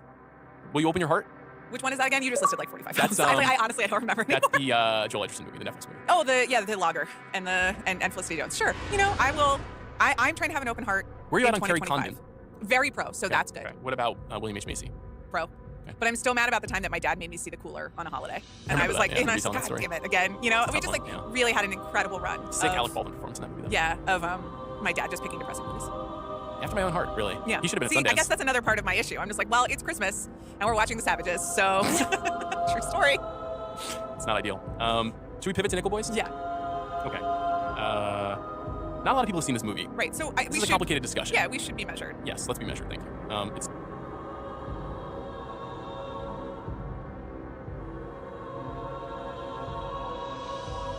Okay, I don't know if we could pivot any harder. But it's for an emotionally sort of downer episode. Yep. So we started high. Yep. Opus. Yep. Then just... Well, we started with you acquiring the passwords of the email account. Oh, sure, that's right. That was the, Bonnie highest has not high. provided it yet. Okay, we're still waiting here. Bonnie, I'm just watching. Is it useful if I text it to you right now? Just say it on the pod. Another of my friends texted me about the guy from The Idea of You, and so I had time to respond to that. So I can do a lot. We can have it all on this podcast. Nicholas Galitzson? Yeah, I think she enjoyed the performance, not me. So, password. opus, positive. Then Bummertown Sundance. Yep. An artistically tremendous but emotionally grueling film in Nickel Boys. Yep. And now we're going back up. We're going back up to Goodrich. Which I did tell you I watched over the holidays. Yeah.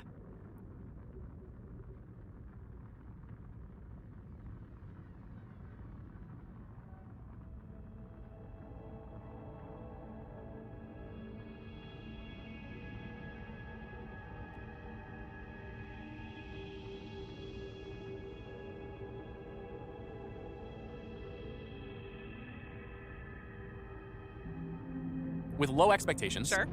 I can't say I'm a fan of Home Again. No. I had a great time in there, but yeah. Wonderful house. Sure, that will come up again, I'm certain. Yeah. And you know what? Maybe this is my bias showing, but the perspective of the movie obviously flatters some of my personal interests and experiences in life. But this movie, which is about an art dealer in his 60s, whose wife leaves him all of a sudden to check herself into rehab and leaves him with 2 9-year-old twins. And he has no idea what to do. He's obviously an older dad. He's not a primary caretaker of his children. He also has an adult daughter who's going to her own. She's pregnant. And it's your classic James L. Brooks family kind of coming apart, but they need each other dramedy. Yeah, and they say emotional things to each other in, recognizable slice of life set pieces. Correct. The things that emotionally get to say to each other are said. Rumble. What is it that you need to say to me right now? Pretty Articulate the things you need to say. Pretty explicitly, Yeah, so your boy Michael Keaton is the star of this movie. Yeah. Leave none standing. Unbelievable. I did. If you're going to read text messages, you should also read the text message I sent you about Studio Ghibli over the weekend. Oh, right. Okay, hold on. Oh, Bobby did just send me the password. Okay, thank you, Bob. Noted. Okay, here we go. Alice has been on a Studio Ghibli kick this week. We know that because you got angry texts from Eileen being like, where are the Studio Ghibli Blu-rays? I can't find them. I don't know, but that was like funny. That was an all-time. That was like 5 minutes before we Yeah, started yeah, recording. yeah. She was like, I need to know where Princess Mononoke is ASAP. Okay. That's an intense one for Alice to She didn't watch it. It's way too grown up for her. Okay. Yeah. And I realized if Knox needs an introduction, it's this one. And then you accidentally sent me the link to Greta Gerwig's Uber Eats ad. And then you sent me a link to Porco Rosso, and you described it as Michael Keaton as a 1930s pig pilot. Which honestly, if Knox does need an introduction, that is what we would start with. Instead, I showed him Mamma Mia last night. He's like an Errol Flynn, Humphrey Bogart style character. Yeah. He's like a devil-may-care hero. At some point but we he's a pig. will. Yeah. Okay, just putting it out there. Knox, I know. This is crap. I need this. Anyhow. Amanda, I actually think you would like Porco Rosso. I think that'd be a good one for you. It's good, right? It is. It's very good. It's like not really striving to be high art either. It knows that it's being silly the whole time. All right, I'll check it out. Michael Keaton is terrific in this movie. Unreal. And it made me think a lot about our Michael Keaton Hall of Fame, and he gets handed a lot of these regular, he's not a regular guy, he's like a really rich, successful art dealer, but he turns it into someone you just want to be around. I think if there's a problem in this movie, it's that he makes the character too likable. I agree. I'm just like, everything he's doing seems He's fine. supposed to be more flawed than he feels like. But he's Michael Keaton. Yeah. And he's just like, he's doing good, It's the trick of the movie is that it wouldn't work without Michael Keaton, but Michael Keaton is kind of upsetting the narrative structure because of his natural charm. Right. Mila Kunis plays his daughter in the movie. Yeah. Stack cast plays the daughter of whose estate Keaton's character is pursuing. Don't spoil who the wife is. I won't. I enjoyed that. Yeah, because great. I don't want to spoil them, but great. A late reveal. Great cold open to this movie. Very funny. And then nor could I. And then she shows up, and I gasped. Yeah. Well, there are multiple lines that we don't know. That's true. Also, don't spoil that one. Yeah. A couple of good ones. Yeah. Yeah. I mean, I don't. It has a lot of the trappings of great Nancy Meyers films, of course. Yes. Like the production design in this movie is excellent. For me, it's even more satisfying because I'm like, if I was a rich art dealer, this is the kind of house I would have, and I lived in California, Los Angeles, and incredible house. Architectural Digest will not let me sign in to my subscription in order to let you know where the house actually I'd like is. to know. I would as well, and there was a piece on it. But incredible production design and costume design throughout. Like everything just looks so good and cool. Could you imagine having twins in your 60s? No. That's a bit of a horror movie. Yes. Well, they're 9 now, and he's supposed 64? I mean, well, I think Keaton is in his 70s IRL, so shout out to him. But so you're supposed to have twins. Listen, I can't imagine having twins. So. Yeah. How old was my dad when he had my sister? He was in his early 50s, maybe 50. That's hard. Yeah. I'm 42. Right. Everything's breaking down. No, it's true. But another argument of the movie that Michael Keaton has really unfolded that he's not been a present dad up until this point. Yes. So maybe it wasn't his problem. What did you think about the big emotional conversation near the end with Mila Kunis? The one outside the hospital? Well, did it work for you? I have to say in general, I think that Mila Kunis is one of the most beautiful people I've ever seen, and her pregnancy styling was A+. Yeah, I needed a little bit of a better actress. Exactly. Yeah. Even because it's good writing. It is good writing, and it did. Hallie Myers Shire is the daughter of 2 very successful directors. Charles Shire passed away at the end of last year, which is very sad Hard in not any to read context, that in this but movie. absolutely in the context of this movie. And when the mom character shows up, and was I was like, oh, and this is the Nancy part of it too. So it's fascinating. Yes, love that. So it is good writing, and again, it is like that would never happen in real life. Those people would never air those grievances, but the grievances are aired in a nice way. I did have a couple notes on the performance. I would extend that to what I think is the best scene in the movie, which is the scene. So Mila Kunis' character will surprise literally no one to learn, does go into labor, and her dad Michael Keaton has to be there for her. And then the husband shows up and gives a great speech. It's a really, really, really good speech. And that character is framed as sort of like the antithesis of Keaton's character, where he's like a little bit more beta. He's more of a sensitive caretaker type, and he's really there for her, and career second and family first, and all these things that Keaton's character views as a little modern and silly and I don't know, soft, I guess. Yeah. But the baby's heart rate is going down, I think, and so Mila Kunis is like, I mean, this is one thing. She does have an epidural. We're going to get into some nitty gritty here. Okay. Sure. I think they say yes to the epidural. Mm-hmm. So she could be lying there fairly placidly. I got an epidural and then I did take a nap because I needed it because I was like 24 hours. But he gives this whole amazing, the really enemies speech, almost won. Who is just having all the feelings and losing it, and then Mila Kunis is just lying there on the Heavy pillow, just ammo placid, inbound. absolutely no reaction, just smiling beatifically. And I was like, A, you're in labor, even with an epidural, and B, some emotional stuff is happening. Maybe we could react a little bit, and that doesn't really happen. But I don't care. It was good. This movie is available on Max right now. Yeah. Heavy One thing that had ammo me thinking about available. after I saw it was I You felt may like be I defeated, but you north must of 10 never times, This is a movie like surrender. they used to make in 2024. And I don't know if I kept saying that, which I think is a generally good thing, which is I think actually part of the reason why last year was not a great movie year, but was good in my mind because there were just a lot of 6s and 7s. There were not a lot of 2s and 3s in my opinion last year. And I think that part of it was because the studios were quieted for a period of time. So there was less IP crap. There was less reaching for $1 billion. Yeah. And so a lot more stuff seeped through the cracks. This movie was released by Catch Up Entertainment. Sure. And so I just really, I don't love these movies as much as you do, but I do really like movies like this. Family dramedies is something that are good. With a stacked cast, even if we have some notes, and good writing, even if it's a little obvious at times. Obvious is good. You and I were raised on obvious studio movies of the 90s, There is a very strong place for them. Exactly. Also, just put Anne Hathaway in the Mila Kunis part. Tell me how much better this movie is. It's definitely better, but I think she would probably go a little too hard with the labor scene and the crying, God you bless, know? yes. And I just, go for it, Annie. It's somewhere in the middle. Also, by the way, a C-section in that situation is okay. It happened to me. We don't need to talk someone out of a C-section. Okay. 2 healthy kids. Okay. But I don't want people to feel bad. You know, it was set up as some sort of disaster, and it's okay. I think Anne Hathaway would be a lot. I don't know if she also needs Michael Keaton's energy where. I think there would be fireworks. I think there would be electrifying. That would be fine with me. Michael Keaton, so he had Beetlejuice last year. Did he hit something else too? Didn't his movie Knox Goes Away come out? Knox Goes Away. The legendary Knox Goes Away. That wasn't ideal. But he's back. He was great in Beetlejuice too. Yeah, he's a wonderful actor. I'm a big fan. I'm happy for you. Great sweaters, great everything in this nice gallery space. Early 60s style. Yeah, I gotta get into that. I gotta start thinking about that. Now that I'm out of having a baby, I'm maybe I start buying clothes again. Yeah. Because you just don't need to buy any clothes when you just have a baby. It's just here's avocado all over your shirt. Yeah, I mean the amount of stuff that was on my shirt yesterday at the end of the day at 7 p.m. That was tough. Yeah, you're in the thick of it. Yeah. Anything you want to say about September 5 really quick? A great procedural. Yeah, I think this movie slipped into a little bit of discourse wars, and there's obviously a reason for that because of the events that are portrayed in the movie. I saw the movie very clearly as people obsessed with people doing things. There's a Sorkinian quality to this. There's a David Fincher quality to this. When I talked to Steven Soderbergh on the show, he was I love this movie. I had no notes, which is a great conversation. Yes. Thank you to Steven for saying my first name. Also, did you cut that out and put it in a little box I somewhere on your phone? had a nice moment. But this is definitely a Soderbergh movie too, right? I'm just we gotta do it. It's all about action. Yes. And then considering the effects of the action later. So. Yes, and there are some damaging effects. I thought that the movie did a pretty good job of showing the cavalier action. Yes. This is not a movie about perfection and execution. It's a movie about people who are ill-equipped, trying their best, and at times failing to do the right thing. So I thought pretty nifty movie. I did compare it on Letterboxd to an HBO original movie, which people think is meant to be a dig and is not a dig. There was a time in the 90s when every Saturday night there would be a new, maybe it was Friday nights, I can't remember when the original movie aired. I think maybe it was Friday nights where it would be Ving Rhames is Don King. Just 2 hours of Ving Rhames doing Don King. It was tremendously entertaining. It didn't quite feel like going to the movies, but it was good. Yeah. And this movie is the same. Thanks to Jack Sanders. Thanks to our producer Bobby Wagner for his work on today's episode. Later this week, it's sort of an Amanda special. Sort of. So there's so here's the thing. Garbage rom-com and garbage love are different. I totally agree with this. So garbage rom-com is where I eat, you know? Yes. And garbage love is just a thing that we experience every year around this time as people try to program for for Valentine's Day. Garbage Love is using a love story with a genre package, basically. It can be any kind of genre, really, but it needs to be a romance inside of a movie that is otherwise appealing to audiences that like action movies, comedies, like broad comedies, sci-fi, horror, any of those things. So this week we'll talk about Companion. We'll talk about You're Cordially Invited, which is on Amazon right now. We'll talk about Love Me. Maybe we'll talk about Love Hurts if I see it. Yeah. Anything else? Heart Eyes. I saw that. Right. And then we'll make a list. We'll make a list of 10 great or essential examples. Garbage Love. Garbage Love. Ready?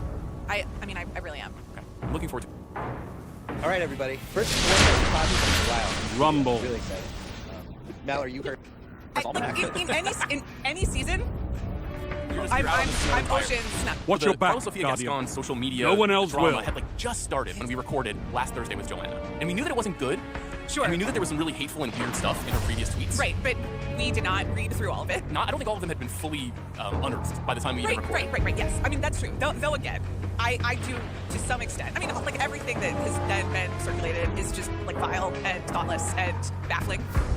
And no, thank you. Yeah.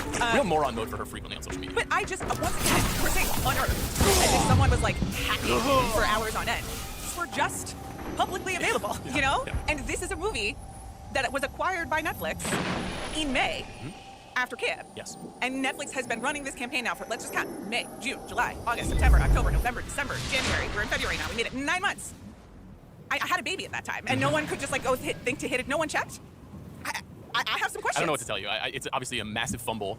When we recorded on Thursday, we thought it would affect the race. We weren't sure how much it would affect the race because it was happening in real time. Over the weekend, Gascon, I think, made it significantly worse. Yes. She went on 60 Minutes and gave an interview in which she seemed defensive. She's posting again on social media about this. A lot of very long. Here's another thing is that I'm not a Spanish speaker, and so all of this is like being translated, and so we aren't the authorities on what's being said, but none of it is good. Most of it is very bad, and she is seemingly not helping herself. Well, it feels like an interesting controversy as a follow-up to the Brutalist AI controversy, where we're sort of like, this is a bad movie for this sort of thing to be happening to. This is obviously a bad controversy for a movie like Emilia Perez, which I think had been vaunted as this progressive ideal of acceptance and multi-generational, multicultural, like thinking about a world beyond our own world and the way that other people experience this world. You know, those themes were kind of like baked into the campaign as well as the movie, and so now it feels like they're really upended, maybe completely rejected, and okay, I'll just ask you directly. Do you feel like this movie's entire campaign, Best Picture, supporting actress for Zoe Saldana, all of these things are imperiled by comments from others? So Zoe Saldana did win an award this weekend, London Critics Circle, is that? Which I think was predetermined sometime. Which was predetermined, but in her acceptance speech, she did say, I wasn't expecting this, especially right now.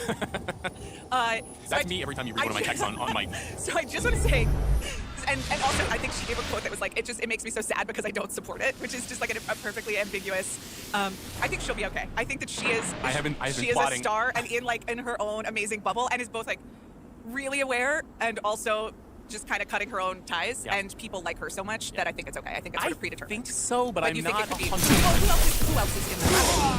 I don't know if there is a strong enough competitor.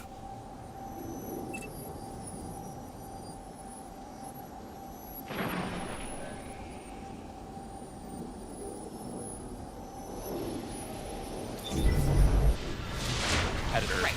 It's tricky because on the one hand, Zoe Saldana is very Hollywood and has worked with everyone and has been hugely successful. Yeah. And one of the reasons why she's being celebrated is, she took a chance on this movie. She works mostly on studio movies. Right. This is an independent movie. It wasn't a Netflix movie when she signed on. Not in English. All the things that she did, obviously learned, singing, dancing, all the things that she accomplishes in the movie. She didn't learn to sing and dance. She has known for many times. Yes. Yeah, for many years, please. She learned the choreography and the songs and all those other things. But she's really great in the movie. I keep saying that over and over again. People are like, what do you think of Emilia Perez? I'm like, well, I still really liked what Zoe Saldana did. I think the movie is really undercooked and overthought in a lot of ways, but I do think sometimes when something like this happens, I think the enemy almost did the won today instead of after like the first roundup on Thursday.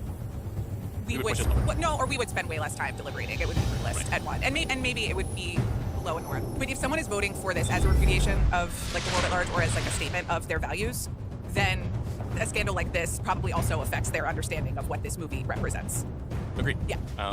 We'll see. There's still roughly 2 weeks of voting. I think February 18th is the cutoff. Embrace the chaos of battle. To talk about these issues. You'll never Who know else will get entrenched in a campaign-destroying scandal? We shall see. Can anyone come for a complete unknown at this point? It's possible. I wouldn't rule it out. I mean, I hope that we don't get like the leaks of the early vocal recordings, but you see at this point that you see like anything can happen. Okay. I hope we don't learn that AI modified I hope we Timmy's don't voice. either, but Sundance 2025. Yes. Some broad strokes before we talk about our experiences from afar. I wasn't there. You were there for a brief period of time. Seemed like it was a challenging year at the festival. A lot of the energy coming out of the festival was a little miserablest, to put an adjective on it. Modestly received slate, sounded like slightly slimmer attendance. The future of the festival's location is in doubt because in theory, next year will be the last year in Park City unless they decide to stay in Park City because there's been some concerns about the real estate opportunities. Genuine anxiety about the future of independent cinema, both in America and abroad, which is interesting because of how many independent films are nominated at the Academy Awards this year and how vital they seem, at least to that race, obviously coming off of strikes that have I was going to affected say, I know studio that we movies. keep saying that and about like everything. Anytime it's a disappointing weekend at the box office, or anytime we're like, well, not the strongest Oscar year, or yada yada, we're like, well, it was because of the strikes. But I do think that this moment in time right now, especially for Sundance, is where just timing-wise, the effects of the strikes and what could get made and what could get finished is really going to be felt. So I do think it's really slim pickings. I think you're right, and it is a factor. The one thing that seems to be impacting this, and as of now, as far as I can tell, there have only been 3 sales through Monday morning. And those movies are Together, which is the Dave Franco and Alison Brie thriller that was sold. That was in the midnight section that sold to Neon. There's Train Dreams, which I'll talk about shortly, which sold to Netflix, and there's Sorry Baby, which sold to A24. When did I write this piece? In April of 2017, I wrote a long feature at the site. You might have edited this feature, I don't remember. Called The End of Independent Film as We Know It. And Probably, yeah. All right, everybody. First 4-person pod we've done in a while in studio. Really exciting.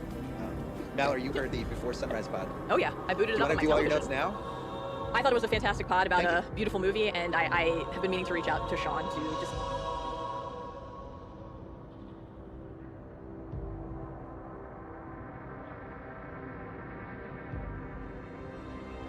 All right, this is an I Remember Where I Saw This and What Theater I Was In movie. It's a movie that describes your view of life, both when you saw it and then all the years later. It's a true classic. It's Before Sunrise. It's a all-time Gen X movie. It's a great 90s movie. It's aged perfectly.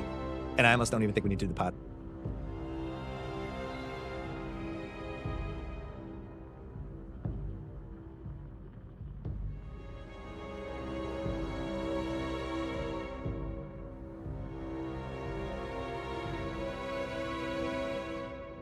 But I have no notes. See you later. Yeah. What's age the worst? I was like, nothing? 0? Yeah. It's a very. Have you ever started an episode like that? Thinking you didn't start the Godfather episode like that. This movie, we had a mail.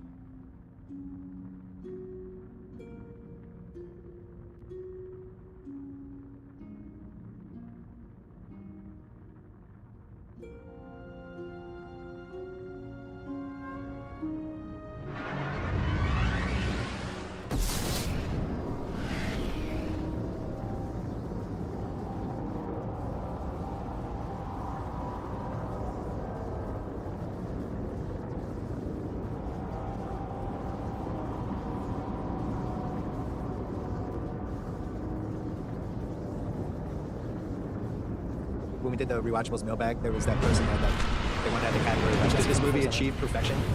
It didn't have to be a perfect movie, but for what the movie was trying to do. Too, yeah, there's some good cigarettes. But for what the movie was trying to do, did it achieve it? Did it throw basically a no-hitter? And I think this movie achieved every single thing it wanted to do, with the added bonus that it endured 30 years later. Rumble. But for the most part, this is a watchable movie now, even for people like my dog. Yeah. This was in theaters while Leave none probably incredibly standing. Informative moment for all of our lives. This movie's pretty unique in that not only do you watch it and you're like, oh, I remember seeing it, or I remember the impact it had on me. It's overwhelming because you watch it and you're also like, I remember who I was. Yeah. Do you know what I mean? Like literally, there is a degree to which you kind of see a lot of the things that you were feeling at that time, or would go on to feel very shortly afterwards, like reflected on screen. It's different than Dazed and Confused that way. You know, it's not a period piece in my mind. Even though Zoe might watch it and be like, oh, so tell me about what the 90s were like and stuff like that. We're watching it, we're like, this is a photograph. Yeah. Of how the way people used to talk and the way people used to kind of act. It's so mind-blowing to see these days. It reminded me of a few movies that you guys have done over the years that felt like they were their own subgenre. So Singles was one of these movies. Kicking and Screaming was one of these movies. They're not more comedic, some more sincere, but the emotional philosophical hangout movie was very present because independent cinema was getting to be a huge part of American movies. And these were kind of easy movies to make. You know, they didn't cost a lot of money. You just needed a couple of attractive people who could seem smart. Yeah. And I'm wondering if this is the best possible version of that kind of a movie. I think it is. Well, when I think about those movies, and you mentioned some of them, and also this Gen X era, and obviously I was probably a year older than Jesse when I saw this movie, but it's all pre-internet to me. It's this time capsule of what life was like before email and text and everything else showed up. And people were really lost just trying to find connections. You would just go to a bar and hope you ran into somebody. You would meet some girl, or if you were a girl, some boy, and you'd be like, maybe this is the one, but you'd have no idea. They try to call you again. And it's like, my answer machine didn't work. There was just this sense of, if I meet somebody, is this going to last? Is this going to get screwed up? If I lose their number, will I ever see or hear from them again? All of these things that made the value of a connection. I really think we valued it more back then. I hate to be like the old man on the lawn, but it feels like it's so much easier to connect with whoever. You can go on the internet, you can find your people wherever. You really couldn't in the early 90s. So if you met somebody like this in one day, it was like the most important thing that ever could have happened to you. Yeah, it's also, these people are at an age, that 18 to 25 or whatever age period, where like everything that happens to you feels like it's the first time it's ever happened to anyone. And there's a moment in the opening, just few scenes of this film, where Jesse is talking about how it's been a bad trip to Europe, but he's like sitting on the train and having ideas. Right. And I was like, I don't remember the last time I did this. Like if I'm ever on a movie or having any downtime, I'm usually like looking at my phone, have my headphones in, texting with somebody. I know, like, I'm in constant contact with this external world. Right. And I was like, holy shit, I completely forgot being bored out of my mind. Yeah, you have a book. Both of them, when they meet each other, they're both reading a book. That's kind of what you did. If you're on a train, what else are you going to do? Yeah. It's not like you'd be like, oh, I'm going to go on Instagram. You know, you were kind of stuck with your thoughts, some book or a magazine you had, or some conversation with somebody, like in a train like that. It's like, maybe I'll sit next to somebody. I remember flying places in the 90s, and you'd sit next to somebody, talk to them for 3 hours, and be like, all right, see you later. And that was it. You never thought about them again. Because it was like, oh, that killed 3 hours. Now you would just kill the 3 hours on your own. I don't know if it's better or worse. He's reading Inside Sports. Yeah, right. What is that? Well, I think. What do they think of the Suns? Is that a Razor Reddick article? I think it's. I think it's 95% what you're saying. That, it was impossible to distract yourself in the ways that we can now, right? And that there's like an inherent bad for our ability to socialize or be connected to other people. But then it's also 5% just being 21 or 23, where you don't. And idealistic. Right, and you have not been destroyed by the world yet. You don't have a lot of money, so you don't really have a lot of options. So you have to make good with what you have, and you don't have no kids, no boyfriends or girlfriends. You know, their parents are alive, everyone's healthy. Like they're at this point in your life where like you can and probably should just fuck around a little bit. Yeah. And both The literally enemy and the movie really almost captures this won. time of like no responsibility. The fact that Celine can just get off the train in a foreign land with some guy she met for with 20 a minutes. stranger and wander, and she's getting off the train before a 9-hour trip. And she's like, you know what? I'm just gonna. I don't have anything going on until Tuesday. I booked through February. Think about like when even Jesse just being like, I don't have enough money for a hotel, so I was just gonna walk around Vienna all night until it's time to go. And then sleep outside. That would be like a pretty. Something would have gone really wrong if that was. Let the sting of this defeat feed your fire. But this is why Ethan Hawke was the Gen X hero, because he played this character in Troy. And Troy was, what did Troy say? All I need is a cup of coffee, a pack of cigarettes, and $5. Laney? Laney, that's all I need. And that was what all that character needed, right? This guy, he's like, yeah, I'm just going to ride the train for an extra 2 weeks. I'm just going to walk around Vienna tonight. Maybe I'll sleep on the thing. But that's kind of what a lot of people were like back then. Were you like that? No, sports was too important to me. I was always a mixture. But if I was him, I would have been like, I got to get back. Sports are too important, like you need to get back. That's like round 1 NBA's coming up. Yeah, I gotta leave. I can't ride this train anymore. Clemens is pitching. Mike Greenwell and Ellis Burks are really going to fucking put it together. Big picture, though, with this movie. And it's really, one other thing I love about this movie, and by the way, we're just going to talk about this movie. Because we want this movie to stand on its own. Obviously, there were some sequels. But one thing with this movie, as you age with it, but your feelings on love have aged too. And if you see this when you're in your teens, like you don't know what love is yet. If you see this in your 20s, that's when you're the most hardcore into, I kind of know who I am and I'm ready to be in love. So if you see this at the perfect time, this movie would be like your movie. And then as you get older, you're like, oh, those two, they're not going to last. Like you start becoming more cynical, right?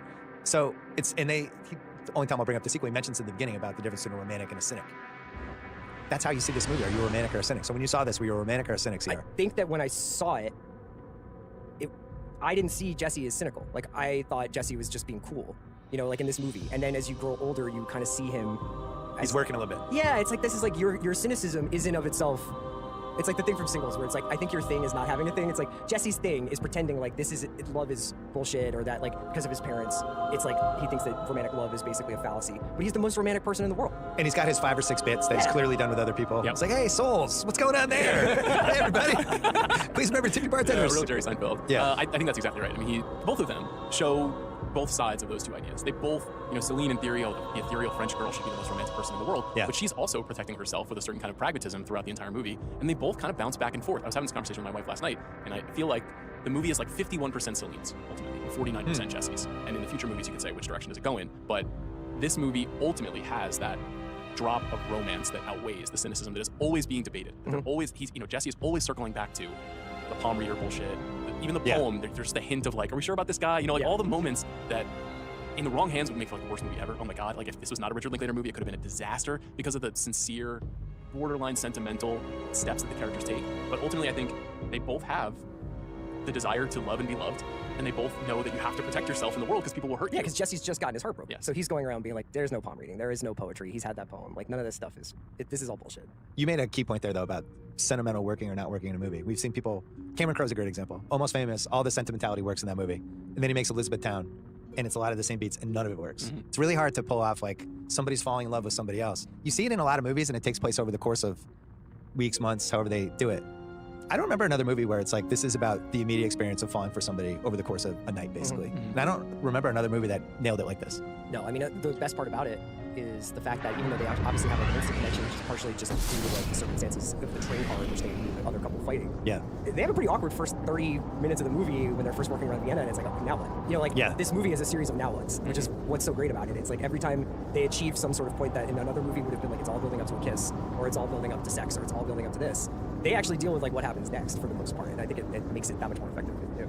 So at the end, if you think they're seeing each other in 6 months, the movie, it's not knowing what happens in the series. If you leave that movie to go, they're going to see each other in 6 months, I would say you're wrong. And if you leave the movie going, nah, one of them's going to fuck this up, I would say you're a cynic. And it's weird how that one decision at the end probably says more about the viewer than it does about the movie. Do you remember having a take on it when you left the theater? Yeah, I was like, I really hoped. I was like probably the most idealistic when I saw this. But to this day, the movie drags you back to that feeling of romanticism. Like, I was kind of just laughing to myself watching the movie again. You guys know me, I'm very grounded and very cynical about certain You were things. not like the fortune teller. Leave No, none I would standing. identify with Jesse a lot. The poet, you'd been like, he wrote that already. Yeah, I really identify with him a lot in many ways. But the same way that Jesse can't help but feel lifted up, taken away by this person he's encountered who is just like filling him up with all of this hope and excitement, the movie does the same. Like, it softens a hard heart. So do you remember the first time you saw this? What was your takeaway? Would they see each other in 6 months? Well, it's complicated for me because I can't remember the first time I saw it. And so I didn't see it in a movie theater. I definitely saw it on VHS. And I don't know the circumstances under which I saw it. Basement? Maybe. So I don't have the same, I just wasn't old enough. Just being a little bit younger, whereas the next film, I remember everything about that. So we did Kicking and Screaming a while ago. A little bit similar, where you don't know whether Grover's going to go to Prague. To Prague to chase his old girlfriend down and kind of leave it ambiguous. This was a very 90s thing. It's like we're gonna bring these characters in your life, you're gonna fall for them, and then we'll never know what happens. We'll see. Yeah. And do they still do the we'll see? They don't do it the same way anymore. I don't feel like we'll see is a huge move. This is a huge spoiler alert for a movie that not everybody has seen yet, so if you don't want to, Nora spoil for you. But like that ends in an intriguing way in that very specific respect, where you don't know what happens to the characters next. But it's to your point, it's really rare. Do you remember if you had a girlfriend, like a long-term girlfriend, when you saw this? I had a girlfriend when I saw this. Yeah. It was one of those movies that also made you evaluate whoever you're dating at the time. That was my first real girlfriend I had. It was my senior year of high school. I was like, I'm pretty into this. Like I thought like you weren't like no, I mean it wasn't that as much as it was just like being in love seems so cool, and it just kind of like it made me feel happy to have. That's how I felt for Kicking and Screaming. I remember leaving the theater. I was like, oh my god, I gotta get a job. One quote from this movie. Being with you has made me feel like I'm somebody else. Jesse says that. I always thought that was a great quote and a good example of like when you meet somebody like this, they don't know any of your baggage. They don't know anything. They're just seeing you as this fresh thing, and you can learn from your past mistakes, especially if you're in that like 23 to 25 range. You've had some swings and some misses. You've run some goal line offense plays that didn't work. Yeah. You've tried to make some stuff work out of the shotgun on 3rd and 14. You kind of know what plays to run a little bit more. Has it dialed by that point. Right. There's no basketball reference for your playoff record, and you can just meet this person and just start fresh with something. And Jesse's at that perfect point. And not to bring up the second movie again, but it's one of the interesting things about the second movie is how they're not doing some of the stuff they're doing in the first movie. Where a lot of it is I don't want to say bits, but it's a lot of like people kind of talking out of their ass in a really fun way. Yeah. And then in the second movie, it's not like that. It's definitely an extension of that like dorm room kind of like philosophy. Hanging out in the hallway at 3 in the morning. Like, I have 5, like you said, I have like 5 or 6 things that I think are uniquely cool that I've got going on in my head, even if I'm wrong. Yeah. And I'm just gonna keep trying them out on people until it clicks. That's Linklater's stock and trade through his first 5 movies. You know, Slacker, that's all his Slacker is. It's just people popping into cabs and in bars and being like, here's my theory. That's what Waking Life is, that's what Dazed is. Think about George Slater riffing on George Washington and, Grown Deed, like all that stuff. It's all like, he came up with like 1,000 theories. Dazed is, we have to read Dazed at some point, by the way. It's still one of the best movies ever. But he's like an accumulator of people's cool anecdotes. And he knows how to reprocess them. Which Tarantino was good at too. Same. But then the other thing too, that makes him so special, I'm sure we'll talk about it. Casting actors who could write with him to make these people real is like the whole thing. It's the whole movie. It's the reason why it works. It's the reason why that sentimentality stuff works. Like the whole movie just feels like it's happening in front of you for real. Yeah. And there's so few movies that you can really say that about. So it just goes a long way. It has a real angle on love. And I think if I had to summarize the theme of this movie, it's obviously about connection, but she says that thing about how she worked for the old man. And once he told me that he spent his whole life thinking about his career and his work, and he was 52, and it suddenly struck him that he'd never really given anything of himself. His life was for no one and nothing. He was almost crying saying that, which I think is the point of the movie. It's like if you don't connect with somebody, fucking life's gonna suck. It doesn't matter how successful you are. Because Jesse gets that question later. Would you rather be really good at something, or would you rather find connection? And I think that's whatever Linklater cared about. I think that was it, because he probably had a little bit of a success, but he also hadn't found anybody that he was with, and he was probably battling and somehow became the movie. Yeah, I mean the thing that Celine says to Jesse in the alley when they're talking about whether they have families their futures might be like. And she's like, if there's any kind of God, it wouldn't be any of us, not you or me, but just in the space in between. This idea that it's like the effort to become. You may be defeated, but you must never surrender. Well, that's why she's the rock of the movie in a lot of ways. Yeah, she's able to articulate these incredibly complicated. She's just better at explaining her point in life, but he's more interesting at it. Yeah. And the combo is really good. Jesse's doing power rankings. Yeah, Yeah, he's really good at the gimmicks, and she's really good at the meat of the conversation. Jesse's like, here's why Josh Allen should have thrown a Shakir. She's talking about like, soul. it's not about the orbit. It's about the orbit of love. Forget the orbit route. You don't know what it's like to get blitzed by stags. Oh my God. Movie characters I always wanted to meet in real life, but they didn't exist in real life. Celine's way up there. God, she's so beautiful. She's so great. Conversely, I think I would have absolutely melted into a fucking puddle if I'd met Celine at like age 24. It would have been lights out. I don't even know if I would have had the balls to do what Jesse did. Yeah, to even talk to her on the train. Yeah. Once that accent came out and she was so interesting, I just would have been like, oh my God. Perfect English. You just like, That's the thing. I would've screwed that one up.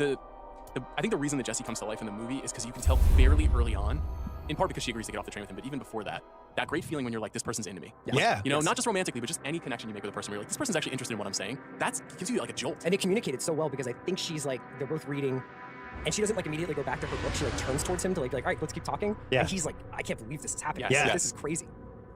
Ultimate Gen X movies. Slacker, Singles, Reality Bites, Kicking, Screaming, Clerks, Before Sunrise, Mallrats, Swingers. Yeah, you can throw a few. I'm throwing a couple, but the list could be 20, it could be 12, it could be, but I feel like those 8 have to be at least 8 of the 8, 8 of the whatever the final number All is. movies about people in their early 20s talking about pop culture and love and existence, basically. And kind of wandering around life, hoping to connect with whoever. Right? That's the theme, ultimately. Linklater, you mentioned Slacker, Days, Before Sunrise. That's the first 3 for him. Solid. Yeah. Good job, Rick. He's 34 when this movie is being made. This has got to be one of the most wise movies ever made by a person that young. Because it's not that what the characters are saying is wise, because it is very idealistic and very lovey-dovey at times and very like, you know, just rip the bong hit and start talking about souls. But knowing that is how you are when you're 24 and being able to reflect on it 10 years later and like metastasize it is amazing to me. I mean, he's like in the 1% of capturing how young people really are in the world. It's also really cool to go and look at this movie and think about like 99 out of 100 other directors would have done so many things differently. There would have been more montages. Yeah. There would have been more cuts. There would have been needle drops. There would have been some sort of like, I don't know, like there would be a crescendo to the film that was, this movie has like 5 crescendos. This movie peaks like 5 times, 6 times. Sometimes it's intellectually, sometimes it's sexually, sometimes it's, but like every other filmmaker, and then when you're watching it though, you're not overtly aware of him doing anything. It's not like you're like, oh wow, the camera hasn't cut in a while. You're just like completely locked into their conversation. It's almost invisible filming. Well, it's weird to be an indie director, especially from this era, and also be a romantic and not have like weird shit in the movie, because that was another thing that the 90s, you know, couldn't resist throwing in some sort of weird monkey wrench. There are no monkey wrenches in this movie. Yeah, where was the gimp in this movie, you know? Right. I think the poet. But yeah. Hawk, Dead Poets, which we've done. We talked about the position he was in when he did Alive. We did Reality Bites too. Dead Poets, Mr. Date, Wei Fang. Then he has Alive, Reality Bites. Stuff's happening with them. But this cemented it. I think after this movie, even though it didn't make a shitload of money, but I think the combo of this and Reality Bites and Alive, it felt like he was a young star that led to Gattaca. But I don't think he ever really like shakes this off until Training Day. You know what I mean? Like I don't think I agree. I think Training Day was like in some ways like you needed brought him into adulthood. It did, but I still think this is like his most perfect creation as a character. Like it so beautifully capitalizes on the Ethan Hawke thing, which is that he looks like the coolest guy of all time. But once he starts talking, you're like, wow, this guy's like kind of insecure and a little bit all over the place emotionally and really well read, but maybe insecure about that too. Like it's just like when you talk to Ethan Hawke in real life. You're like, wow, he's really cool, but he's more like me than he is a movie star. Which is a unique quality that he brings to movies. The other thing that's just worth noting is that I think you could put Hawke and Linklater up there with any of the great director-actor duos. Totally. Would they do 10 movies together? 9, yeah. But also, like, they're telling one big story. Like, Jesse's backstory is, you know what I mean? Jesse's parents divorcing and that impacting how he looks at the world and everything his dad and his mom told him about love. That's just the movie Boyhood, like a couple of, a decade or so later. So the they're just enemy basically working is on, like, everywhere. one American male project. All right, so we talked about Hawke and Linklater. So it took them 9 months to settle on Hawke and Delpy. We'll get to some of the casting notes with that. But this movie was like impeccably rehearsed. He spent a ton of time with them. They had a script, they had a screenplay. Some stuff was added after. Julie Delpy was talking about, is anyone actually gonna like this? This isn't gonna be boring to just watch us. And Linklater said, we're not making a movie for them. We don't have to tell any jokes. We don't have to be interesting. You guys don't even have to act. He wanted to make a film about the power of connection. And that was all he cared about. And I don't even, my guess is he never thought that he was going to do a good movie. But I don't think he was thinking, oh my God, we're going to crush. We're opening weekend, we can take it. I mean, he's not a careerist filmmaker, even though he does make mainstream movies. Yeah, every once in a while there's a Bad News Bears remake in there. You're like, why did he do that? He dips in there to be in the mainstream sometimes, but I don't ever think of him as like trying to get butts in seats or whatever. But this one is particularly unusual because Days wasn't a big hit, but it was an instant cult classic. And it was made for a big studio. And this is something smaller. I really liked that quote. I don't know if you saw this, that Martin Schaefer, who is the co-founder of Castle Rock. Yeah. Again, there's like, how many Castle Rock movies have you done on this podcast? It's like the best production company. But he was like, this movie was almost the rejection of or opposite of what romantic comedies were at the time. Like, Yeah. it didn't fall into any of those traps. And so when I read the script, I was just like, I want to do this because it isn't like, you know, the Julia Roberts era, Meg Ryan, While You Were Sleeping, like all those movies that were so popular at that time. It was not doing those jokes. All those movies like so high concept. Yeah, it's all the tropey stuff that was in them, and like Superman, and the Woman, and all that. It's about something much more down to earth, and also. Well, it's also up just in the even clouds. wild to watch this compared to like Say Anything, where like Say Anything has like the whole nursing home plot, and all these other things going on in it, and it has like a big. Joe kept lying. Yeah, Joe, why did you lie? And like there's a huge gesture in the boombox. Like this is devoid of all of that stuff. It's just the talking. It's just these two people growing closer. I remember being super excited to see it in the theater because it had some Sundance momentum, and I knew about that because that was there when you were reading all the movie stuff. But I also really liked Ethan Hawke. I liked him in Dead Poets. I liked him in Reality Bites, and I liked him in Alive. And I'm like, I'm ready for the next journey with him. And that was kind of all I knew, and the movie, you know, surpassed all Had you seen expectations. Killing Zoe or Killing Zoe? Because Julie Delpy is in it. I think I had, but I don't remember having a huge opinion on her. She's been in a lot of really art house films in Europe. Like, she's in White. She's in a number of movies. But I love that story that Ethan Hawke tells about this movie, which is that when he was in Dead Poets, the Peter Weir encouraged him to write his character. He was like, write backstory, write lines to your character. I want to hear what you think this character would say. And he was blown away by that experience. And he was like, wow, I guess this is how every movie is. And then he went on and did like White Fang, and they were like, sir, please keep your lines to yourself. We don't need this. And so the reason he did this movie, even though he could have been doing much bigger movies, is this. After meeting Linklater, they became fast friends, and he was like, I want you to write this with me. And he was like, that's all I want. I want to be in the creative process of the movie. Well, Linklater, he wrote it with Kim Krazan. They wrote it in 11 days, but they didn't know the ending until the final day of filming, and then they kept tweaking Do you it. know who she is, by the way, Kim Krazan? Who is it? She's the teacher in Dazed and Confused, who at the end Really? of the day, yeah. She's yeah, awesome. Yeah, she's great. She's in the CR zone. Throw my life away. Really? The Falco Copland. This movie premiered at Sundance 1995. I'm going to read the list of movies that premiered that year and see if Sean passes out. Before Sunrise, The Usual Suspects, The Brothers McMullen, Kids from Larry Clark, Safe from Todd Haynes, The Doom Generation, The Addiction, Party Girl, Little Odessa, Miro's Wedding, and Crumb. These were at Sundance? Yeah, same year. That's insane. I mean, if you Do you come back from that festival? It's like, what happened to Sean? He died at Sundance. You would have come back and be like, culture was changing, you know, like or something. I mean, this is specifically, I'm sure I've said versions of this on the show before, but like this is specifically why I became obsessed with movies. Is that this thing is happening in 93, 94, 95, and I was reading all the magazines and being like, how do I get closer to that? Yeah. How do I, because if you see like Little Odessa or The Addiction, you're like, I don't know, there are movies like this? You know, you could have never imagined. And then this movie's one of those movies too. Party Girl. Our girl. I saw this and I was like, I obviously have to get a Euro pass. Yeah. You got to become an Austrian man. $2.5 million budget, made $22.5 million. Everyone in this film jokes that it was the lowest grossing film ever to get a sequel. I don't know if that's factually true. I'm sure there was I'm some sure like, there's gotta junky be. trauma movies that I mean, got 10x its sequels. money. I mean, think that's the Penitentiary 2 with Lee and Isaac Kennedy happened. So I'm just saying, I'm sure there were some sequels. You clearly lost. Roger Ebert. Disappointing start to the year for Raj. 3 stars. Thought for sure it'd be the 3.5. A little more muted in his praise. Yeah. He wrote, this sort of scenario has happened in comics. It has rarely happened in a nicer, sweeter, more gentle way than in Richard Linklater's Before Sunrise, which I would call a love affair for Generation X. You're fucking A right, Raj. Except that Jesse and Celine stand outside their generation, especially outside its boring insistence on being bored. Yo, Raj! Are you thinking about maybe asking Shots fired at Gen X? Ask Deep Sea if Raj has changed his mind? In Let heaven? the sting of this He did write that defeat Delphi is feed ravishingly your beautiful and more fire. and warm, as a matter of fact. And he says, this is Linklater's 3rd film. He's onto something. He likes the way ordinary time unfolds for people as they cross paths, start talking, share their thoughts in uncertain philosophies. Boom, Raj. Roger Ebert was 53 when this movie came out.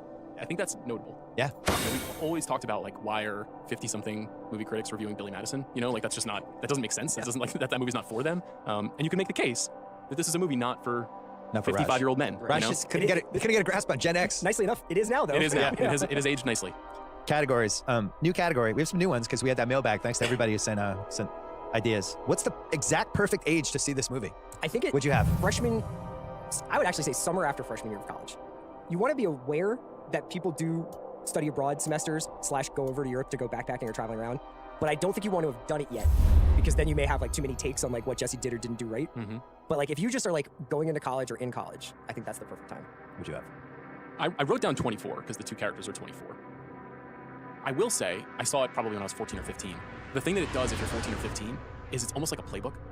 You know, it's like if you encounter a lady on a train, like these are some moves you can make. And when you're 14 or 15, you don't have any moves. You don't know what to do. And so it almost like internalize some of this stuff. And I don't think it's the best time, but I would say it was very helpful to watch in general Ethan Hawke as Troy, as this guy, and be like, okay, is this an archetype that can work? Like full of shit, tall brown-haired guy? Like I might be able to, can I do this? So that was nice. I think being roughly where you were seemed right. I wrote down 23. Okay. I was 25 when I saw it. I think I would have probably enjoyed it slightly more at 23 because you're like even a little bit more idealistic at 23. Yeah. But you are also, you have some of your full of shit moves down at that point too. but it's somewhere in that. I would say early 20s. But I gotta say, it was super enjoyable to watch at my age now. I was like, wow, this movie still got it. Most rewatchable scene. So this movie starts with a mid-40s couple fighting in a foreign language, and it somehow works. Yeah, it's about. I think they're fighting about money. No, there's actually an answer to this. What is It's about drinking. Oh. Yeah. Who's got the drink problem? The husband or the wife? Do you want to do the translation? I had this in What's Age the Best. The man is reading in his newspaper how 70,000 women are addicted to alcohol, and he says, "You're one of them," to his wife. And she volleys back and says, "He's the alcoholic," and he says, "I have a reason to do it. I'm married to you." Wow. That's what they said in the other language. It's perfect. Yeah. It's perfect in so many ways for this film series. But then it leads to, for the series, it's a really interesting way to start it. But it leads to, do you ever hear that when couples get older, they lose the ability to hear each other? Which is one of those, like, might be true, might not be true, but a good conversation think it's starter. true? I think hearing gets really. I just think your hearing gets worse when you get older. I don't know if it has anything to do with who you're with. I now can't hear anything like when the water, if water is on. Oh, me too. I It's have the just same like- problem. Yeah. It just so happens that my wife talks while that happens. Next scene, Jesse gets Celine to leave the train. The time machine. Speech. Jump ahead 10, 20 years, okay? You're married. When your marriage doesn't have that same energy that it used to have. You sound like Klosterman. Great way to get her to come off the train. And then in some of the pieces about in some of the pieces about it, he said they really improv spitballed all kinds of scenarios for this and couldn't get Delpy in the right spot with, no, I'd actually get off the train for that. And then they came up with this time machine thing. She said he would have to show me that he was really smart. He has to be smart and funny. That's the only way I would get off the train, the time traveler thing. And she's like, okay, that I would get off the train for, and then they were off. Can you imagine if Julie Delpy was like, I don't believe it. Sorry, not buying it. You should have thrown to Shakir.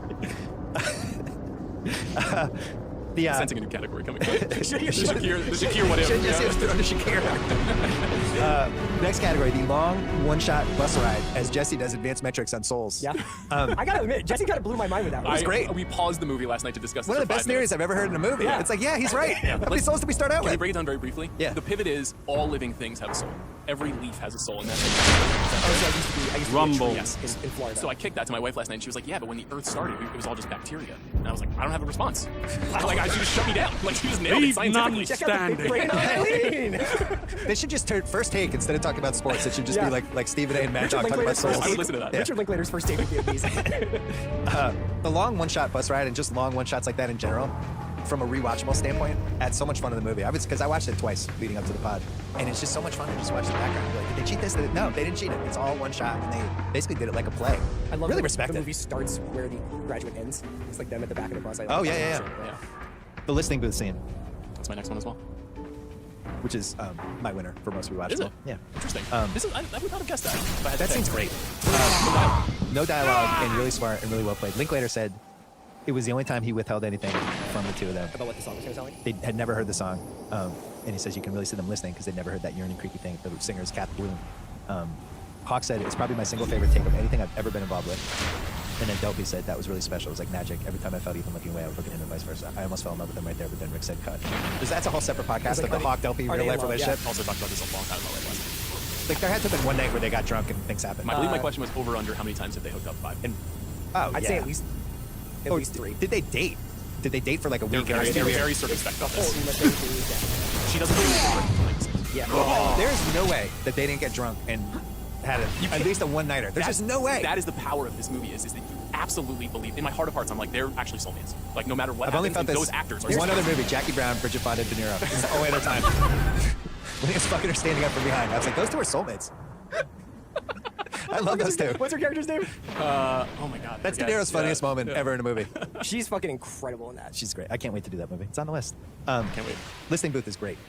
And the fact that it was one take and that was all the first one. Amusement parks.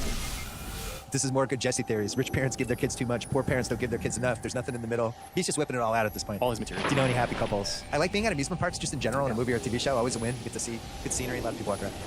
The Homeless Poet. My guy. So this poem is great.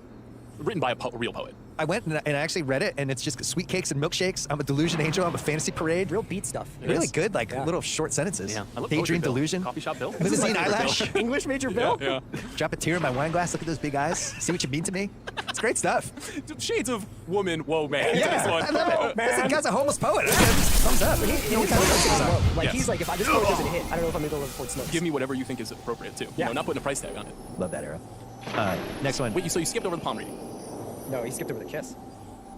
Well, you said amusement park, which Yeah. could include the Ferris wheel. Yes. But are you including the Ferris Yeah, wheel? that's all amusement park. Okay. So you put fortune teller in there? I love that scene. Stardust. I like the actress. Yeah. The fortune teller I got her actress on is good. my list here. I should have put that in. You're Great question that is asked, would you rather find love or excel at one thing? That whole scene. And Delpy says, if there's any kind of magic in this world, it must be in the attempt of understanding someone and sharing something. The answer must be in the attempt. Right. And your answer to that question was... That's what you do. That's right. You chose that over love. Just breaking down Spags' defense. It's 3 blitzers overloaded on one side. He's got to see that. The fake phone calls. Oh yeah, I like that Can scene. you imagine telling Celine, I want a best day with you, I want to do this, but in about 20 years they're going to invent something called All 22. And it's going to take over my life, so I'm actually sparing you from later unhappiness. The reverse time understand? traveler. Yeah. I've seen the future, and it's all 22. They went empty backfield. They've 5 wide. almost won. Sorry, Celine, but I'm a ball knower. Yeah. Spags is blitzing. He's 5 wide out. Something's got to break.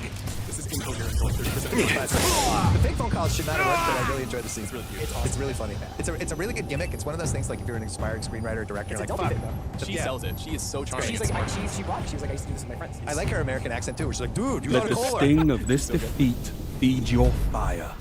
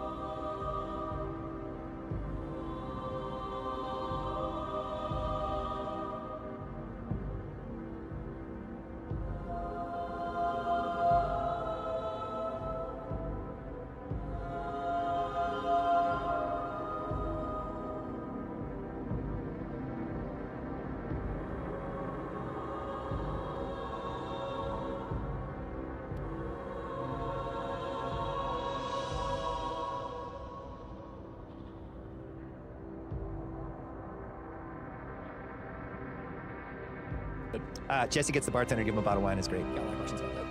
Yeah. More wisdom from Celine in another scene when she talks about love. And she says, when you talked earlier about after a few years how a couple begin to hate each other by anticipating their reactions or getting tired of their mannerisms, I think it would be the opposite for me. I think I can really fall in love when I know everything about someone, the way he's going to part his hair, which shirt he's going to wear that day, knowing the exact story he'd tell in a given situation. I'm sure that's when I know I'm really in love. Idealistic, great. I mailed that to...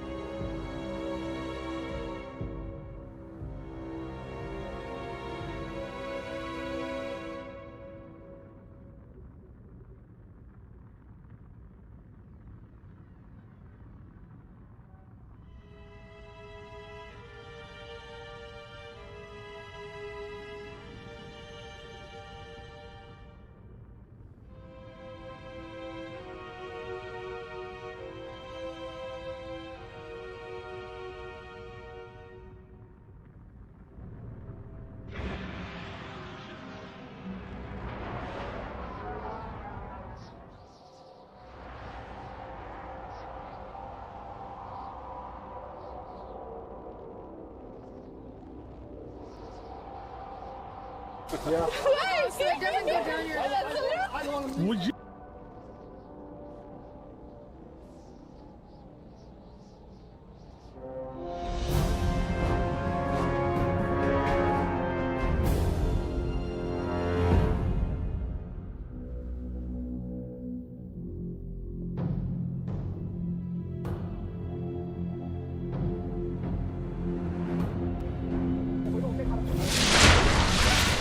Rumble. Would you, bro? Leave none standing.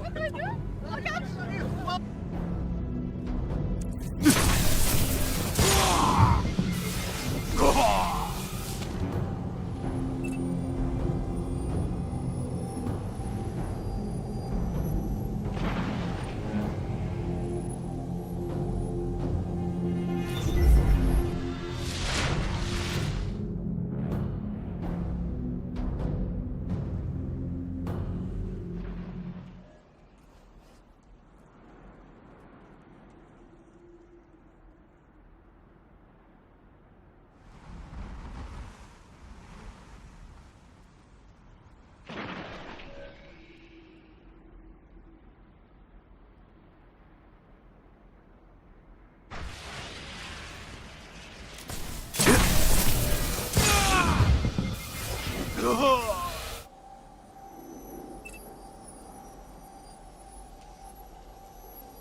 wife and I said, "This is how I feel when I know you're about to lose your keys," and she didn't think it was funny. Does your wife like this movie? Loves it. Yeah. Like an all-time. Laker logo, but here he is. Not only strange for you guys, but I can tell you it's been a while. It still looks strange.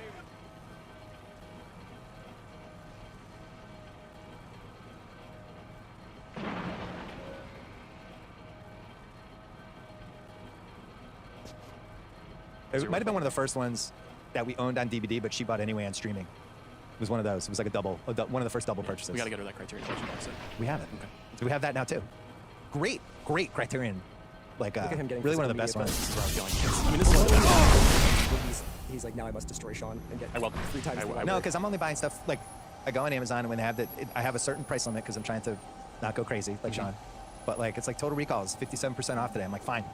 $11 for Total Recall 4K? Fine. This is how it starts. Fine. It's you start looking at deals, and then all of a sudden you're like, $39.99, $49.99. I was looking at the Daniel Craig box set. It's like, oh, all 5 for $40 for the bond. For the bonds. Yeah. All 5? Yeah. Whoa. That's how it starts, man. I love it. I support you 100%. Thank you. I knew I'd have your support. Last scene is the ending, which I think is just brilliant and would be my other pick for most What do you rewatchable. consider part of the ending? Do you go sex scene, statue, train? No, I'm saying or good. just the train. So the goodbye first when she's lying on his lap. Yeah. They drop the stuff off. But I think the most genius part of this movie is when he shows all the places they were. Yeah. Love it. Which is obviously stolen from John Carpenter in Halloween. And I know it's a movie. But I thought it worked really well. You know, Myers was there, and then he was standing next to that hedge. And Linklater's like, this could work for romance too. You just saw Celine get on the train and then Michael Myers. He's just right next to it. Bring it all back. Yeah. But I love that because I guess the point is like, you know, they gave all these places life. They're not there anymore, but it's still fucking cool. And hey, there's this memory that was in this spot. For the record, I think it's Michelangelo Antonioni's Le Cliché where they do that trick before Halloween. Before Carpenter? Fuck. Fuck. This is for the record. Damn it. What do you got There's from us? movies before Halloween. Yeah, I thought that was the first movie. My What do you first is the reverse of that. It's the first train sequence. It's them on the train.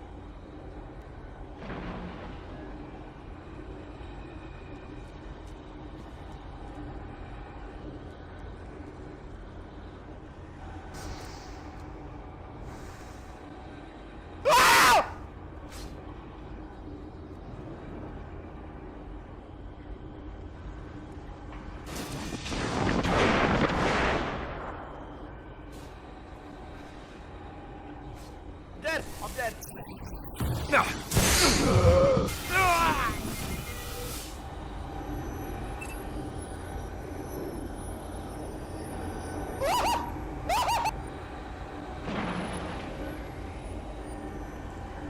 You've nearly lost.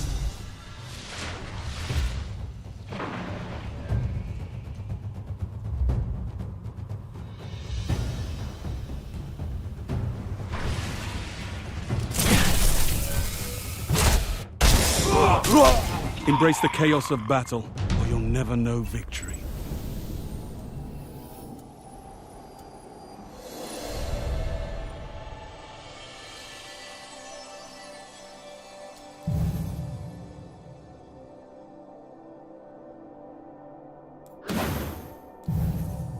Quit messing around, okay?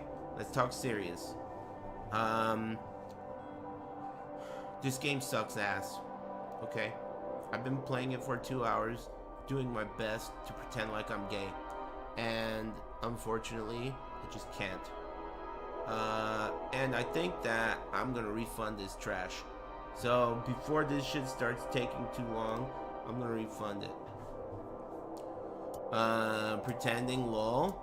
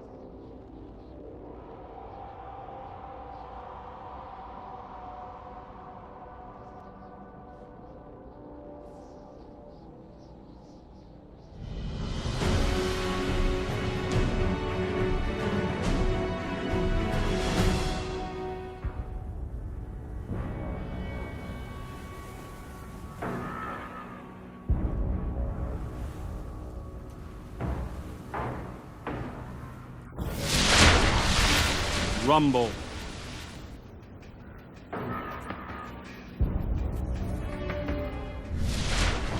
Watch your back, Guardian. No one else will.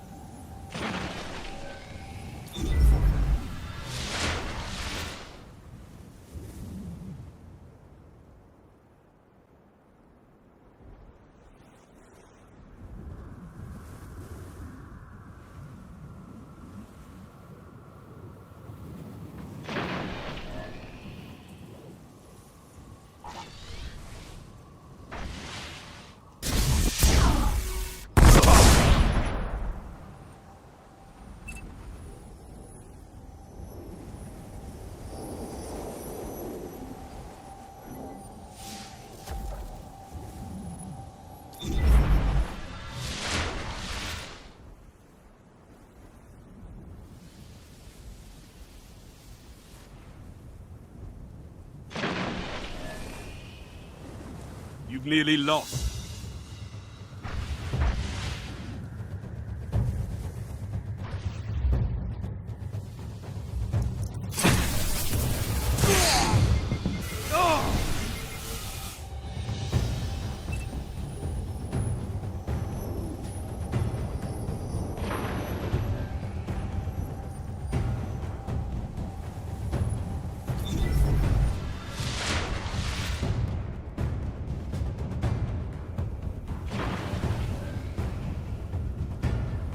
Let the sting of this defeat feed your fire.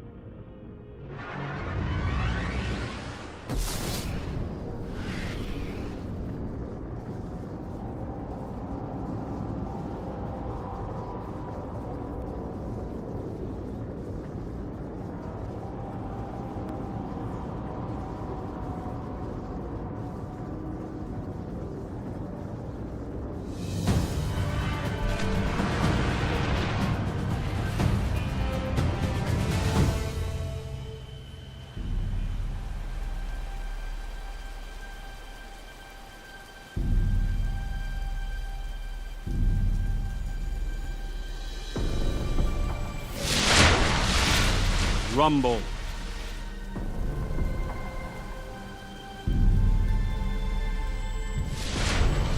Leave none standing.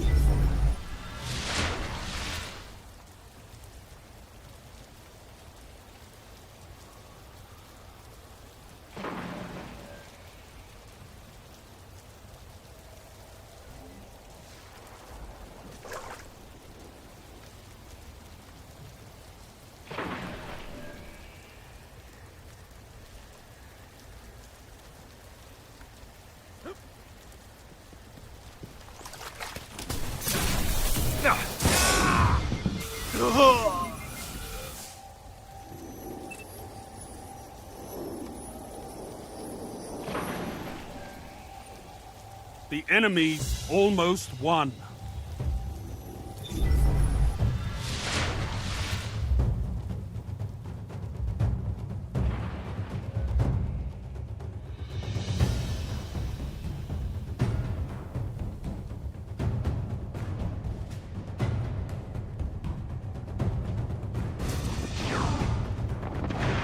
Let the sting of this defeat feed your fire.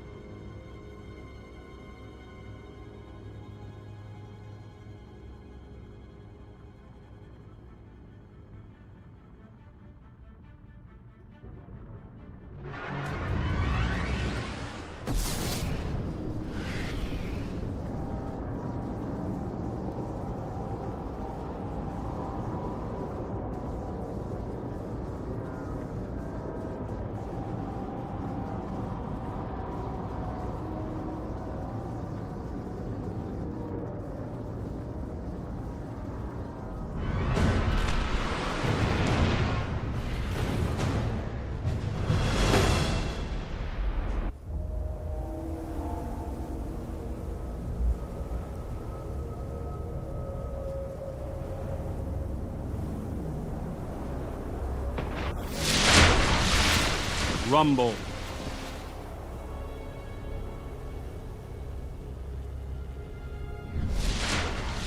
Leave none standing.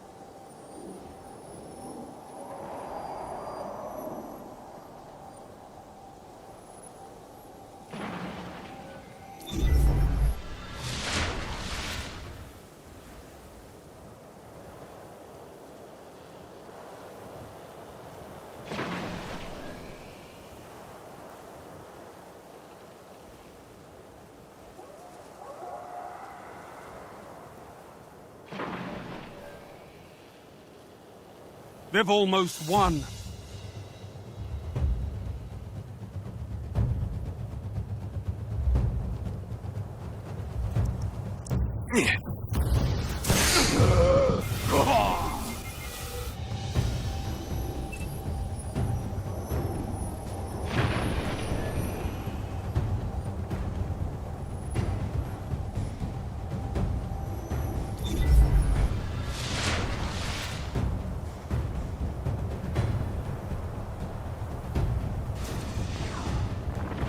Embrace the chaos of battle, or you'll never know victory.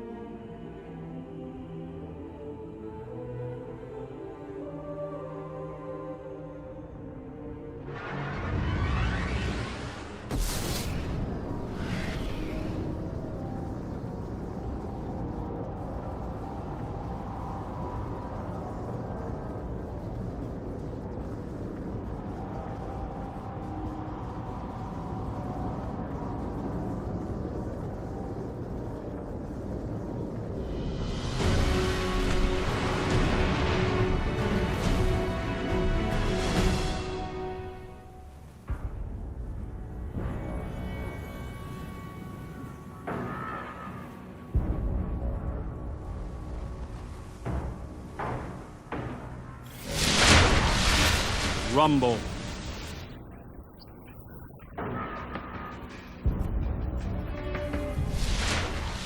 The enemy is everywhere.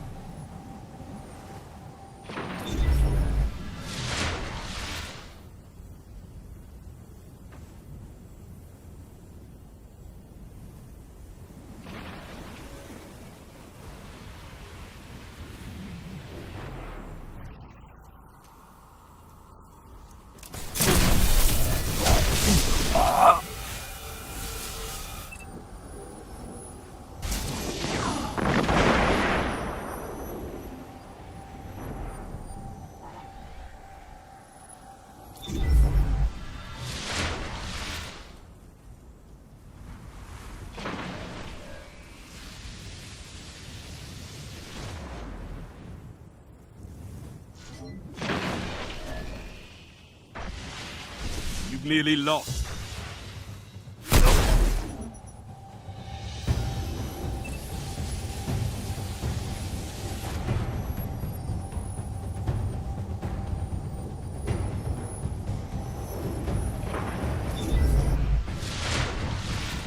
Embrace the chaos of battle, or you'll never know victory.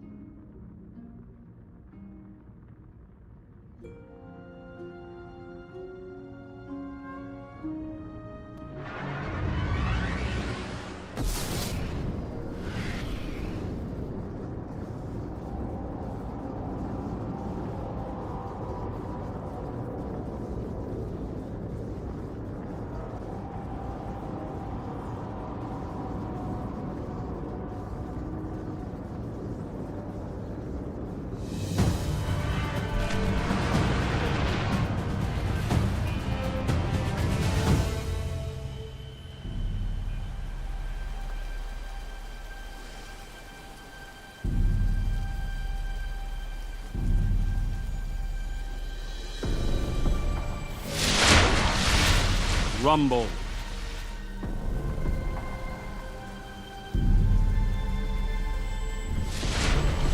The enemy is everywhere.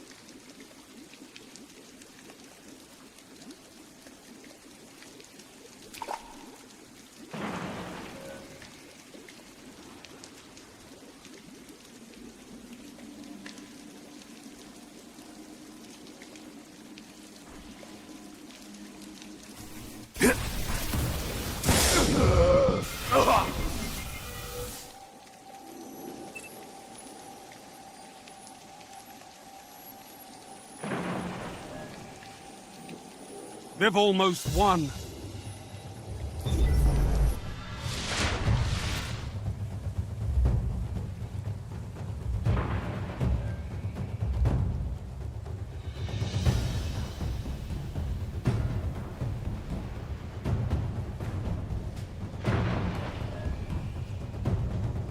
Embrace the chaos of battle, or you'll never know victory.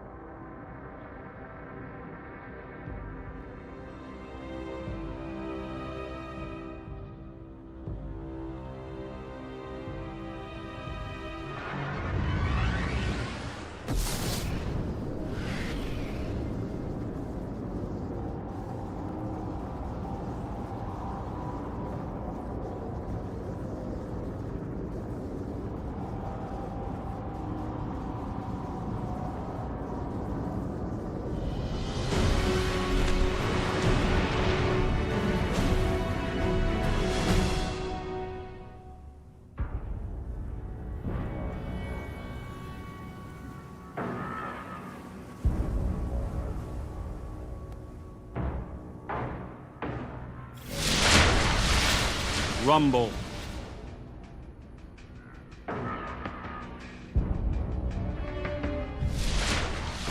Leave none standing.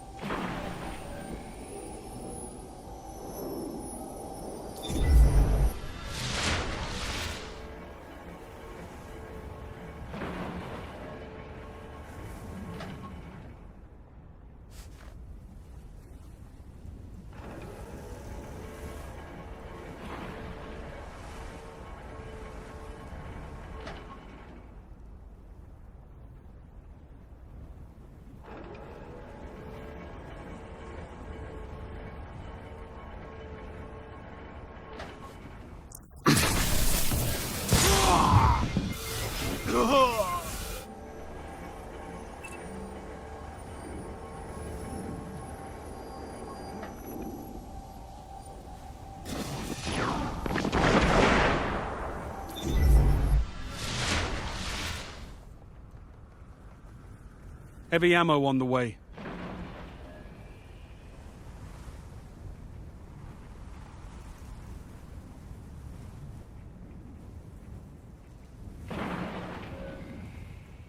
Only 5 minutes left.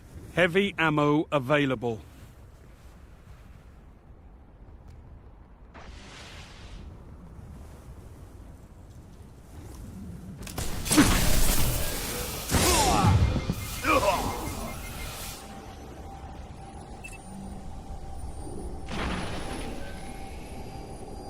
They've almost won.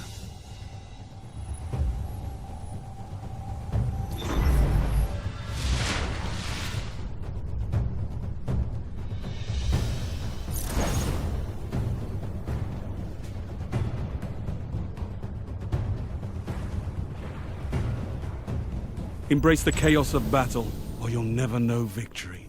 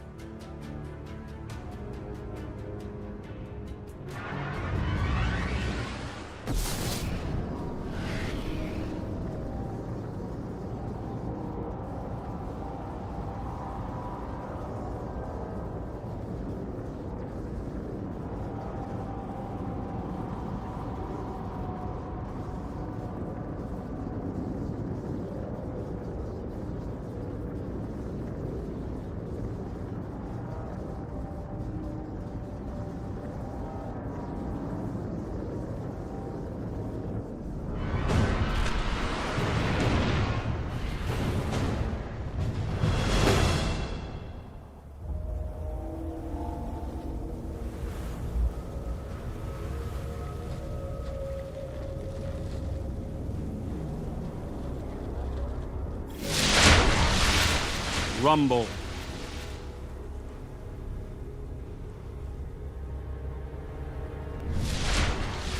Leave none standing.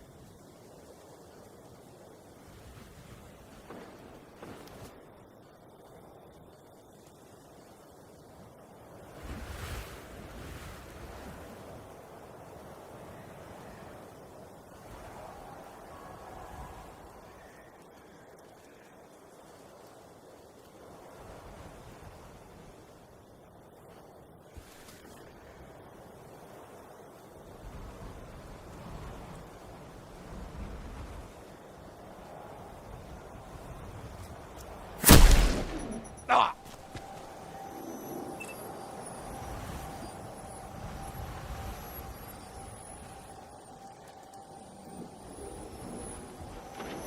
They've almost won.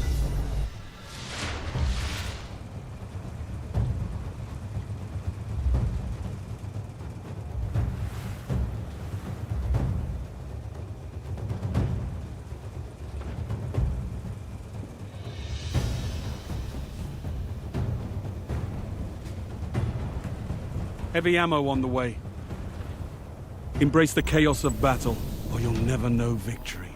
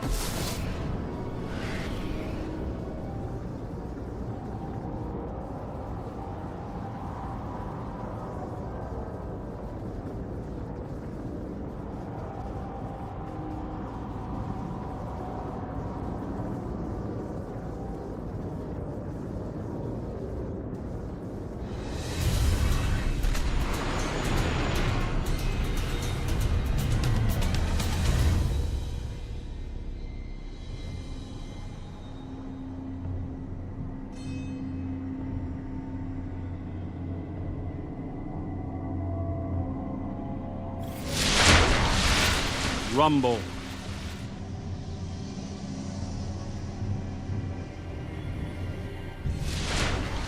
Watch your back, Guardian.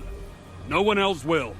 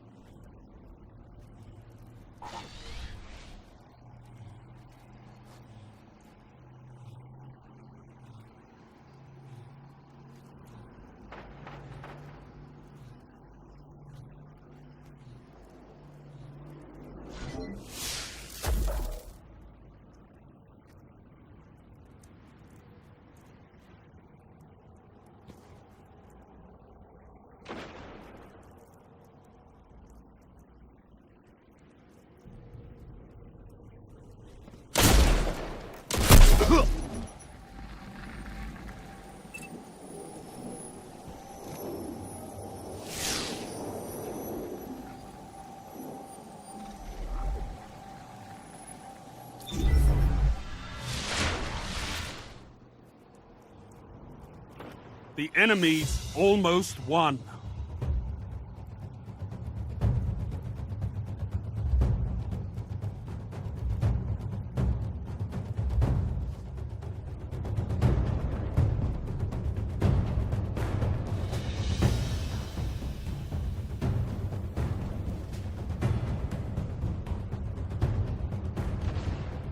Embrace the chaos of battle, or you'll never know victory.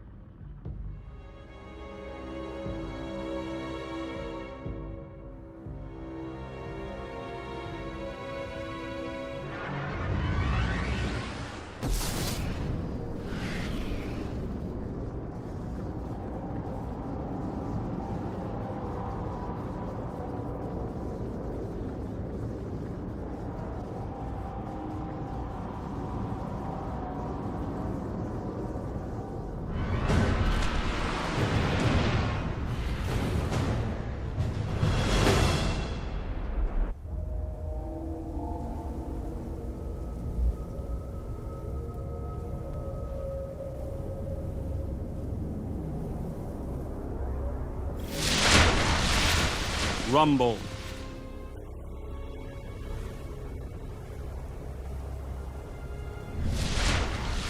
Watch your back, Guardian. No one else will.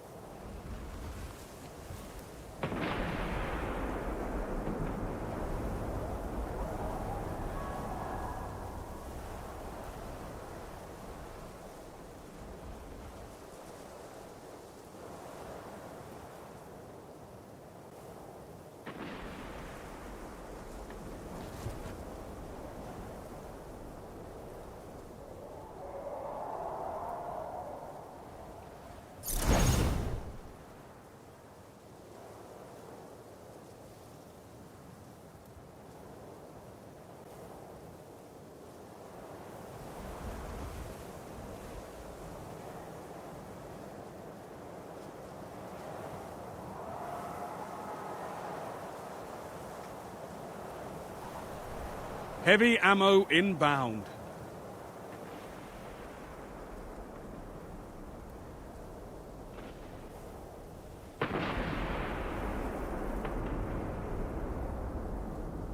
Five minutes remaining. Heavy ammo available.1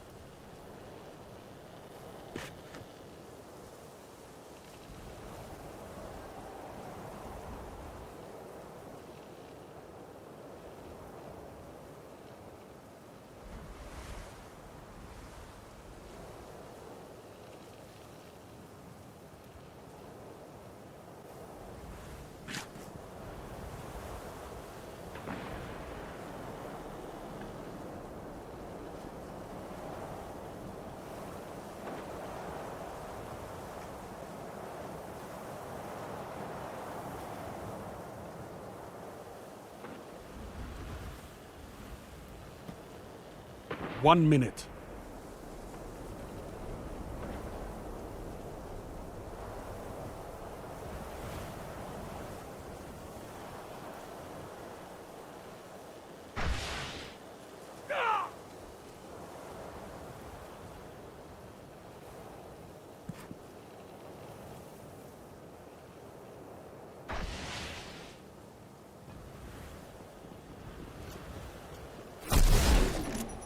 Thirty seconds and counting.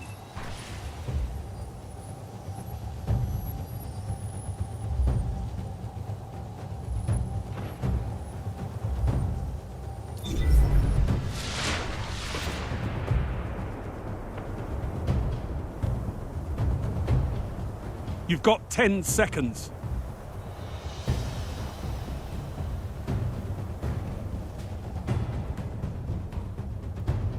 You may be defeated, but you must never surrender.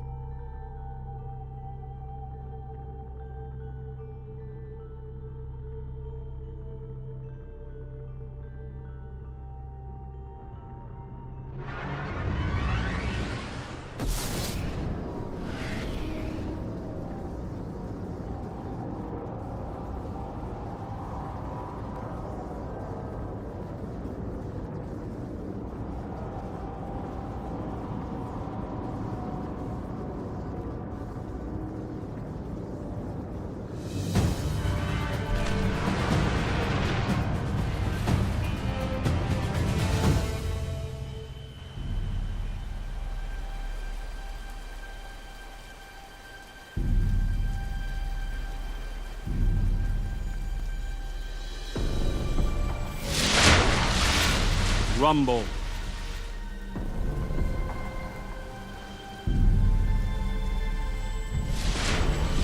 Watch your back, Guardian. No one else will.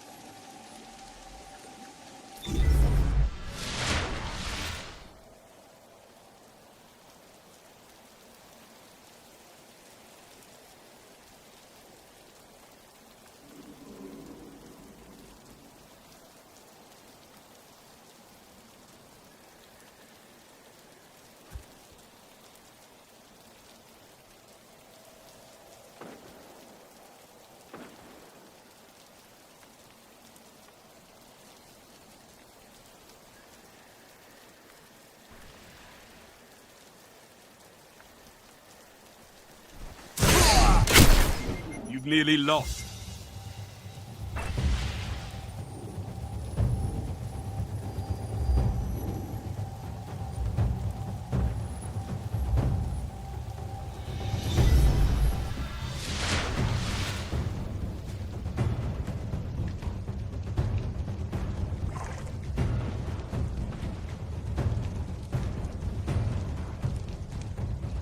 Heavy ammo inbound.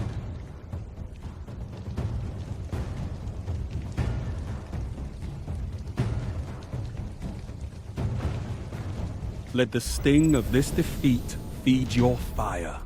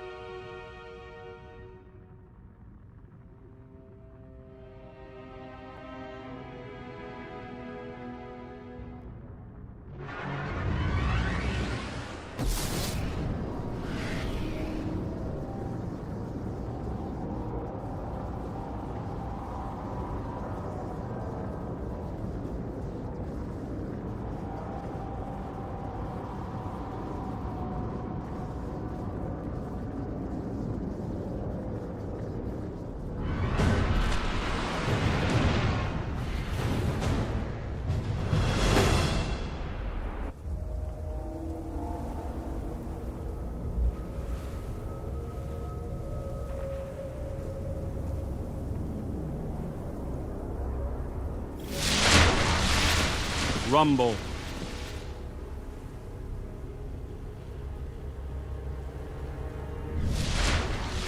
The enemy is everywhere.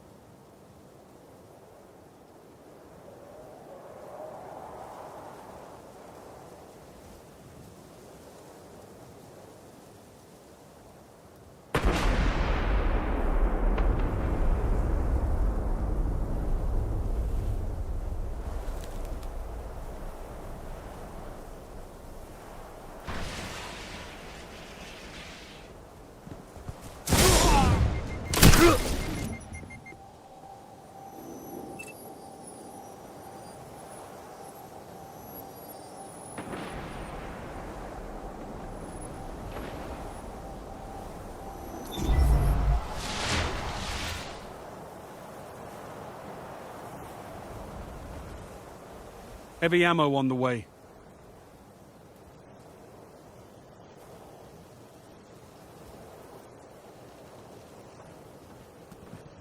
Defeat is imminent. 5 minutes remaining. Heavy ammo available.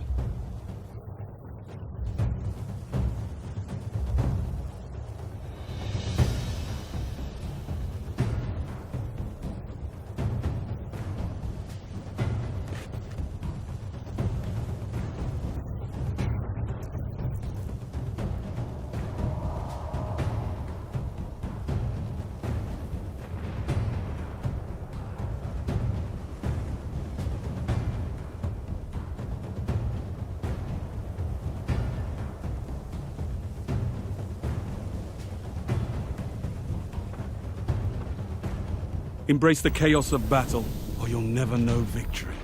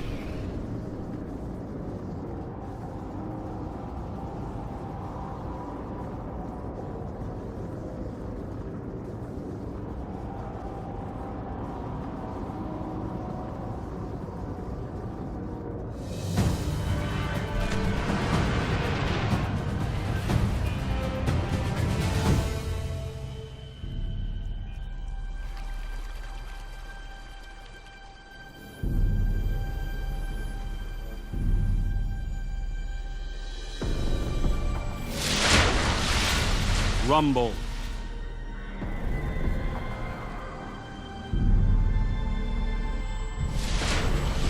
Leave none standing.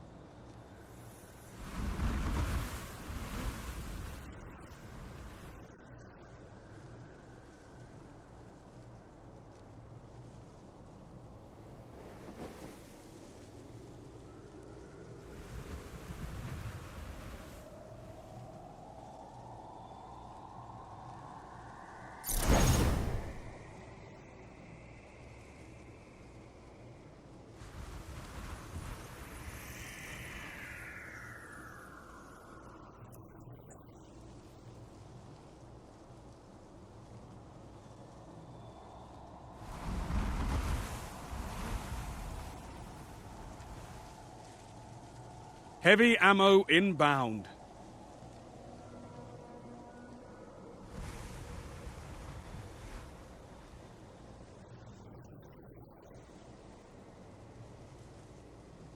Five minutes remaining. Heavy ammo available.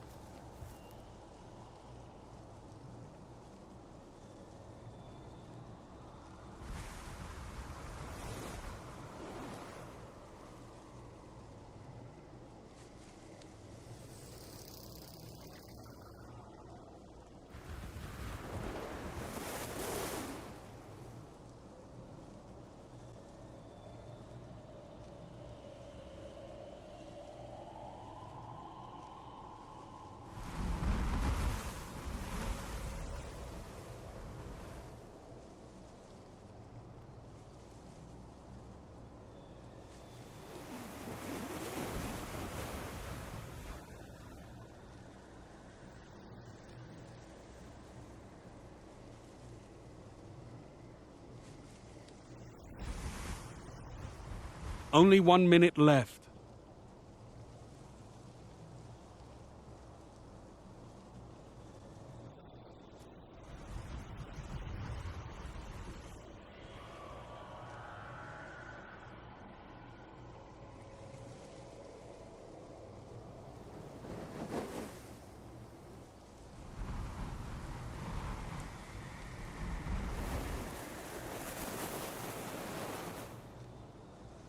You've got 30 seconds.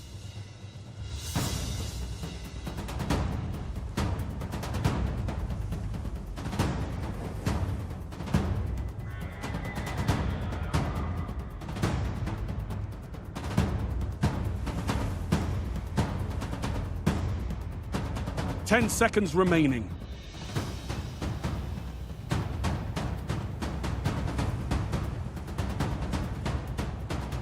Overtime.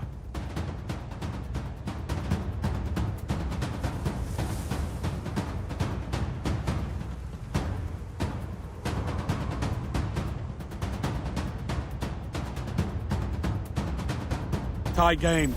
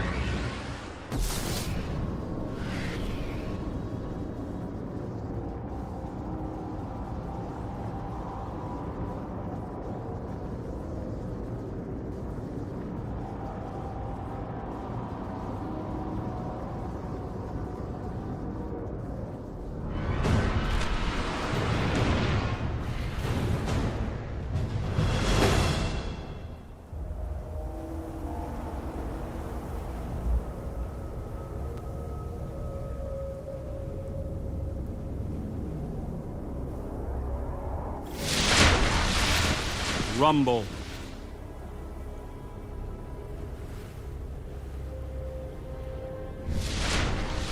Watch your back, Guardian. No one else will.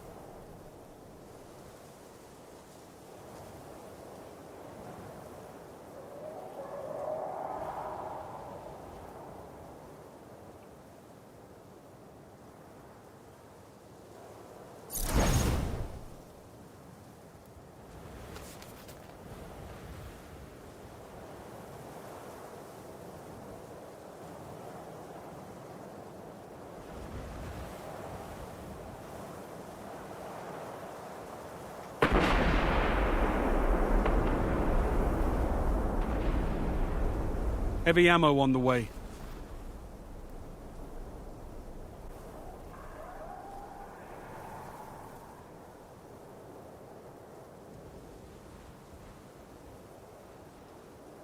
Heavy ammo available. 5 minutes remaining.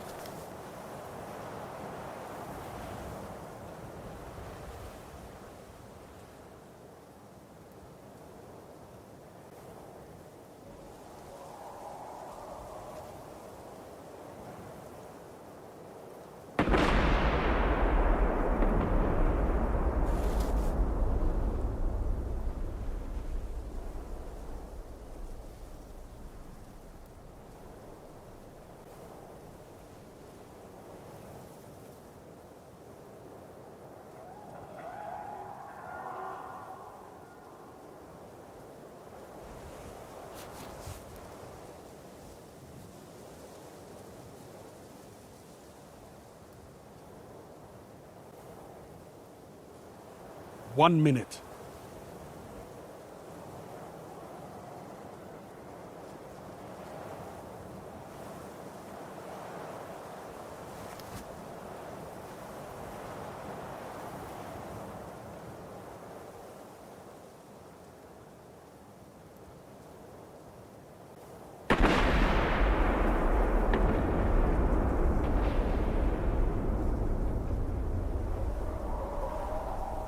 "30 seconds and counting."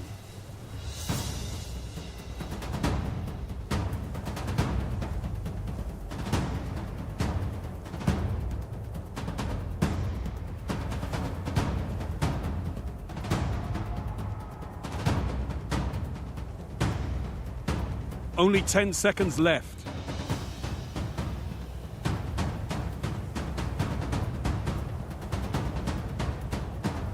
You're in overtime.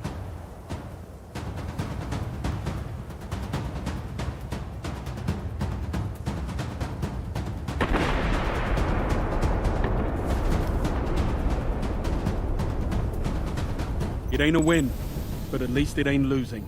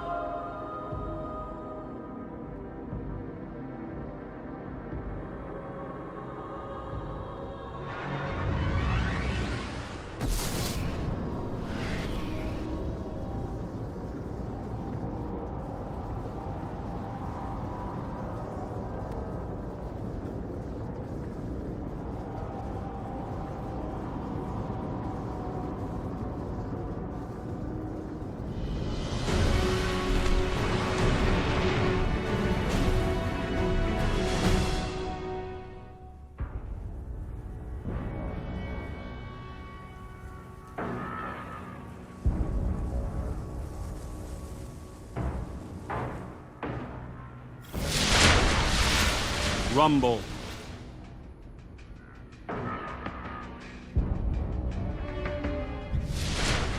The enemy is everywhere.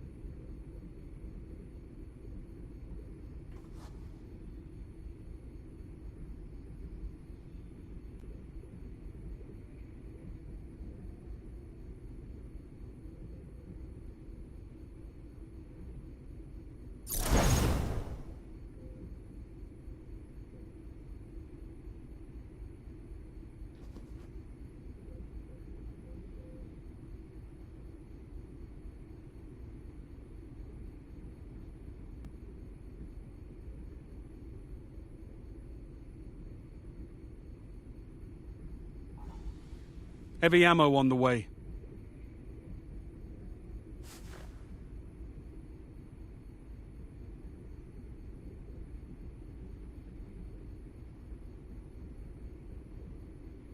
Only 5 minutes left. Heavy ammo available.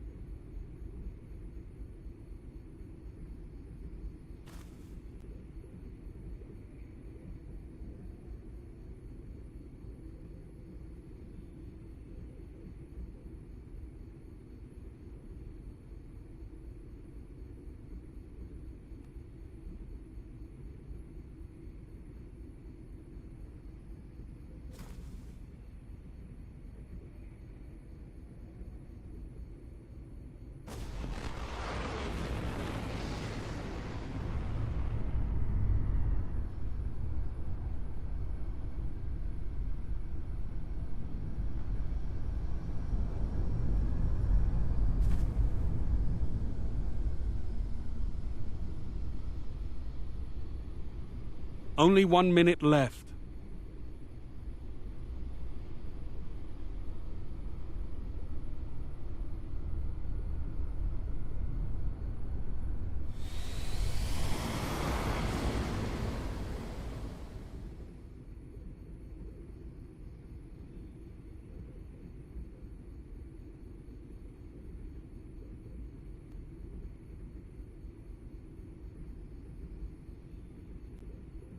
"30 seconds and counting."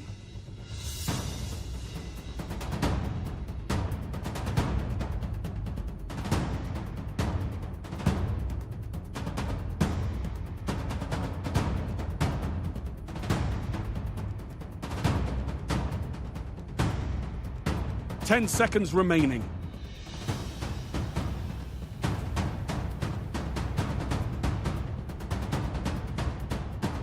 You're in overtime.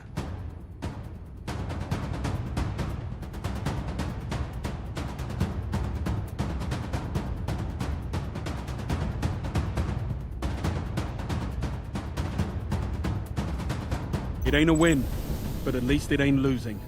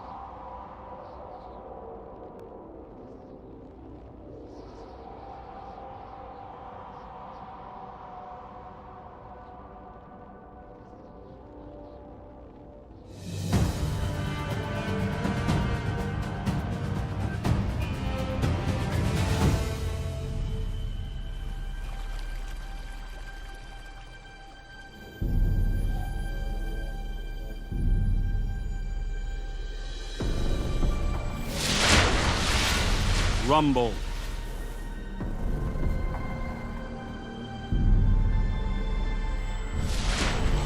Watch your back, Guardian. No one else will.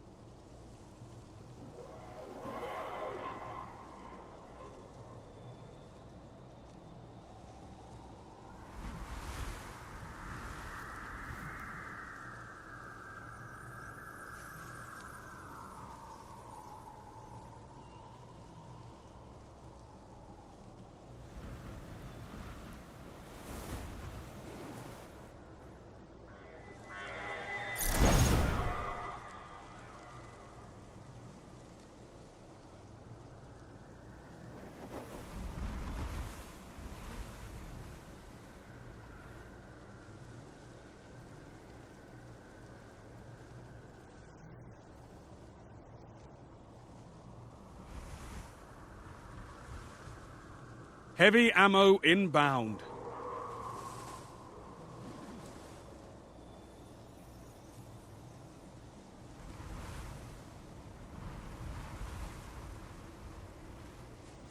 Five minutes remaining. Heavy ammo available.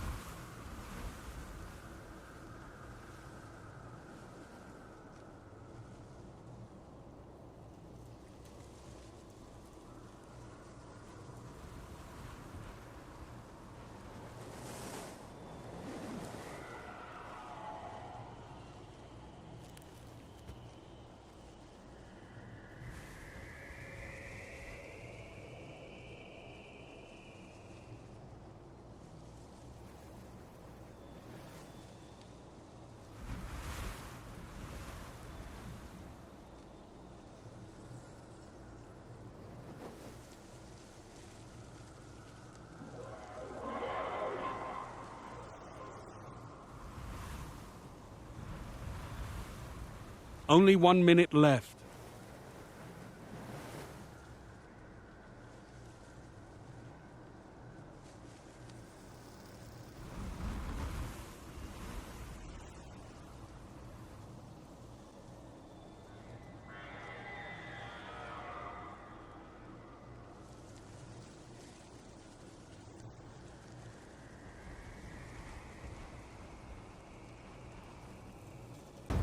Overtime.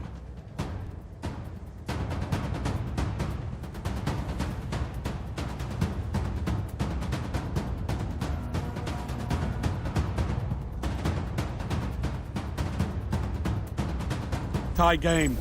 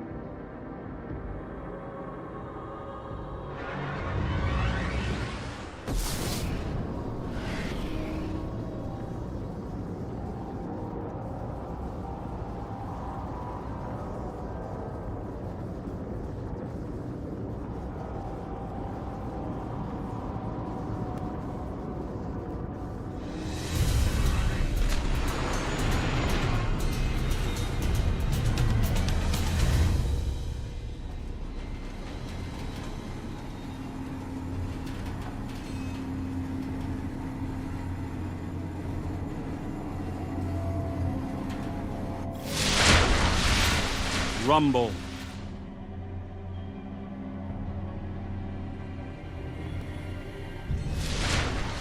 Watch your back, Guardian. No one else will.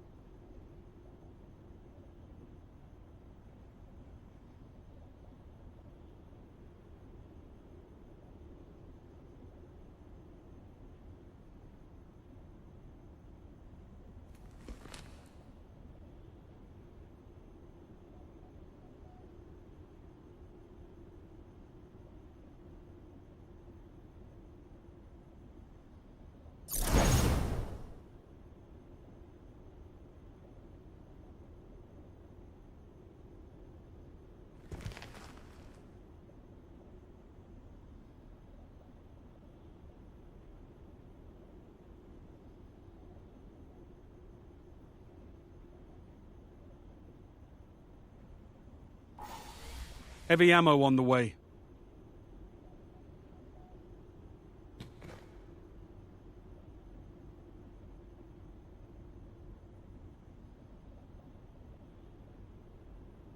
5 minutes remaining. Heavy ammo available.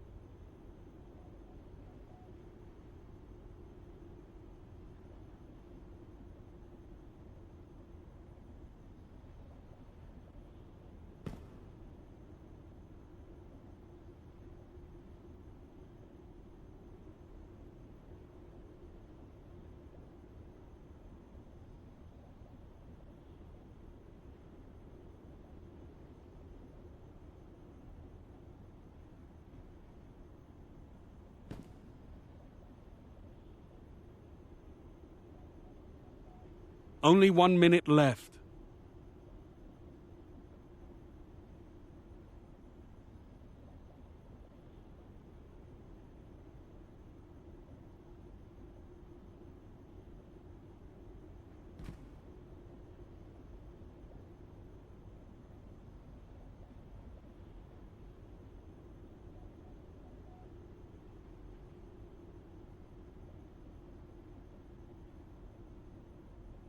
"30 seconds and counting."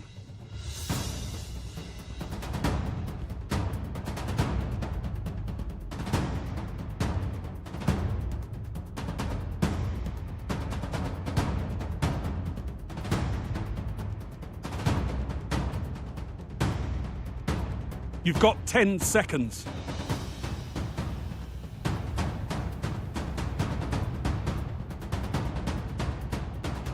You're in overtime.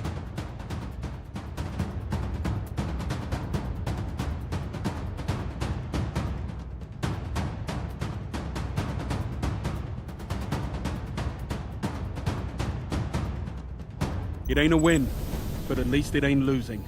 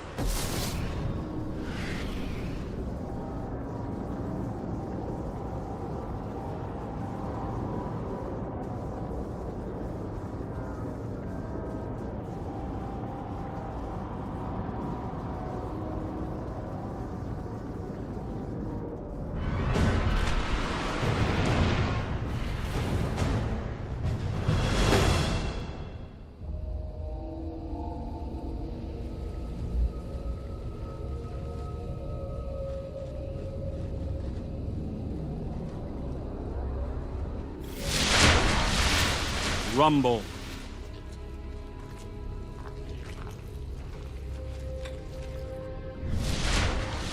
Watch your back, Guardian.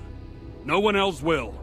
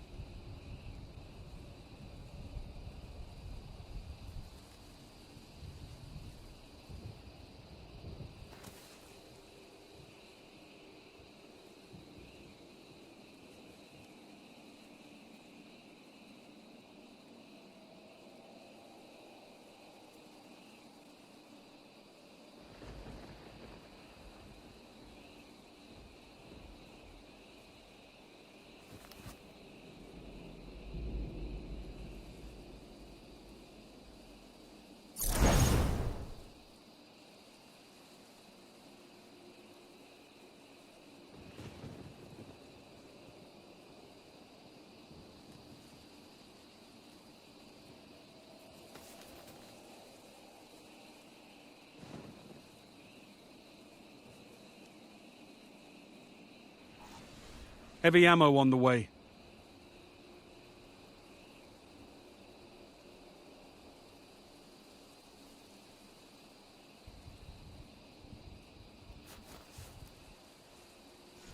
Heavy ammo available. 5 minutes remaining.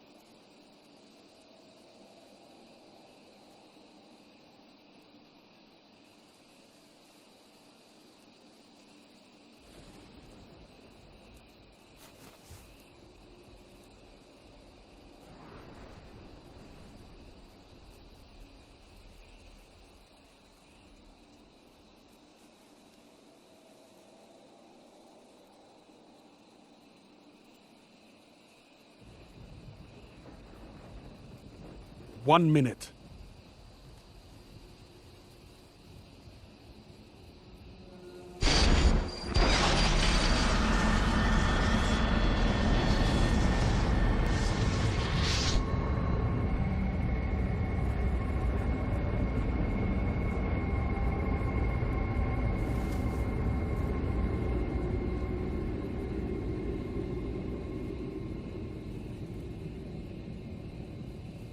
Thirty seconds remaining.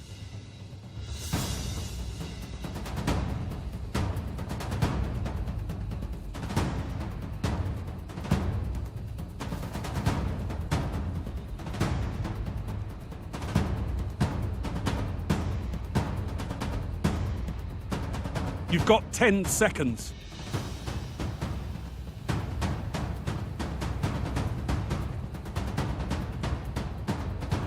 Overtime.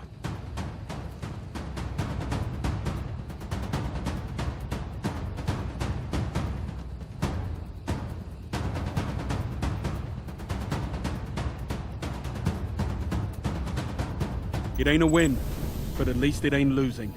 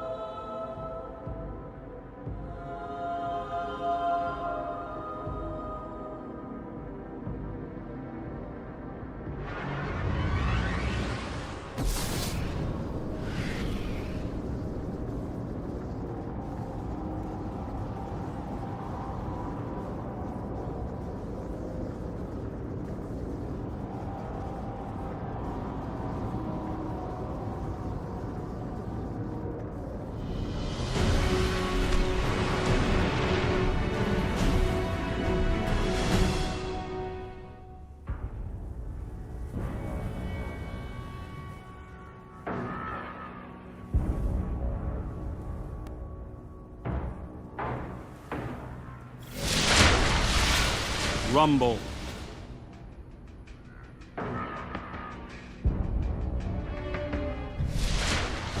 The enemy is everywhere.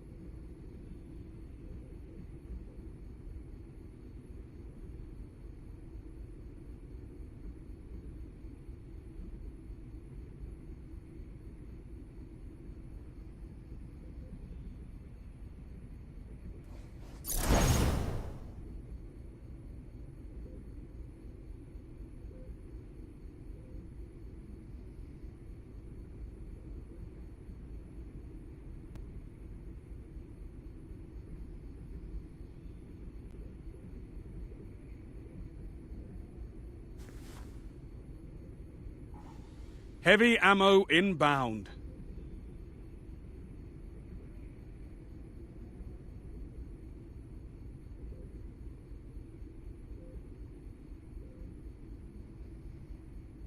Heavy ammo available. 5 minutes remaining.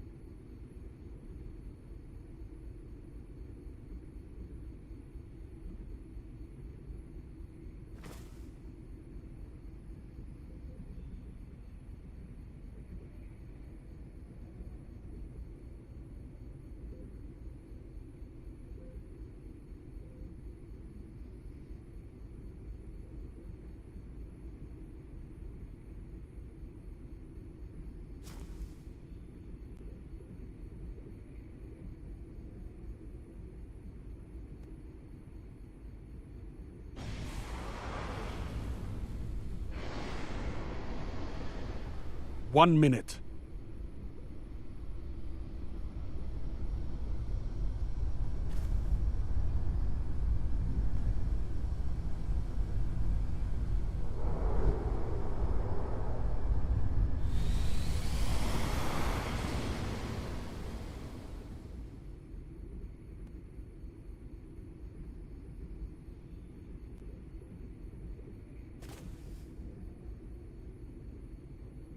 "30 seconds and counting."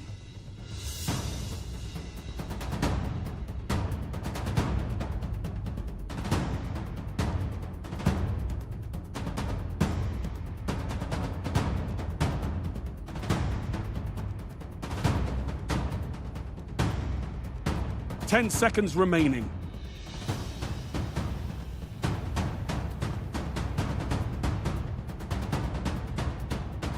Overtime.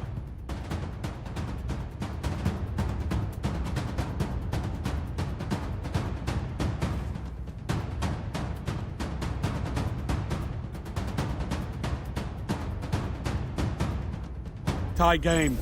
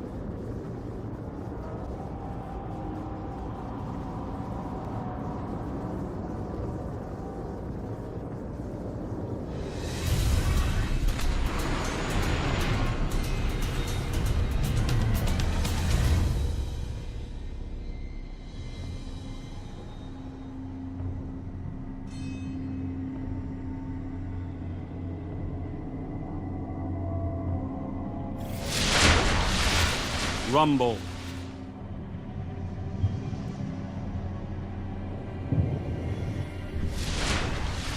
Leave none standing.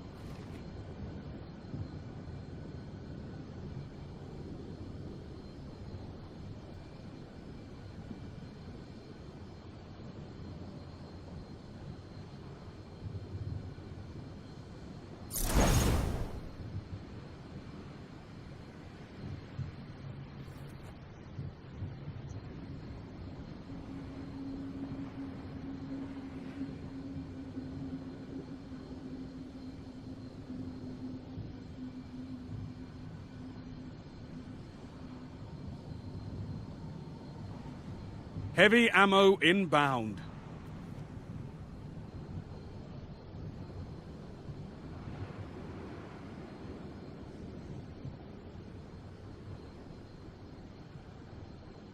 Only 5 minutes left.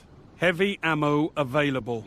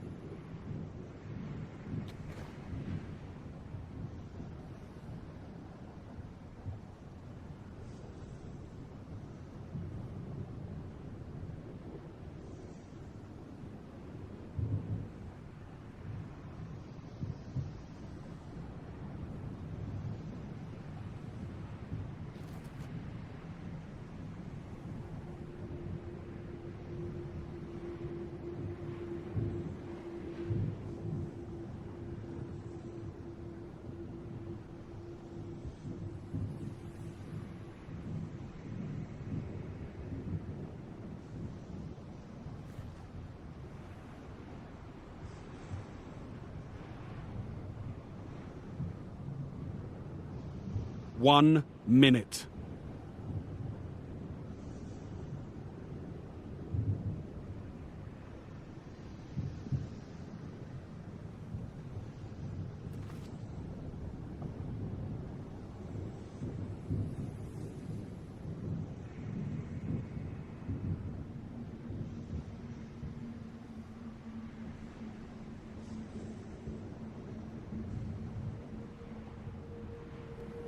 "30 seconds and counting."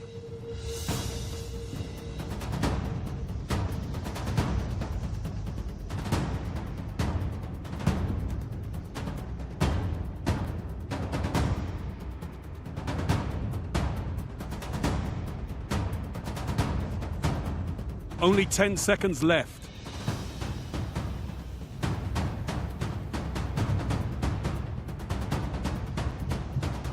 You're in overtime.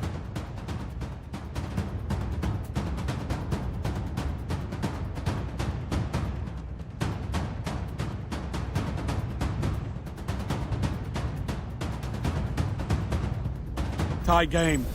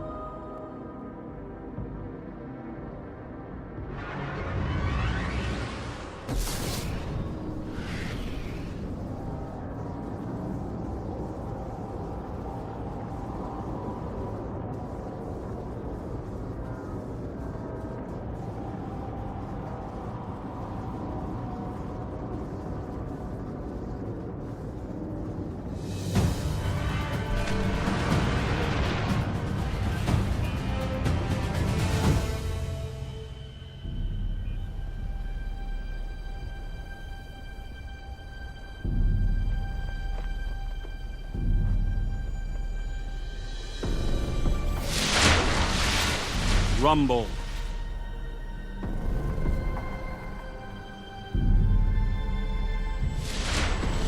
The enemy is everywhere.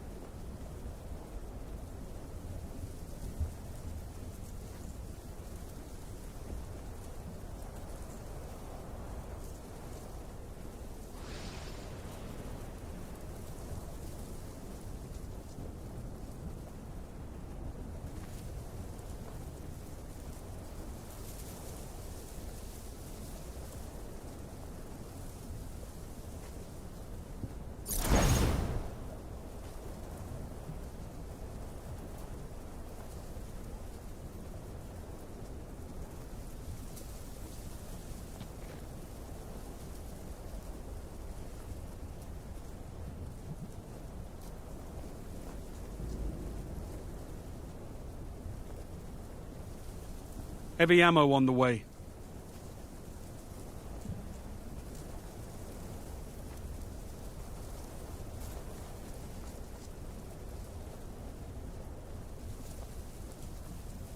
Heavy ammo available. Only 5 minutes left.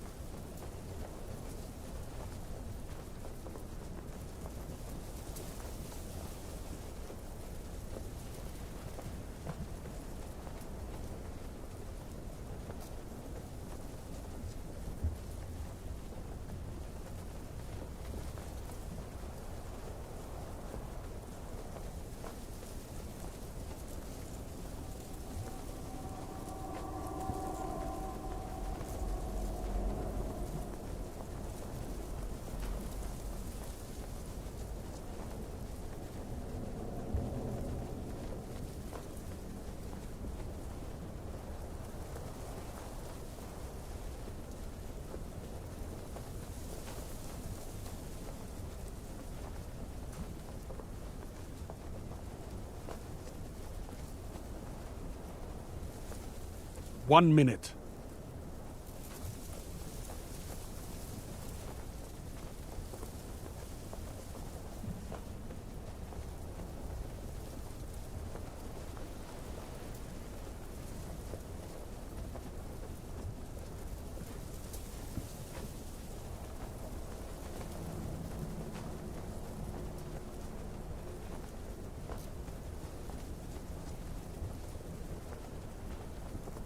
Thirty seconds and counting.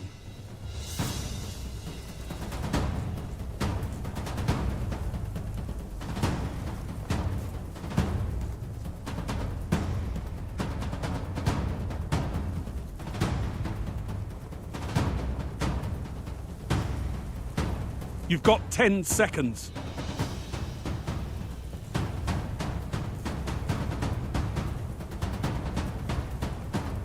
You're in overtime.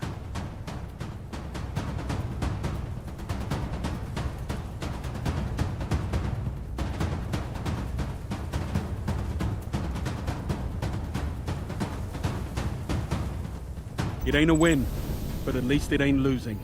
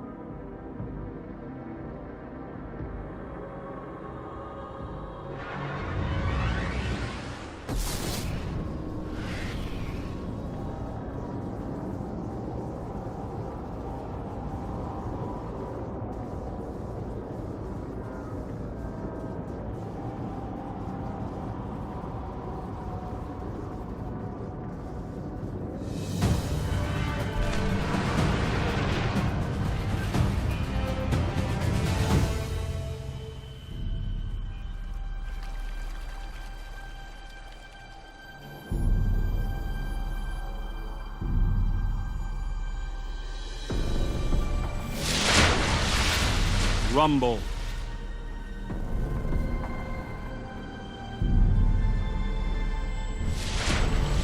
The enemy is everywhere.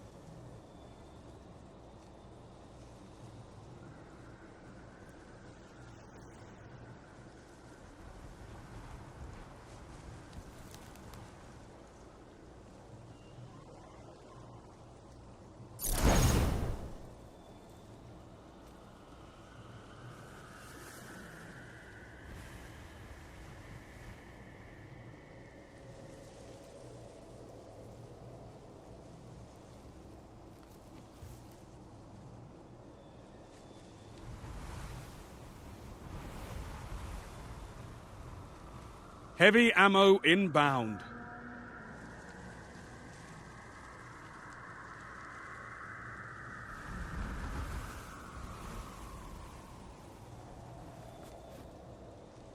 Five minutes remaining. Heavy ammo available.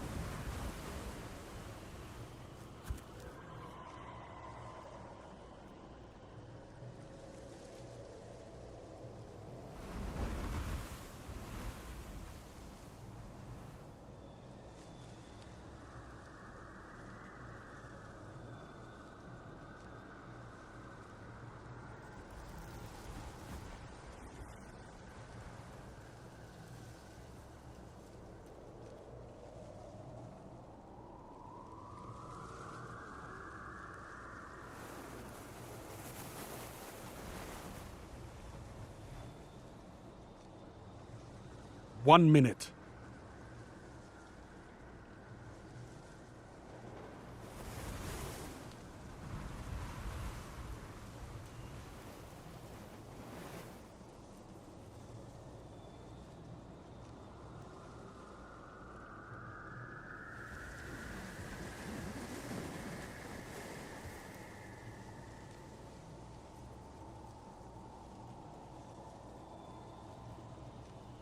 You've got 30 seconds.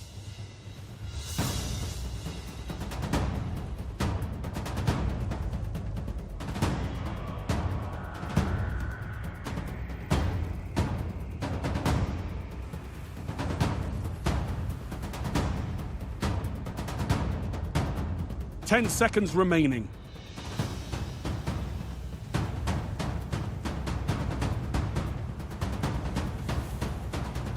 Overtime.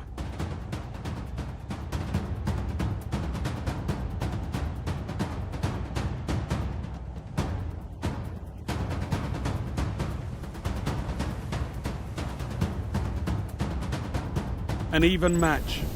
We got us a tie.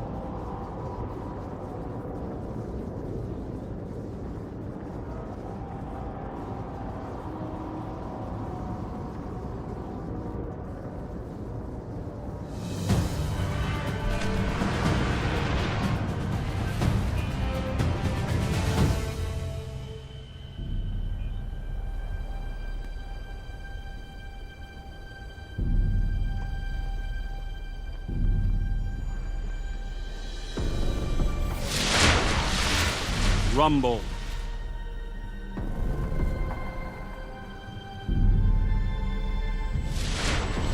Watch your back, Guardian. No one else will.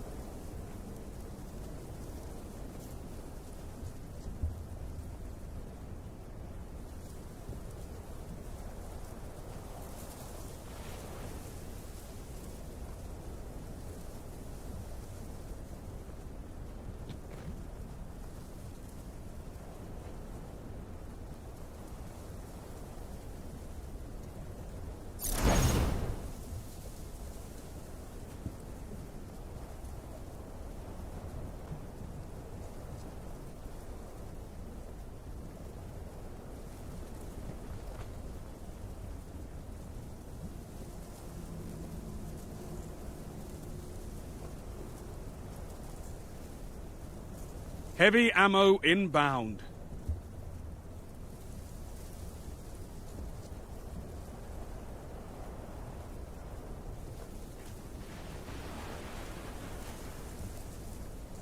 Heavy ammo available. Only 5 minutes left.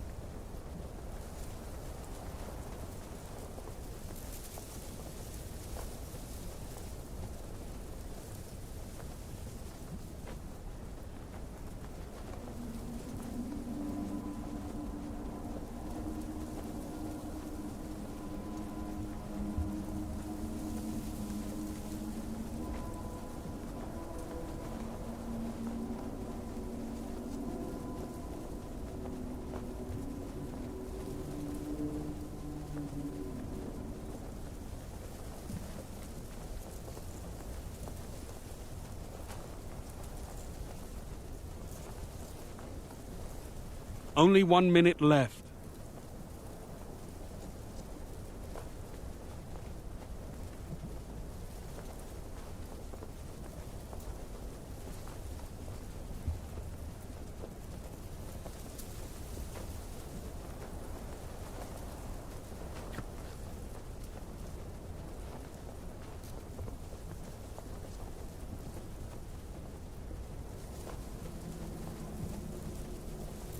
You've got 30 seconds.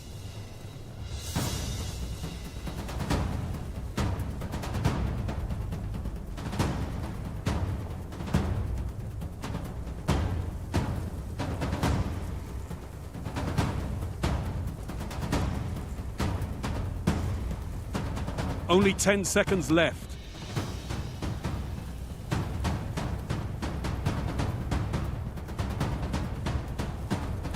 Overtime.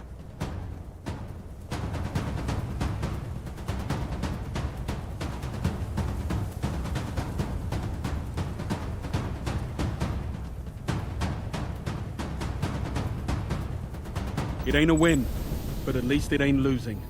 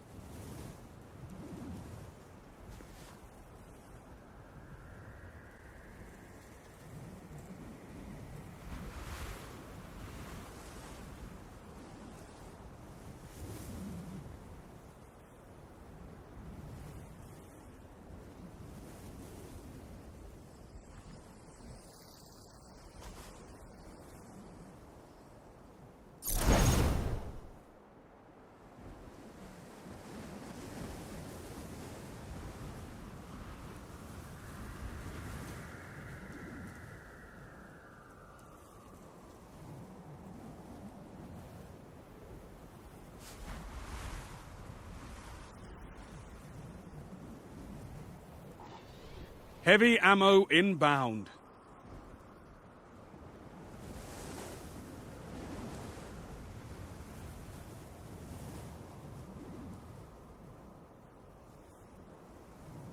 Five minutes remaining. Heavy ammo available.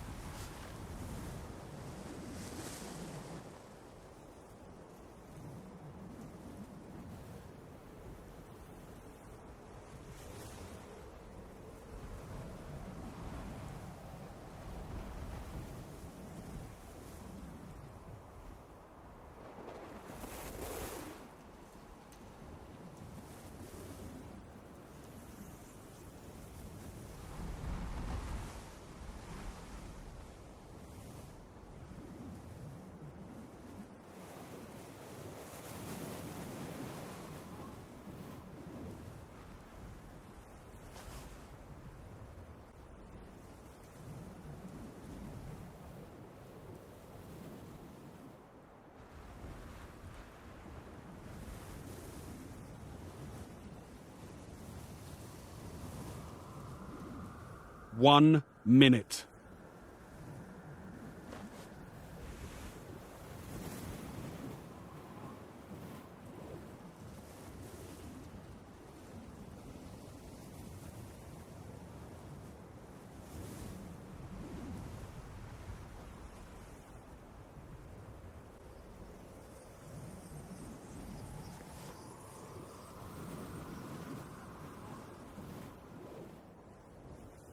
Thirty seconds and counting.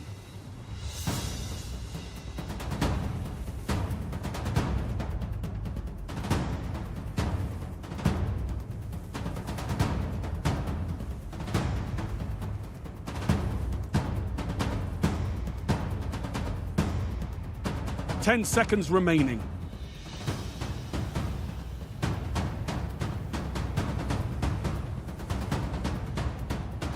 You're in overtime.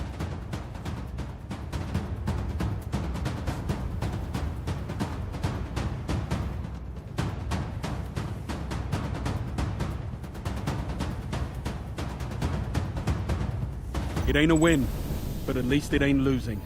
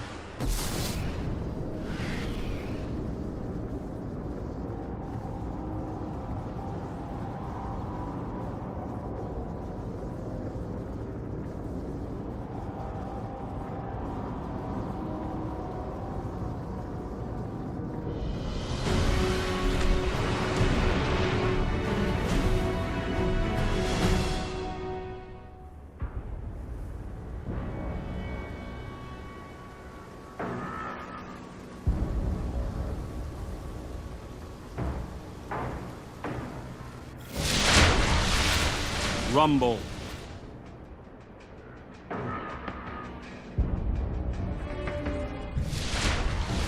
Watch your back, Guardian. No one else will.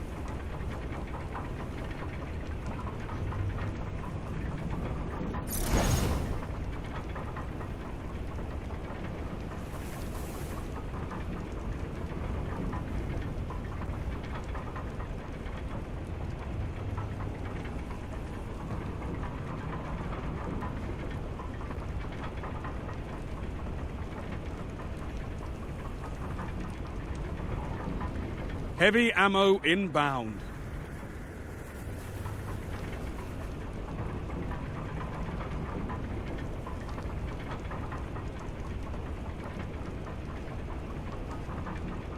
Five minutes remaining. Heavy ammo available.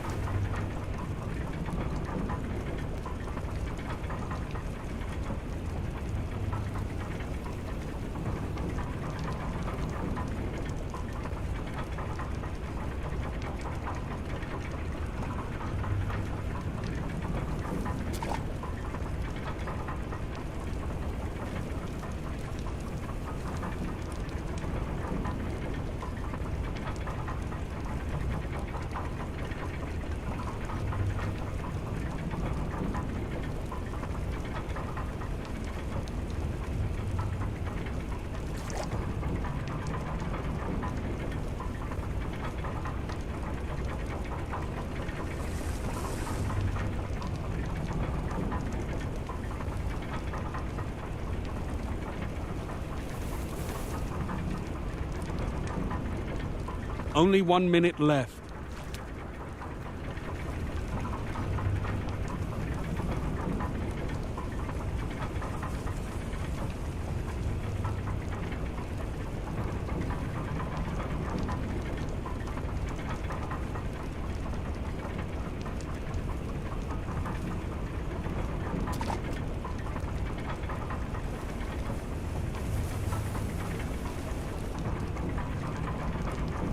"30 seconds and counting."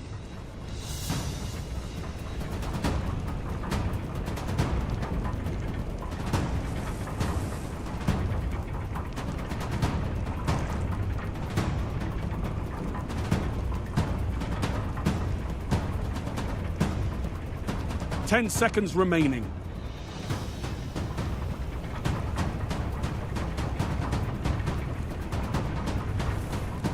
Overtime.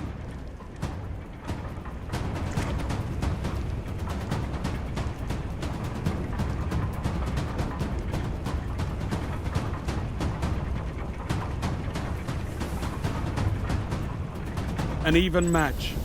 We got us a tie.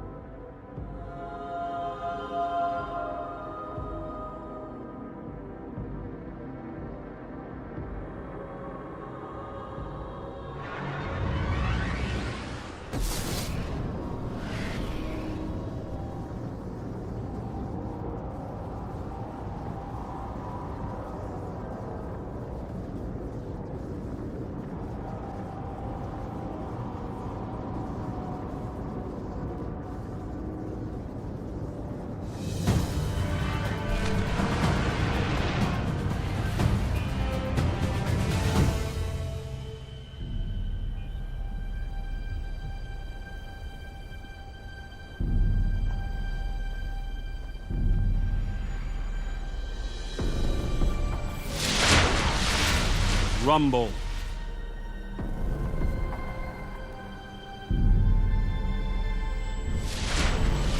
Watch your back, Guardian. No one else will.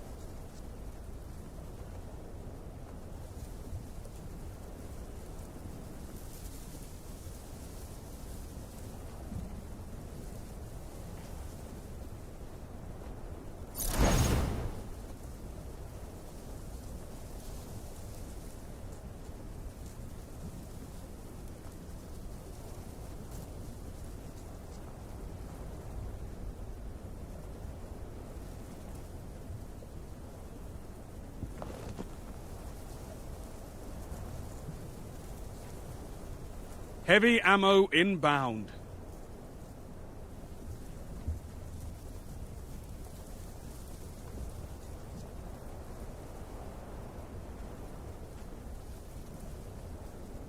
Five minutes remaining. Heavy ammo available.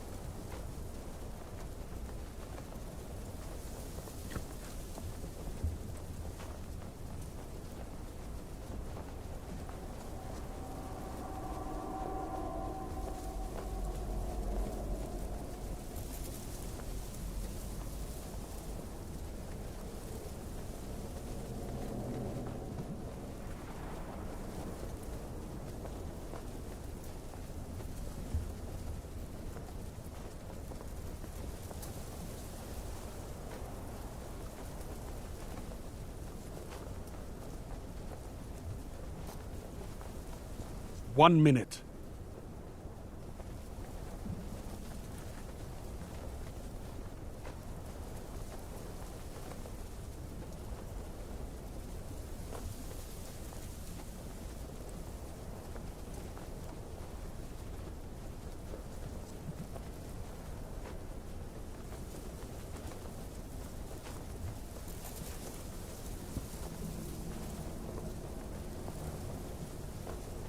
You've got 30 seconds.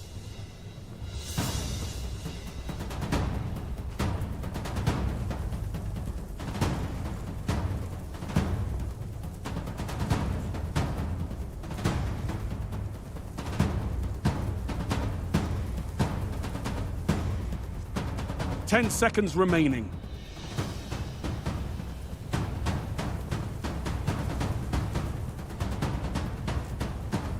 Overtime.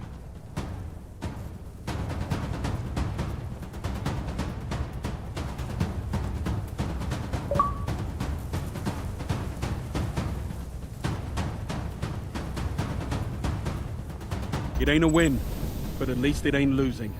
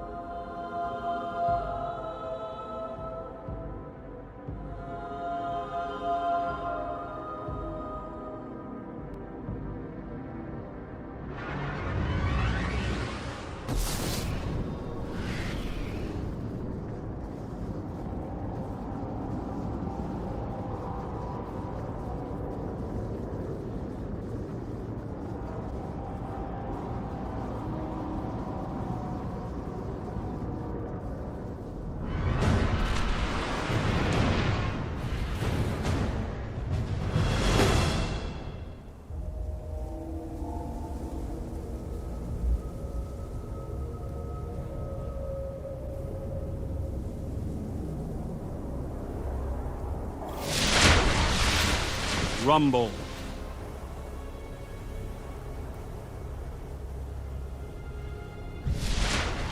Watch your back, Guardian. No one else will.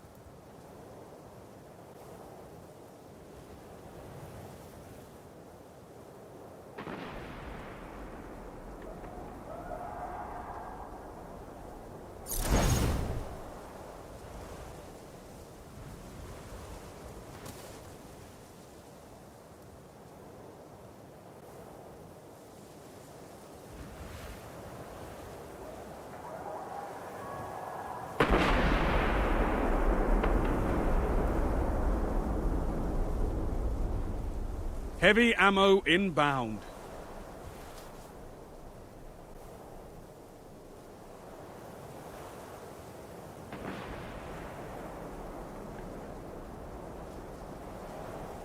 Heavy ammo available.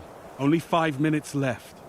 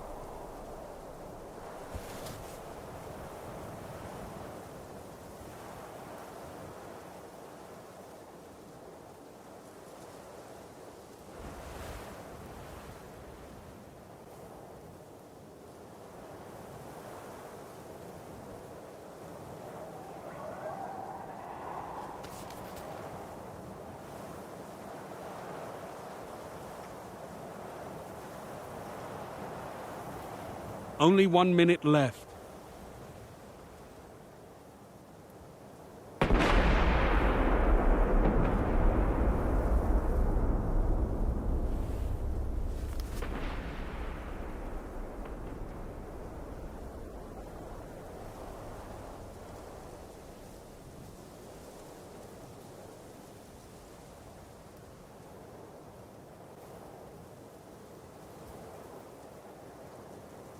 Thirty seconds remaining.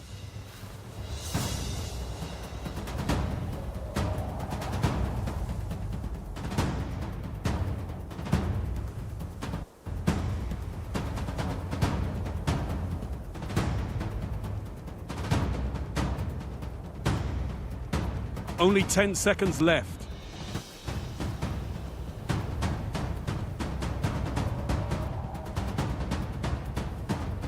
You're in overtime.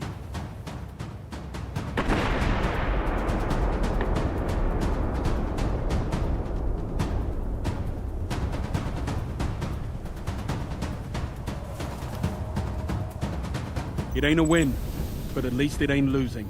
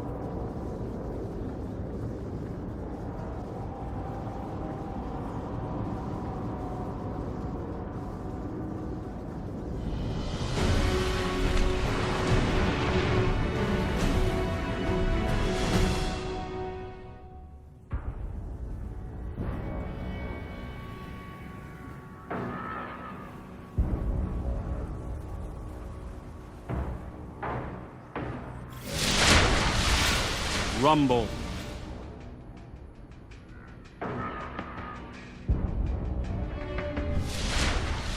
The enemy is everywhere.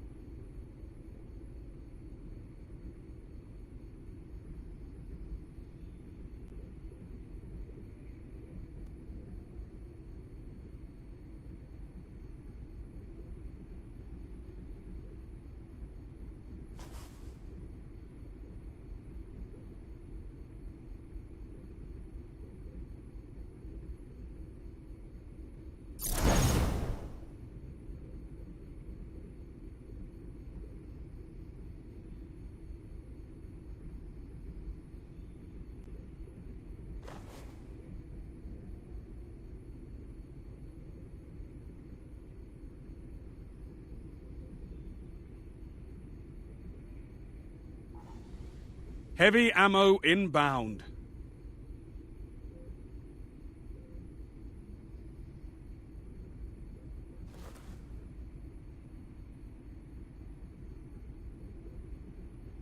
Only 5 minutes left. Heavy ammo available.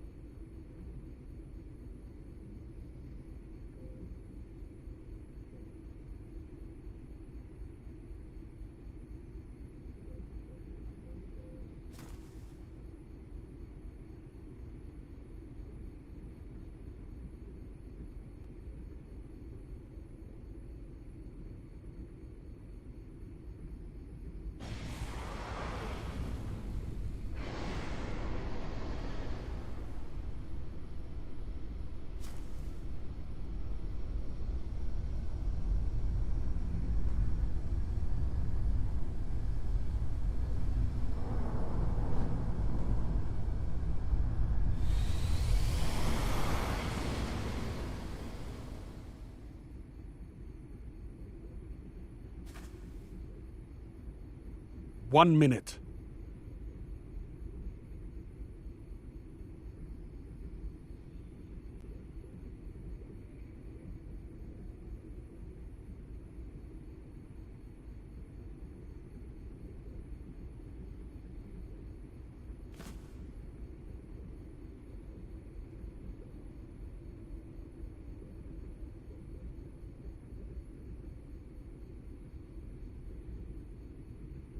Thirty seconds remaining.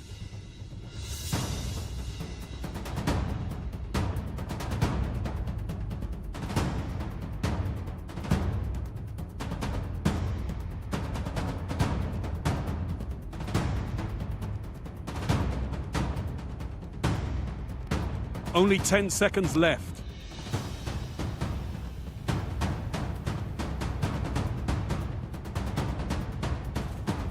Overtime.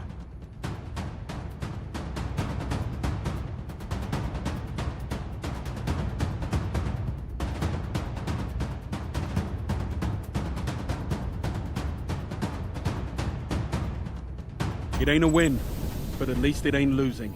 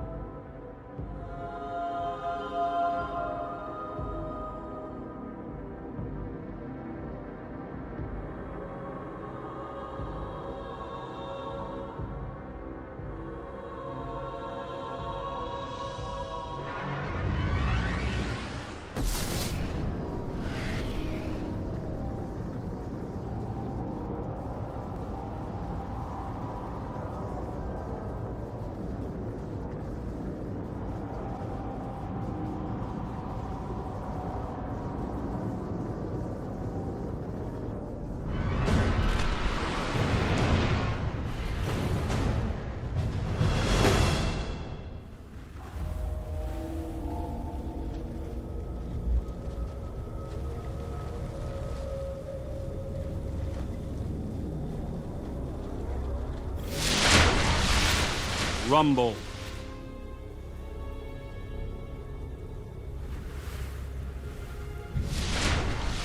The enemy is everywhere.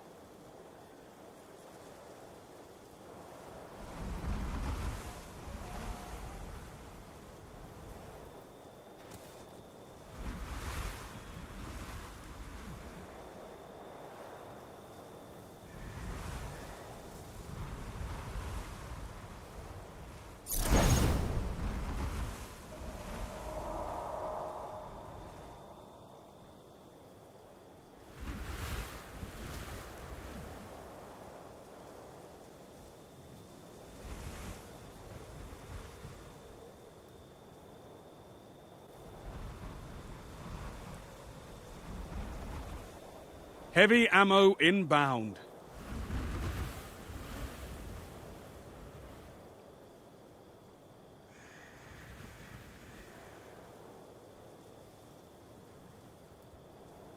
Only 5 minutes left.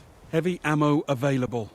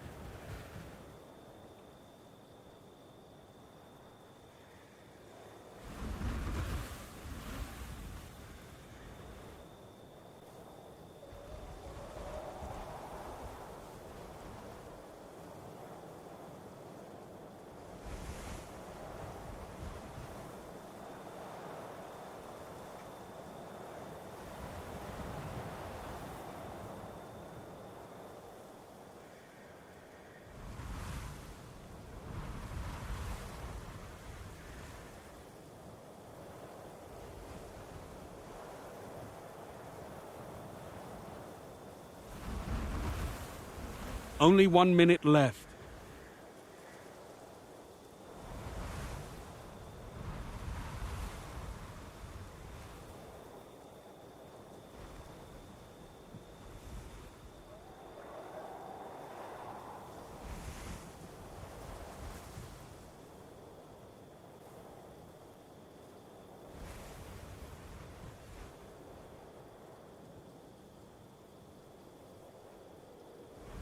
You've got 30 seconds.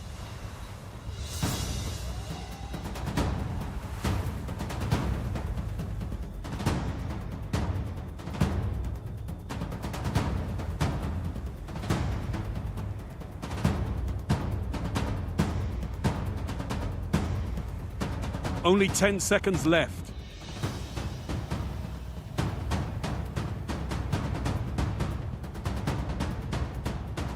Overtime.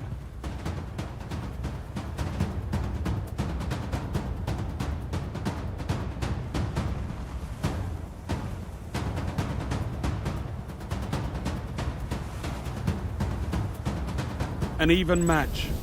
We got us a tie.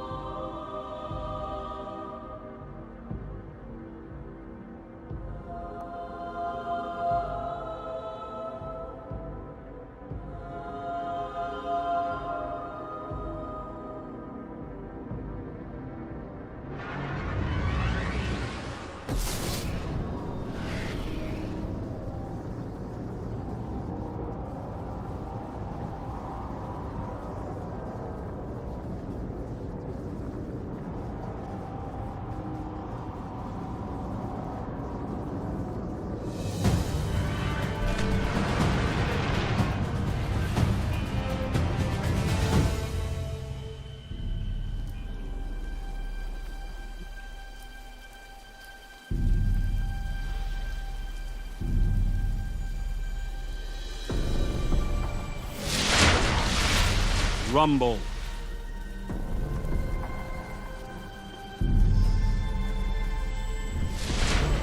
The enemy is everywhere.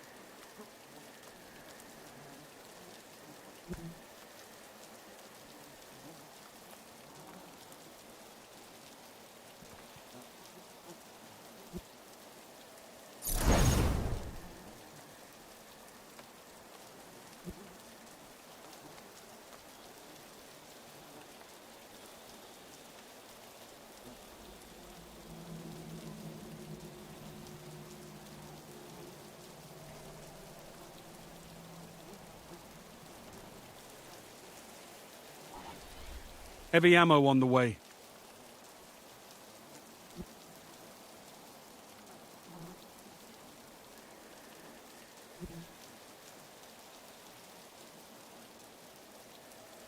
Only 5 minutes left. Heavy ammo available.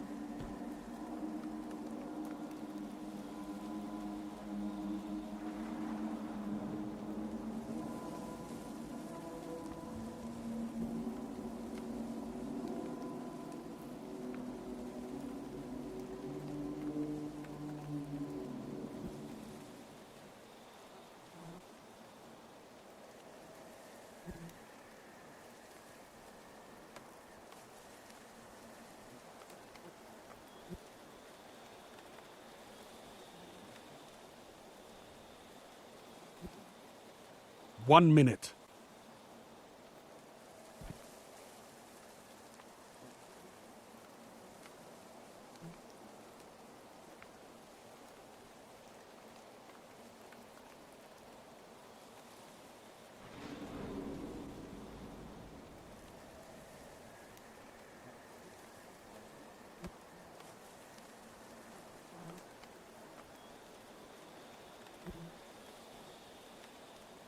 You've got 30 seconds.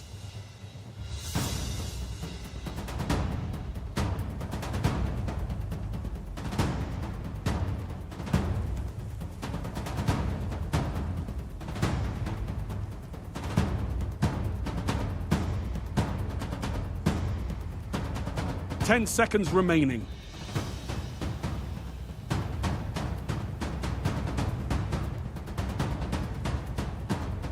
You're in overtime.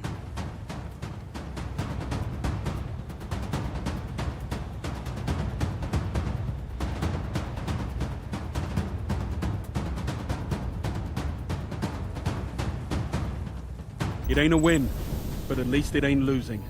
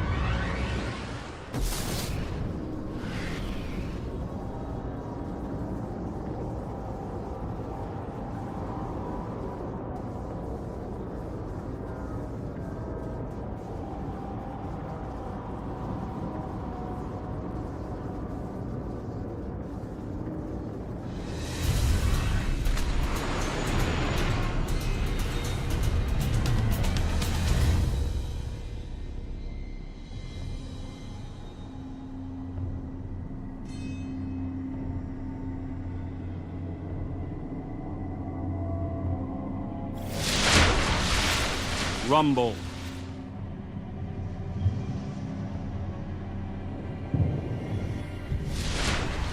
The enemy is everywhere.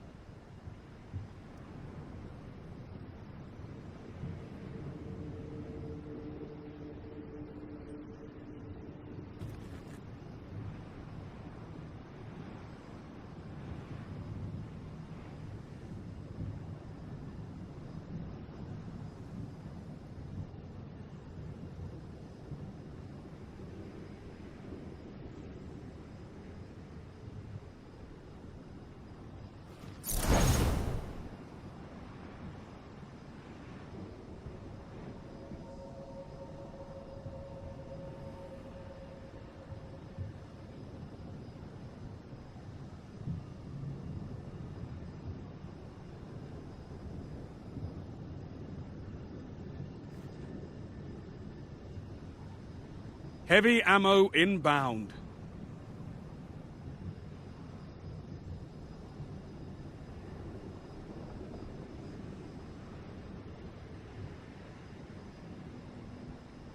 Five minutes remaining. Heavy ammo available.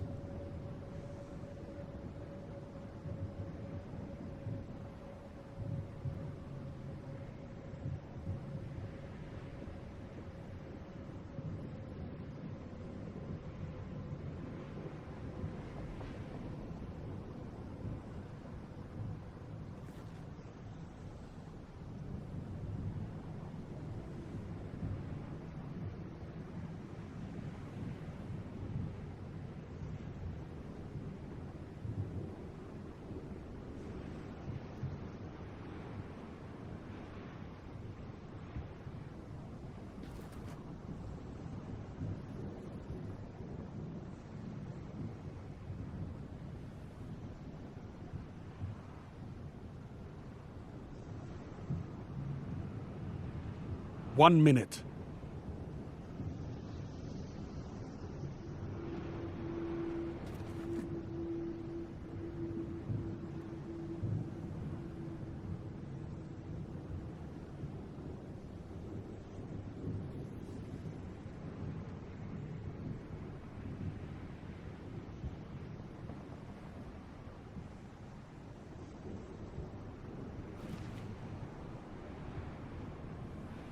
Thirty seconds remaining.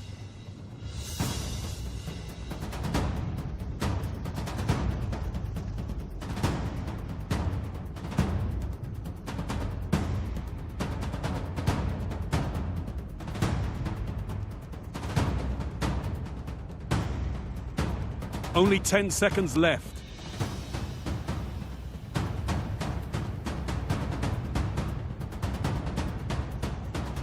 You're in overtime.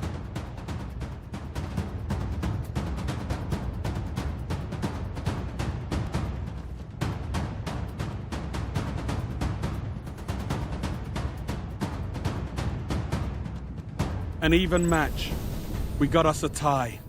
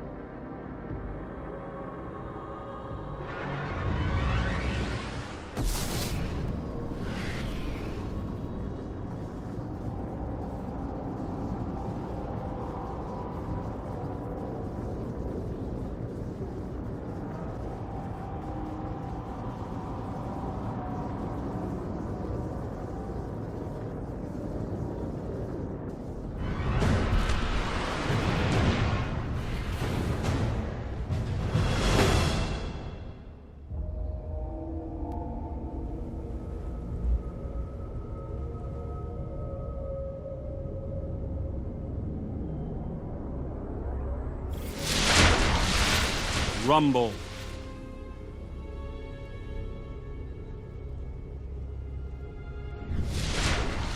The enemy is everywhere.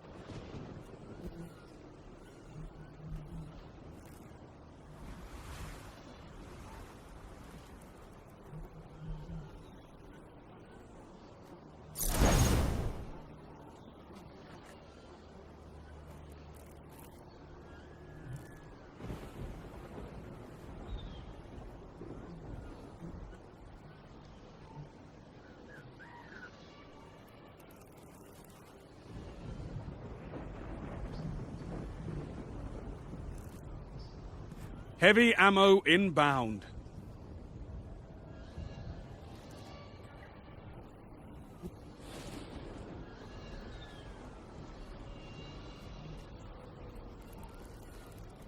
Heavy ammo available. Only 5 minutes left.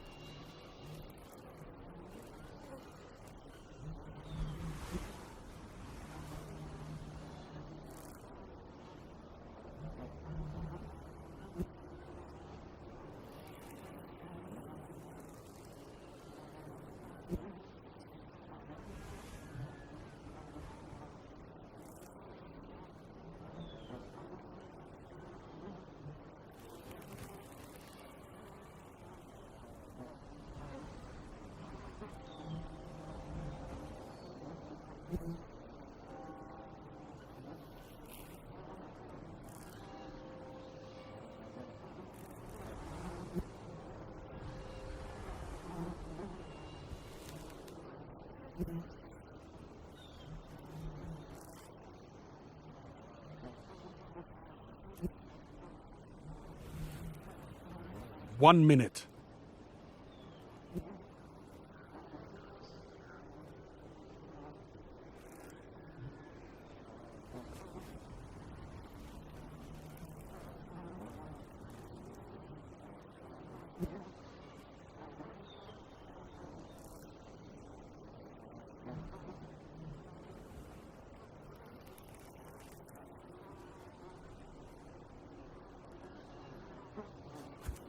"30 seconds and counting."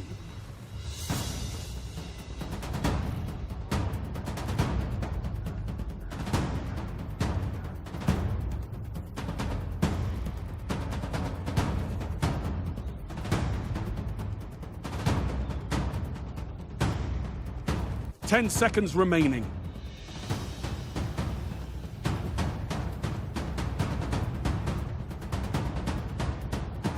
Overtime.